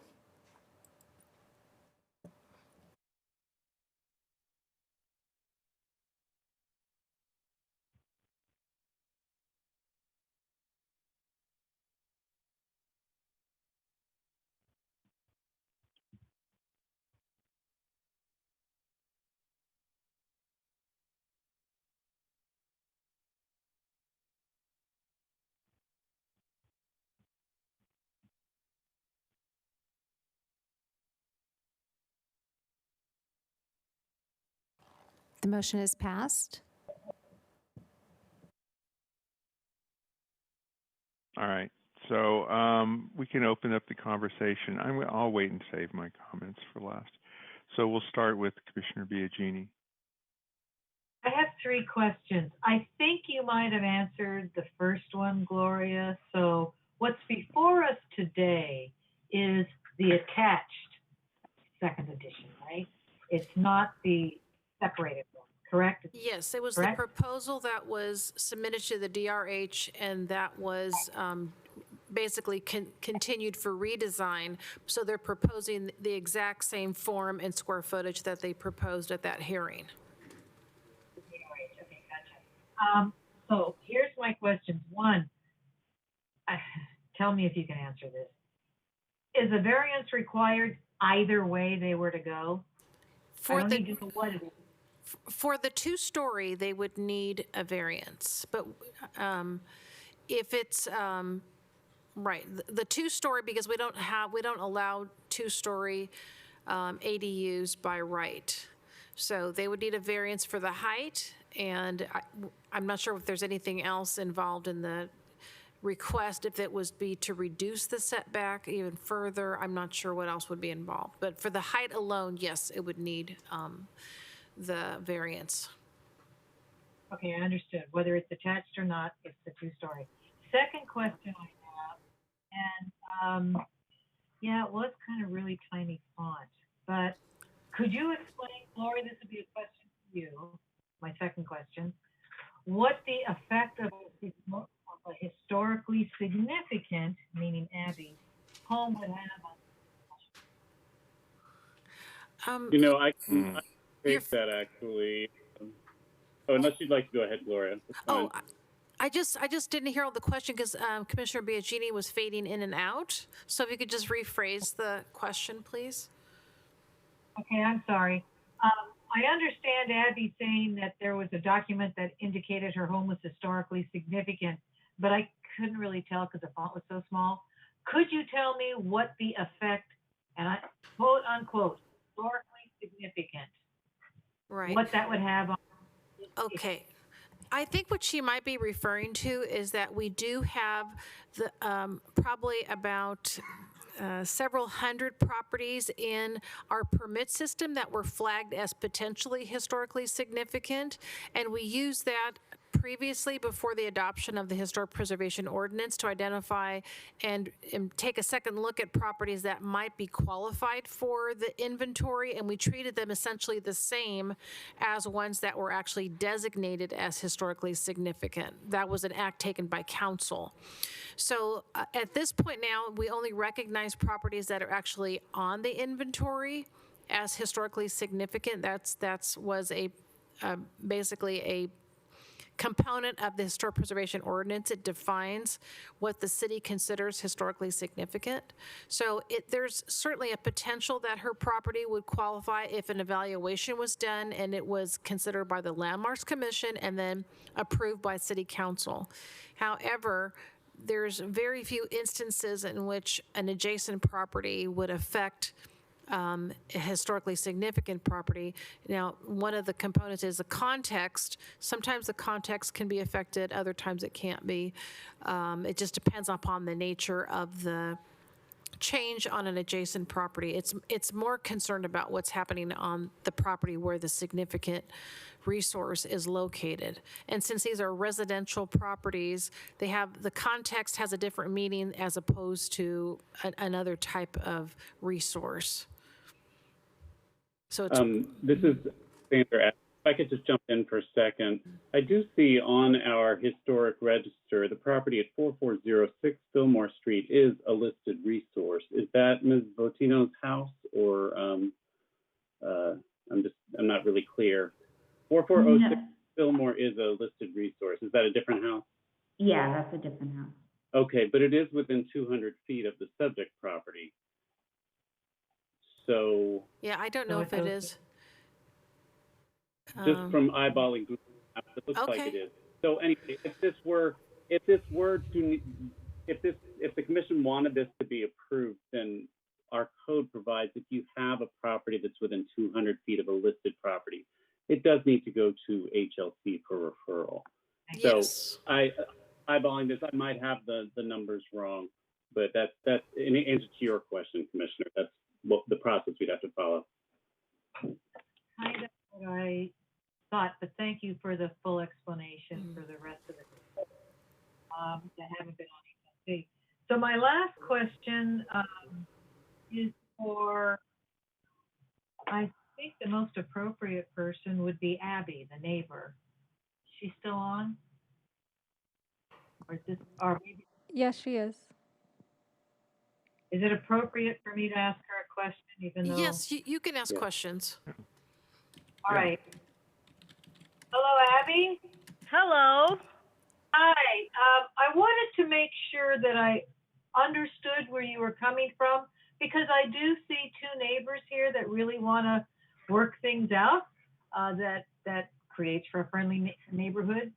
Am I understanding you correct that if what we're calling the ADU is treated as a separate house and pushed back, which I know then goes into a different set of variances and a whole different issue and a whole different submission and the rest, but if it was separate and the plans weren't significantly more massive, would that be something that would get you closer to being okay, for lack of a better? Absolutely, and I actually stated that. I mean, Thor and I have talked about things in the past, so my understanding when we left the last meeting was very different than the one that I'm hearing now from Kaneshka and Thor. There was no moving it back. It was going to be as it was, right where it is, butting up against my property, blocking any sort of view or anything, and feeling like I was enclosed because of the huge one that's also behind me. Well, it may be a procedural thing because of how they first presented it, but I understand. That's what I wanted to make sure of. Chair, I will go ahead and let some other commissioner talk, but I'll probably come back with a couple more, okay? Okay, so let's move on. God, it keeps resorting, and when it resorts, I have no idea who actually was raising their hands before someone else. It looks like Commissioner Akezi. Oh, and Mr. Chair, can I just throw one sentence in before Commissioner Casey speaks? I apologize for muddying the waters earlier. The historic property I spotted is 400 feet away. It's not relevant. Okay, that's helpful. Thank you. Commissioner Casey? Thank you, Chair. So the house that's causing the drainage issue, did it pass an inspection? Because if it didn't meet the original drawing, wouldn't it have caused a problem? Even if it was the issue, I don't think it applies to this right now. Well, we're talking about the planning process, so I like to understand this issue.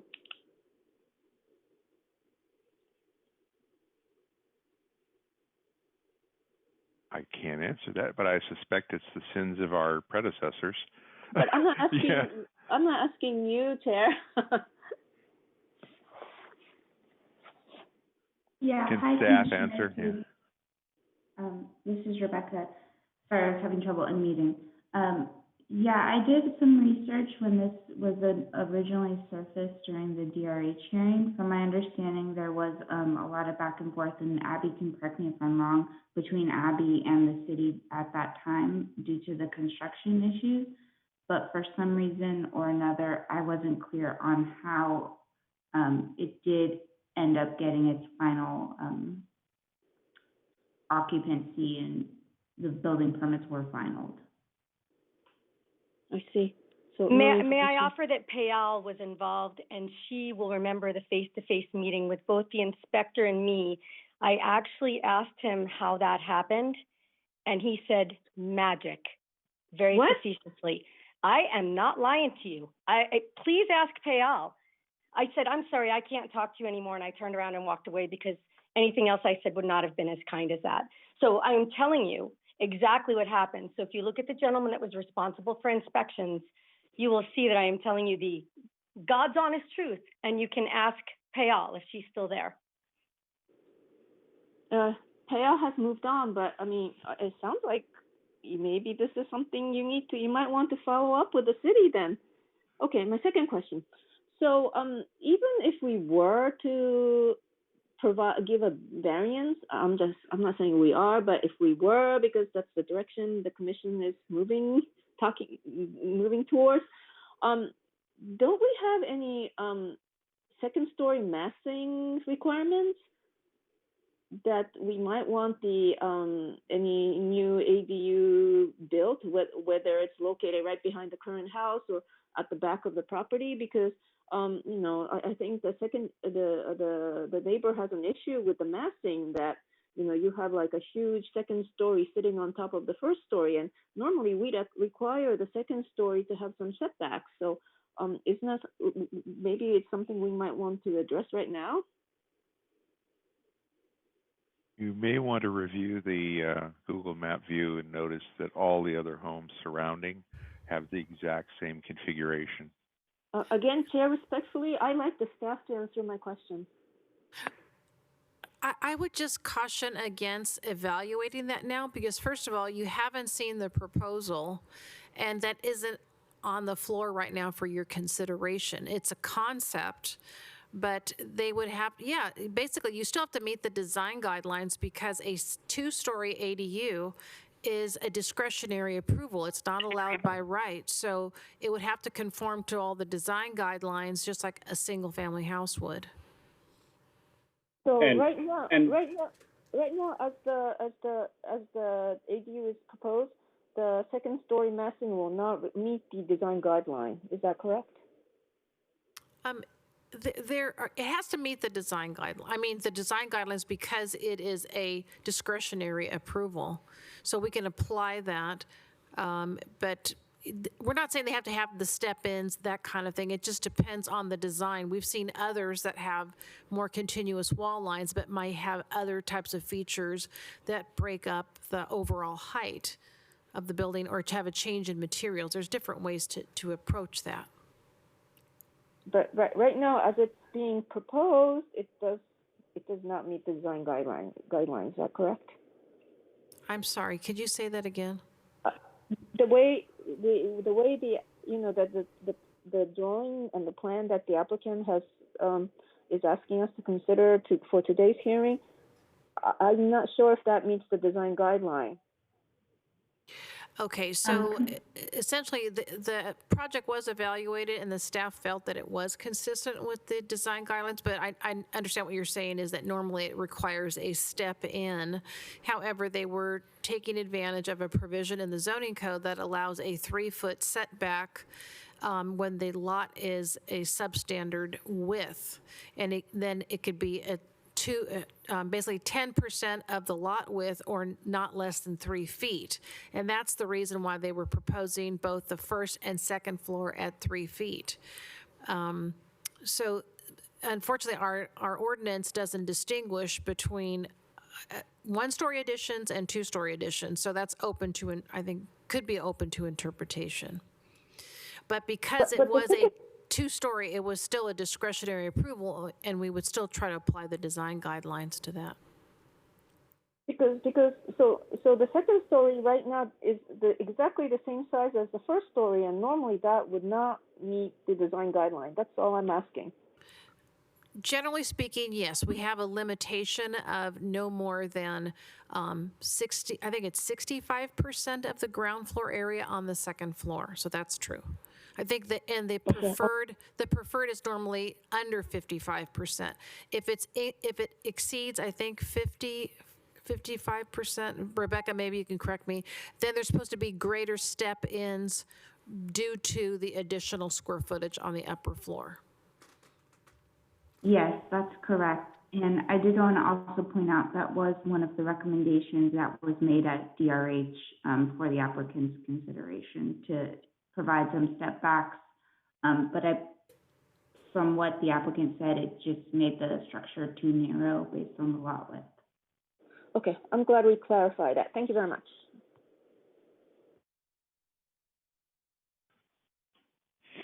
All right. I think Commissioner Kelly was next, and it resorted him.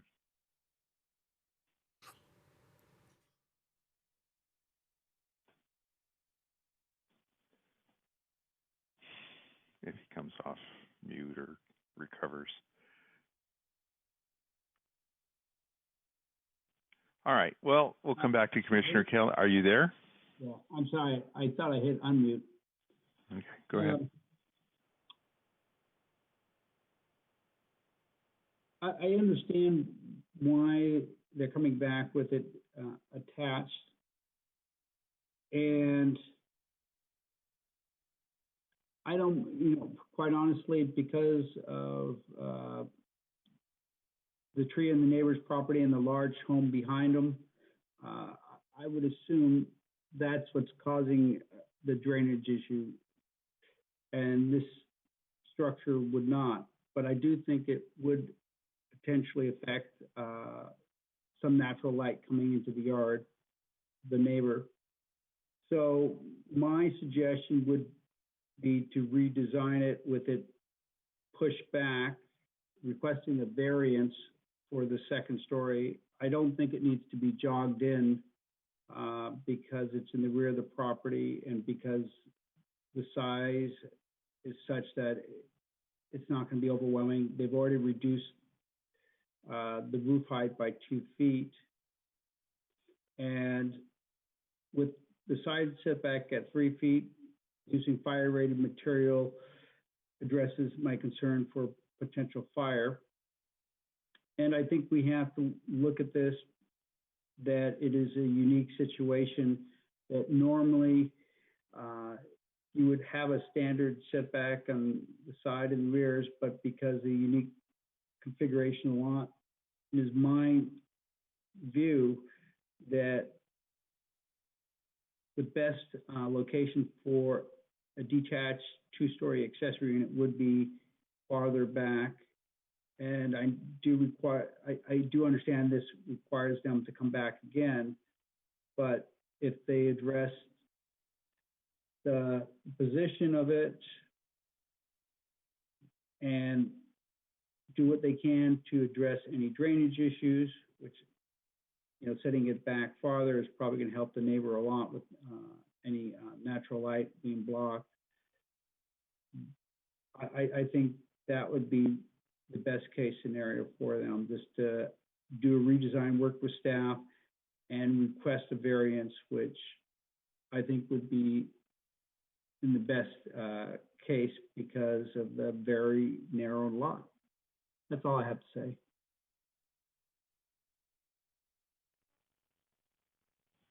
Okay, thank you. Commissioner Chair Kuro. Thank you, Chair. I have 3 observations, and I refrain from any earlier comments to both the staff and applicant.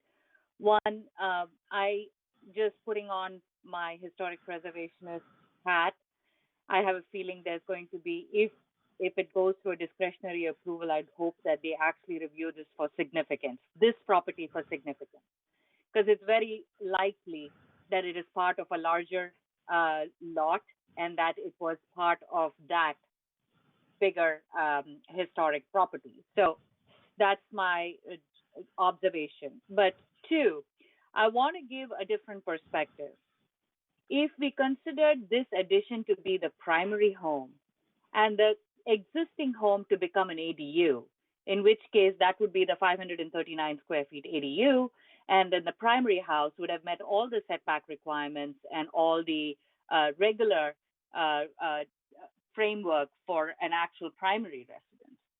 I, as an architect with architectural background, I don't want to call myself an architect, but it's very hard during construction to jog 1 foot and expect that to be actually cost-effective, maintained, jog. Even in the zoning amendments, I've asked for that clause to be removed because it really doesn't add much value in terms of that 1 foot. It becomes a maintenance issue. It becomes an added cost. It really does. And to see that it would end up looking at 15 feet, which does not allow for any significant usage. In a regular neighborhood, we see 2-story homes. We see, I have my neighbor, they are 2 stories. There's definitely, a yard. I have my yard. They have their yard. There's going to be windows, and I'm glad to see that the applicant has taken all measures to avoid any privacy issues to interface. But I can see how the first report from the staff has basically asked the DRH, the design review hearing, to approve this project as is. And now, because of course, the neighbor, and the more apparent issues are the drainage, which has nothing to do with this project and can be rectified, can be corrected, is being asked to go back to the drawing board with added costs coming back for a variance, with added redesign. I feel we've just lost the applicants. We're breaking the horse's back here. So that's my perception as a private homeowner, as somebody who understands the nightmares they go to just to come to this point. So if we were just to look at it, and even if this was considered a primary house, 2-story, every other house in this block has 2 stories. They have the same, if you take into consideration new subdivisions or, smaller lots, what we call planned developments, they have the same, adjacencies. So I just feel like we've gone back and forth in pushing this applicant with a small family. 539 is absolutely impractical. The lot is substantial. We are looking at housing densities here, and we are asking this applicant to go back through the hurdle. I'm glad they're amicable, but it's going back. And I just feel that we've put them through the hoops and loops for something that is not really the actual concern. If the drainage and general neighborhood setbacks apply, this is like every other house in the neighborhood, if it was built before this time. So with that, I'll give my comments. I'll yield my comments, but I will say that the either direction is fine, but I'm not in favor of having them go through this again and again. With that, I yield my comments. Okay, well, we have Commissioner Jane, then Commissioner Becker, and then we'll talk to Commissioner Biagini. So Commissioner Jane, next. Yeah, my question is mostly for Xander or anyone who can answer procedural questions. So I'm trying to understand our options here.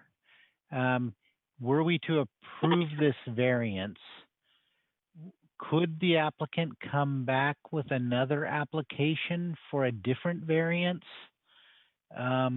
with the property pushed back to the back? And similarly, if we were to deny it, then they've exhausted their appeals with the Planning Commission. It won't come back to us for a reconsideration.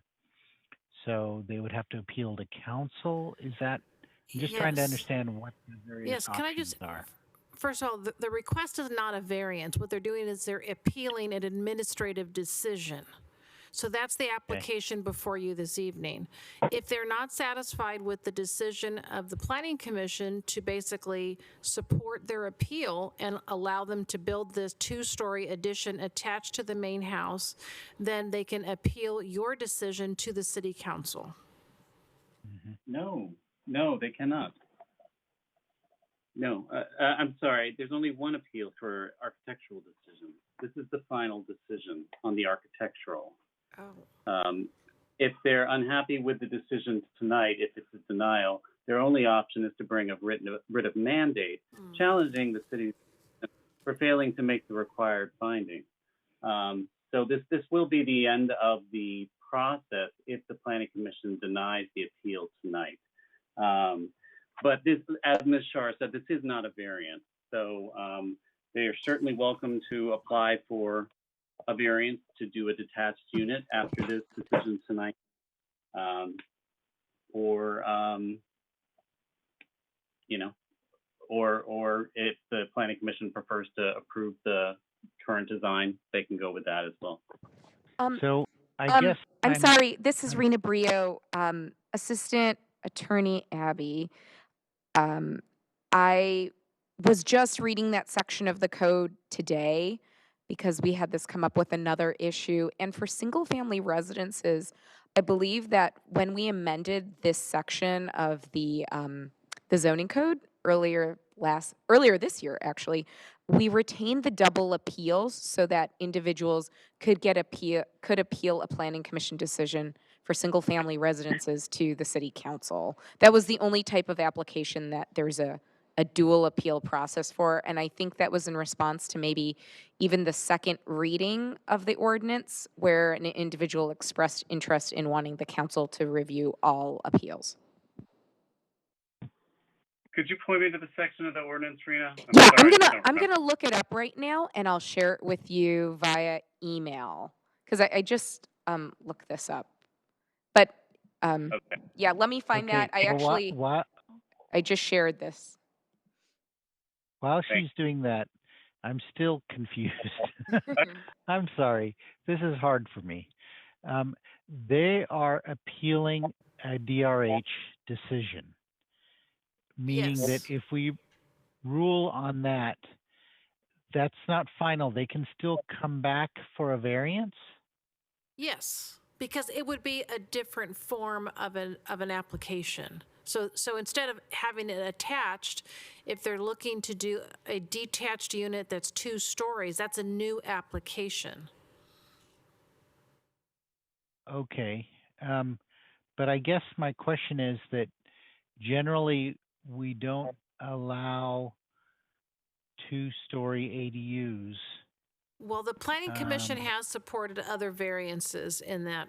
There's been a few in the But old it's not a quad. variant. Not a variance. Yes.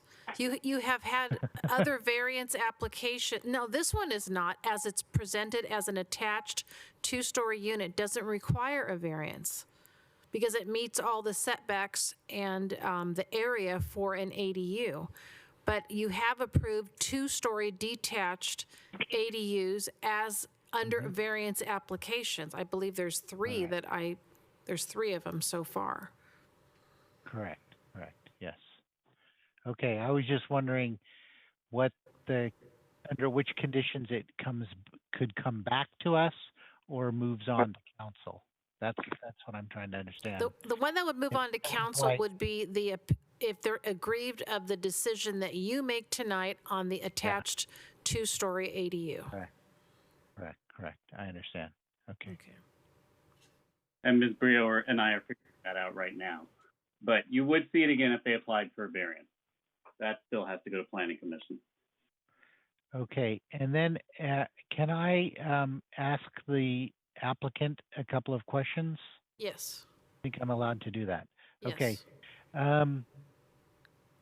Regardless of how this goes, it sounds like the applicant is amenable to modifying the fence to put in a curb and to put in a French drain. Is that pretty much a commitment from the applicant that they are agreeable to that? Can you hear me? Hello? Yes, we can hear you. Yeah, as I mentioned earlier, that there are a number of things we can do to mitigate any kind of water drainage issues, including installing pumps and whatever. I mean, I've been doing this for 30 years, almost, it's been, I can almost say for sure that you can take care of water going away from a property or from a fence or from an area. We're committed to do that, of course, with this proper construction. And if there's digging involved, obviously there is for a foundation. The dirt would not just be piled. We'll bring a large truck and put it in there and remove it. So there's a displacement there. It's not going to be piled against the fence or any other neighbors. I mean, it's not just because of Abby, but any place you build, you have to be considered like that, right?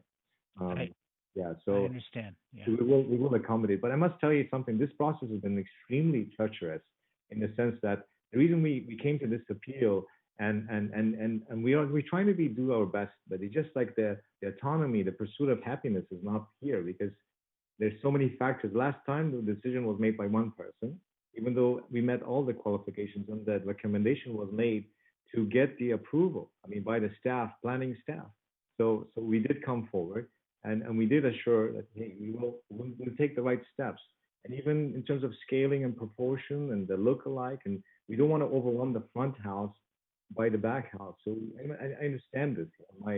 My trainers, my mentors were students of Frank Lloyd Wright. If anything, there's a lot of that involved. I try to be very careful about that. Sir, just a minute. Let's just, if you could just please answer the question of the planning commissioner and please avoid I did. this type of commentary. It's not appropriate at this point in the meeting. So my question, I'll repeat my question, which is, if we were to make this a condition of approval, are you amenable to that? Sure. Okay. All right. So, Commissioner Becker. Oh, and Mr. Chair, can I just tie off that last loose end? Yes. Once again, the planners are right and I am wrong. Ms. Brio pointed out to me the language in the final ordinance. We indeed did preserve the double appeal process for planning commission appeals on single family residential projects, including this one. So there will be a 7-day period to appeal this decision to the city council should the planning commission deny it tonight.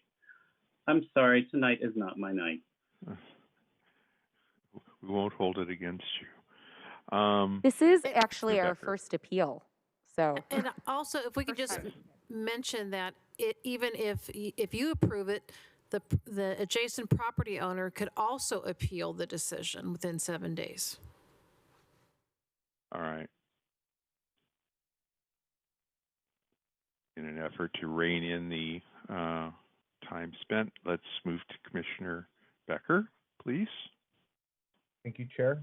All right. Well, I think this is where I think ARC would have been a really good thing, and that's why I kind of wish we never got rid of it, because I think if Chair Salam would probably agree with me that we were able to, come to a lot of conclusions and solve a lot of these quality of life issues with these neighbors. So seeing this, I'm looking at the map right now on a 3D view, and I think it should be allowed that they do a 2-story, mainly because if you look at the surrounding houses, forgive me if I'm a little off on what I know right now because my connection was really bad and kept going in and out, so there's a lot I missed. But I would definitely support a 2-story, seeing that the neighbors around, but I do want to see the neighbors get along. That's why I think maybe a redesign might be in order. But then again, they don't have a lot of room. Looking at this spot, I mean, this is a tiny little house. I mean, it's actually kind of cute. It reminds me of something like from a Disney movie or something. So you have a lot of potential, but seeing how all the other houses around it are very bulky in size and a lot of greenery also. And then you have that other development behind this house.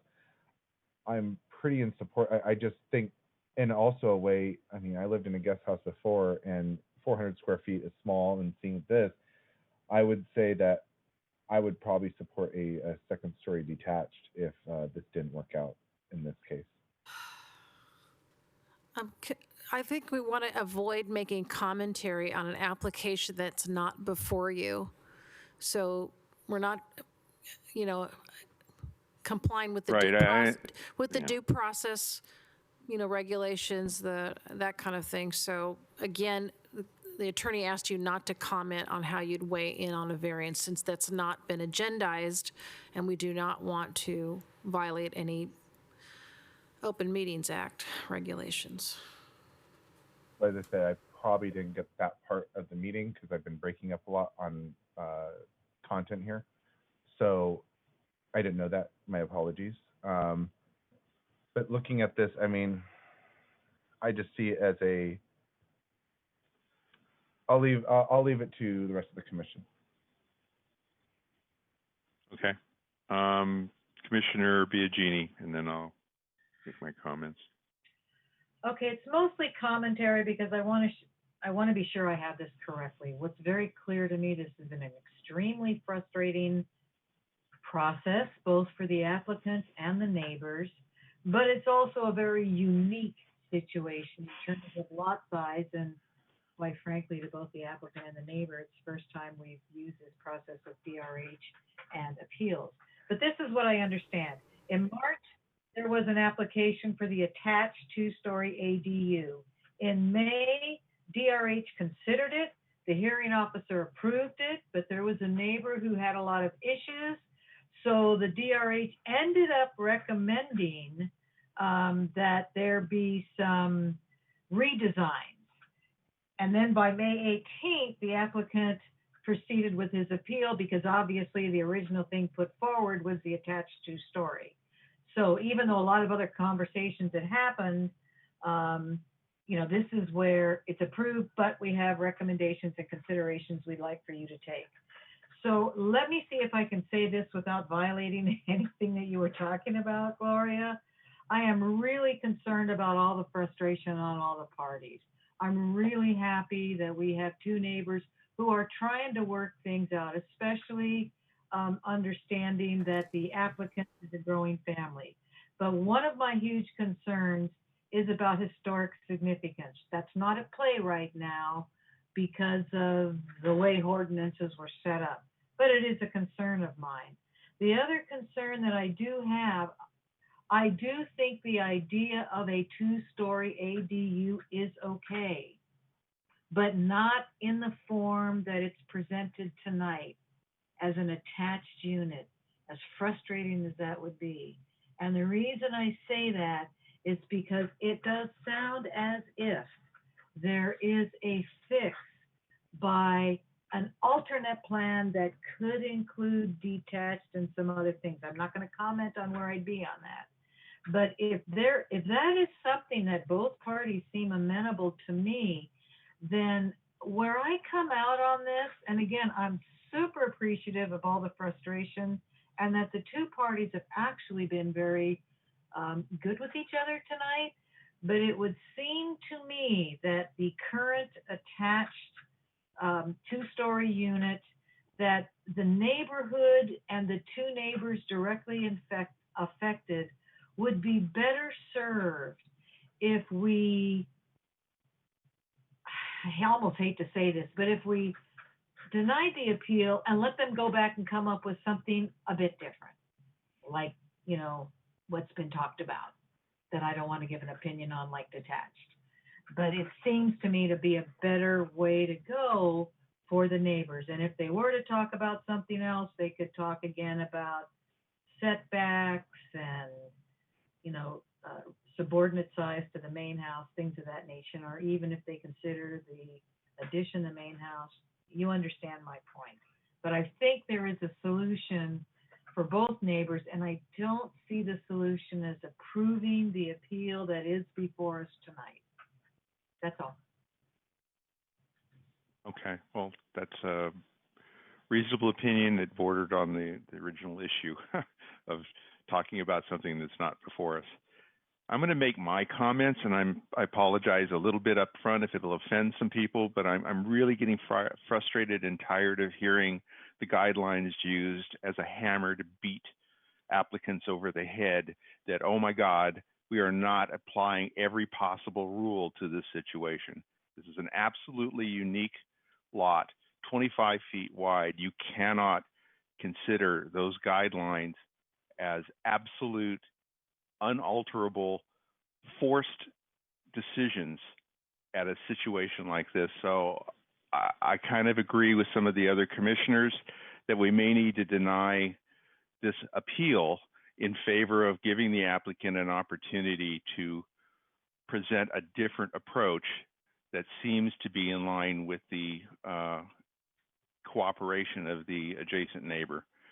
So we have two more hands raised, but then after that, I think we need to wrap it up because we're now completely over time again. Commissioner Becker? I wanted to say I echo what Commissioner Biagini said and what you just said, Chair. Thank you.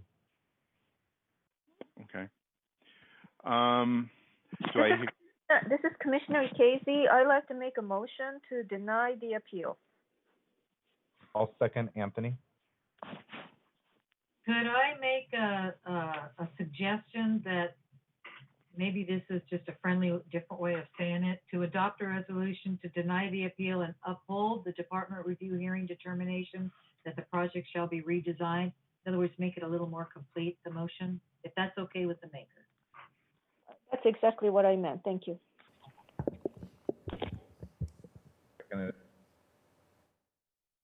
So the motion is on the floor to approve recommendation 1, which is just as was read. So we'll take the vote right now. Commissioner Kelly? Yes. Commissioner Casey? Yes. Commissioner Jane? Yes. Chair Salim? Yes. Commissioner Becker? Yes. Commissioner Biagini? Yes. Commissioner Cherukuru? No. Okay. The motion passes 6-1. Thank you.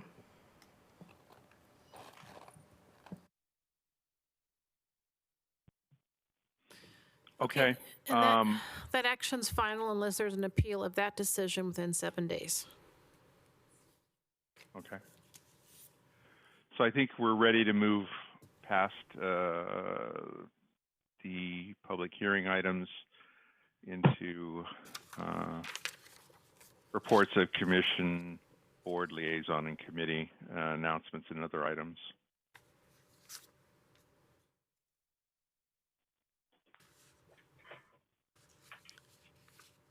Any announcements from staff? I don't think we have. This be an opportunity for staff to make an announcement.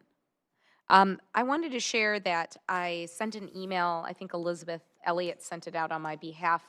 But on the July 15th meeting of the Planning Commission, policies and procedures were modified by the Planning Commission, and those edits are being taken to the Governance Committee.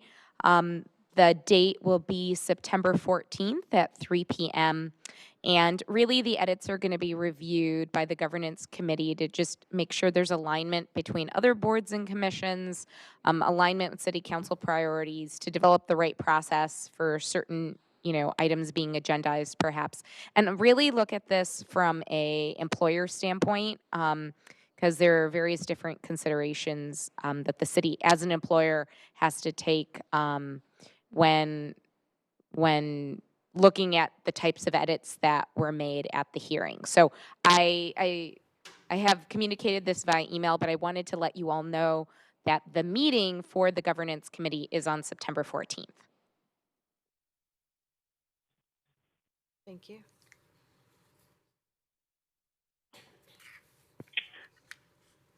Okay, I see Commissioner Becker's hand up. I assume that he might have an announcement. Thank you, Chair. First, before I get into it, I just want to say thank you to all of our firefighters out there who are battling the blazes. And then also this weekend is Silicon Valley Pride. It's going to be on virtual, so I suggest all of you join in to enjoy the virtual experience because we can't do it because of the pandemic. And then lastly, I just wanted to say, thank you to Commissioner Steve Kelly for all of you done for our Planning Commission for the last, I think it's 8 years. And I really appreciate all your guidance. And I just want to say it was a pleasure to travel with you down to Santa Barbara last year. It was a lot of fun.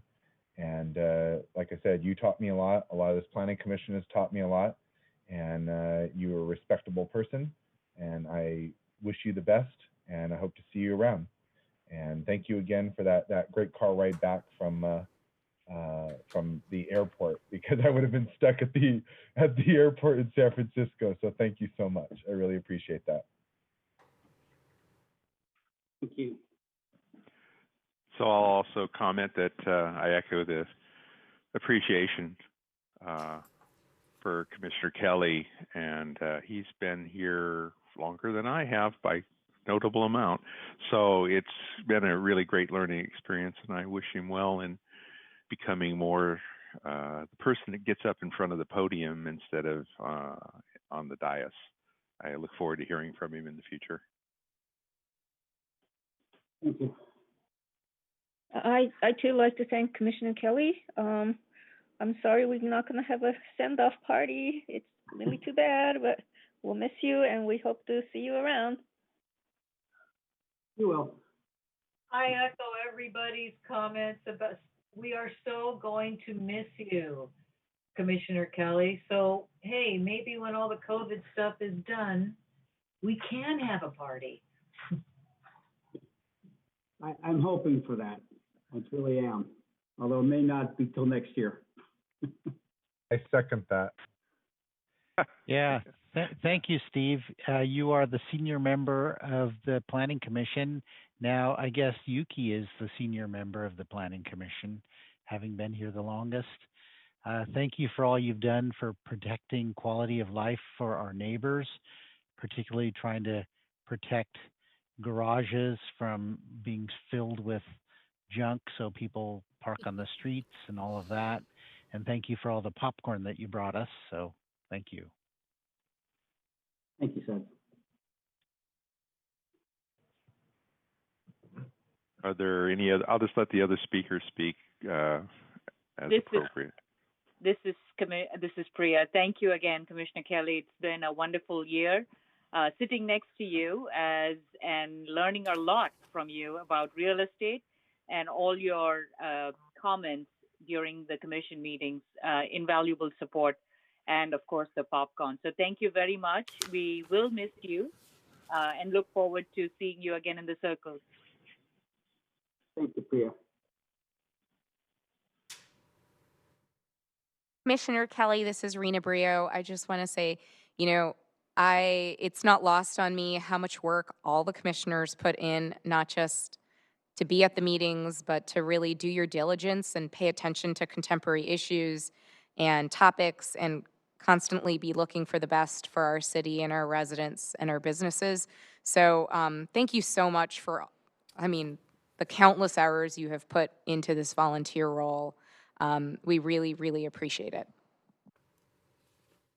Commissioner Kelly, this is your liaison. Can I also comment? I was going to do this later, but since everyone brought it up now, I just want to thank you. I've been here with you your entire tenure, and I can't tell you how much I appreciate your common sense perspective, your reason, and also your real estate background has really brought a lot to the table. So thank you for your dedication and your continued education and all that you brought to the commission. It's been a pleasure to work with you. You as well. Thank you. And Commissioner Kelly, this is your attorney. I remember you. I still remember you sitting down with me when you first joined the commission, learn all about the Brown Act and conflicts. And I got to say, I've seen a lot of commissioners come and go in Santa Clara, but also in a lot of other cities. And it's rare to see someone who so fully grew into a role. I think it's just been wonderful working with you, and I think we're all going to really miss you. Thank you, Xander. I think Jane and Becker are also still hands up. Good. Oh, there we go. Oh, okay. Just want to say a toast to Steve, and I'm going to clap for you away from my mic. Little golf clap. There we go.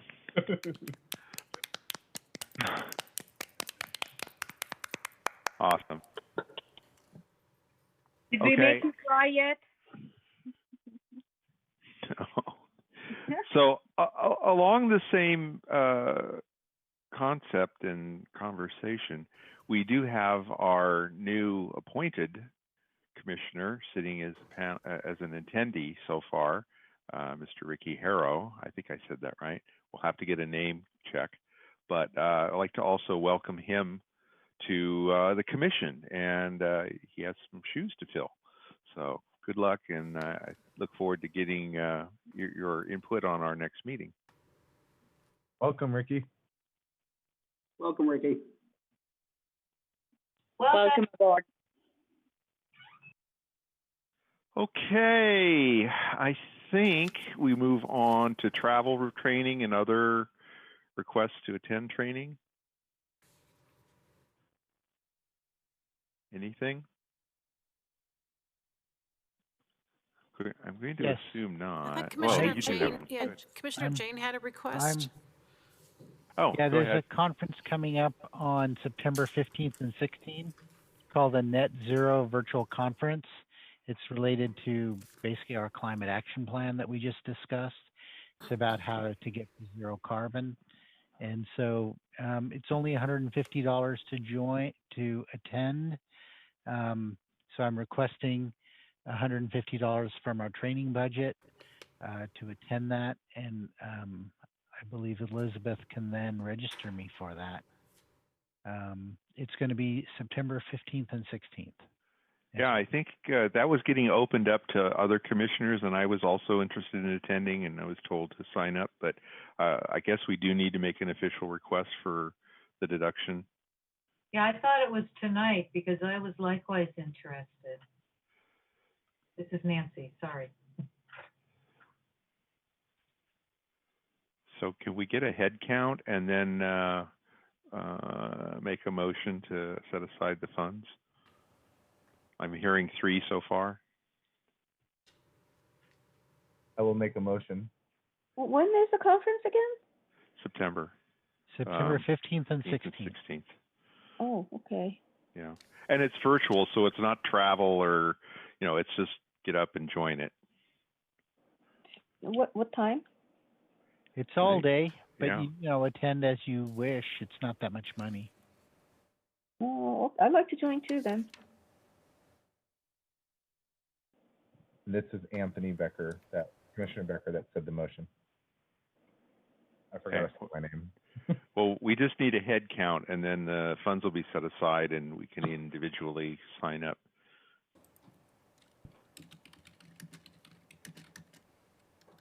I hear 4. Please confirm. Put your hands up if you're going. Put your hand up if you want to go. That'll make it easier. There we go. So I see 4. Myself. Oh, now there's a 5th. I see myself, Commissioner Cherukuru, Biagini, Jane, and Nikezi. Well, being virtual, I guess there's no Brown Act violation. No, we're not speaking directly to each other, theoretically.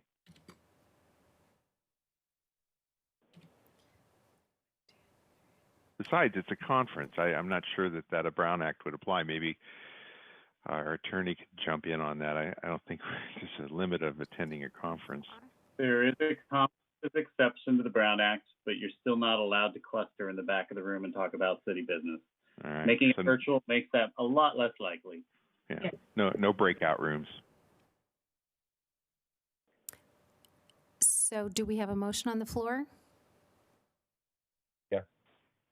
The motion was made by Commissioner Becker, seconded by I'll second it. Commissioner Jane to expend funds for 5 commissioners to attend the Net Zero Conference, correct? Yes. Okay. Commissioner Kelly? Yes. Commissioner Casey? Yes. Commissioner Jane? Yes. Chair Salim? Yes. Commissioner Becker? Yes. Commissioner Biagini? Yes. Commissioner Cherukuru? Yes, sorry. Thank you. The motion passes. It would be an interesting result if anyone voted against it that wanted to go. So Elizabeth, will you register us to that? Yes, I will take care of the registration tomorrow, and I will email out confirmations to all of you. Thank you. Awesome. Thank you very much. Thank you. Thank you, Suz. That was a very good timing for this conference and after today's meeting. Thank you. Yeah. Are there any other items to talk about on travel or training? This is Priya. Chair, So I just wanted to acknowledge today's study session, but as we all noted, 1 hour is not sufficient for our study sessions. We do really get engaged. There were several comments that are still pending. It would really help that if we can actually have it scheduled separate, if it's overlapping and is going to take substantial amount of time for other public comments. So just a thought under training that I actually revisit this topic because I think it's such an important topic, and with our recent webinar interest, I can sense that we are going to have to revisit our climate action plan and goals. But I wanted to also add that with the recent operational changes and significant move towards virtual, our GHG should be coming down significantly if regionally we also allow for telework and remote working option to become the norm. So I didn't see that come up in any conversations, but I wanted to throw it out there. So with that, I'll yield. Thanks. Awesome. Thank you. I see hands still up. Are there any others that want to comment?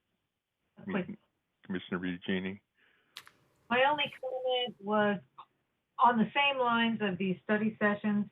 It feels to me as if the presentation by whoever it is, staff or otherwise, if it's expected to be 20 to 30 minutes, and they'll know that ahead of time, that we should definitely have more than an hour because we like to ask questions. And if it's something that's going to take longer than 30 minutes, I think we really need to put it on a different date. That's just my thoughts for what it's worth. Thank you. So noted. Awesome. So we can move on to Planning Commission budget updates.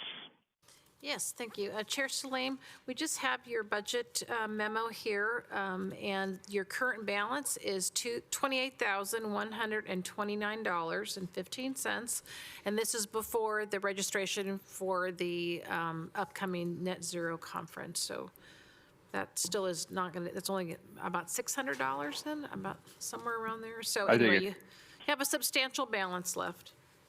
This is Rena Brio. I just want to add that I don't have specifics as it relates to the Planning Commission budget, but I do know in general the city is looking at a lot of opportunities for cost savings, and trainings are a category that they're looking closely at across the board, even with staff. So I would just, I would maybe encourage you to look at what you want to prioritize maybe spending money on, and consider that, because, I don't know, the money that's been allocated this year, everything is being reviewed by finance and by the city council. So I don't know if anything really that's been allocated is guaranteed.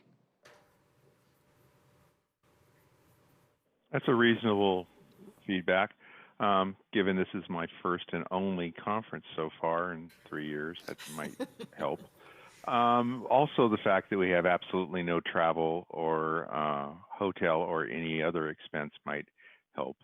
Yeah, I understand. I think it's a really noble idea to try and cut our costs where we can. That's all the report on the budget. Okay, upcoming agenda items, please.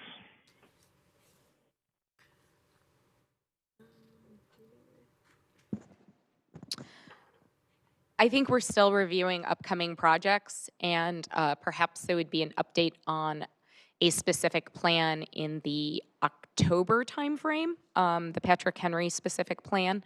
But I don't have a listing of other projects that would be ready for Planning Commission in September. Okay, then City Council actions would be next. Yes. Okay, so there was a couple of meetings.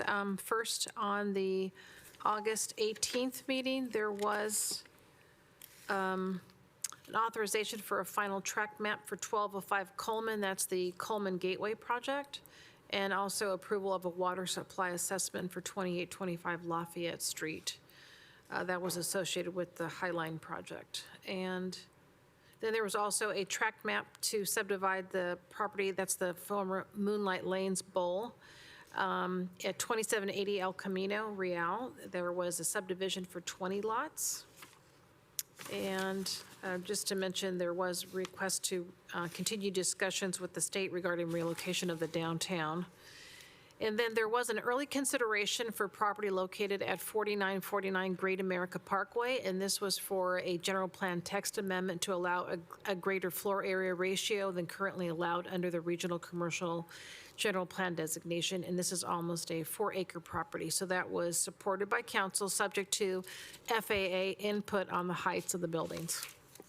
And then on the yesterday, on the 25th, there was a tentative map approved for 2305 Mission College Boulevard, and this is a 2-lot subdivision for facilitating the development of a data center. And this data center's been approved a few years ago, but then a revised project was just approved, and that is to facilitating 2 buildings on that site. And that's it. Okay, I see our attorney has his hand up. Did you have? Just one brief announcement, Mr. Chair. I should have made it. Many of you were on the commission in 2017 when the 1075 Pomeroy project came to the commission. It was a 4-townhouse development proposed by developer Dori Marhamat. After it went to council and got approved, the neighbors sued on CEQA grounds, the Pomeroy Eichler neighborhood, they call themselves. That CEQA litigation was finally resolved yesterday in favor of the city. So that development is finally free of the CEQA litigation that was plaguing it for more than 2 years. Is that the 4-unit house? 4-unit townhomes on Pomeroy Avenue. Yeah, I remember. Thank you. Yeah, in like 3 years. Was it right near El Camino? Yes, it was. I think it was closer to Benton. It's actually on Pomeroy, kind of near El Camino. It's Pomeroy and Benton. Right, you're right. It's right next to my house. Pomeroy. Oh my goodness. Oh, that's unfortunate. Yeah. Okay. Well, that was interesting. I had one comment. Okay. I think it would be appropriate that when we get to the next motion that'll be coming up, we let Steve we lost you. Commissioner Try Biagini, again. you're breaking up. Oh, I'm sorry. Okay. I think I know what the next motion is, but I'd like to ask Commissioner Kelly if he would like to take us out. Darn it, you stole my... Okay. I was going to invite him to make the motion. Can I ask a quick question before we close up? Sure. Are we still getting those iPads we approved? Yes, you are getting the iPads. I sent an email out to the commission telling you that we're going to go through that transition. And I sent an email with some requirements of information I need from each of you to send to me. And in the next several weeks, I'll coordinate the transition with all of you. And by the September, I think it's 23rd meeting, we'll have our new iPads. Okay, thank you very much. Okay. So we're officially done with all other activities. I think it's Commissioner Kelly's opportunity. Well, since I know it's been a long night, I'll just make it quick. Motion to adjourn. Second. Mic drop.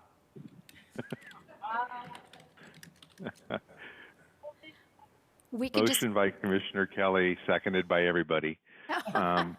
We can just take a voice vote. I mean, we can just unanimously. Yes, I agree. Is everyone approved? Yes. Yes. Yes. Okay, approved by all, correct? Thank you. Thank you, everyone. Thank Bye. you. Good night. Have a good evening. Good night. Thank you. Night. Thank you. Goodbye.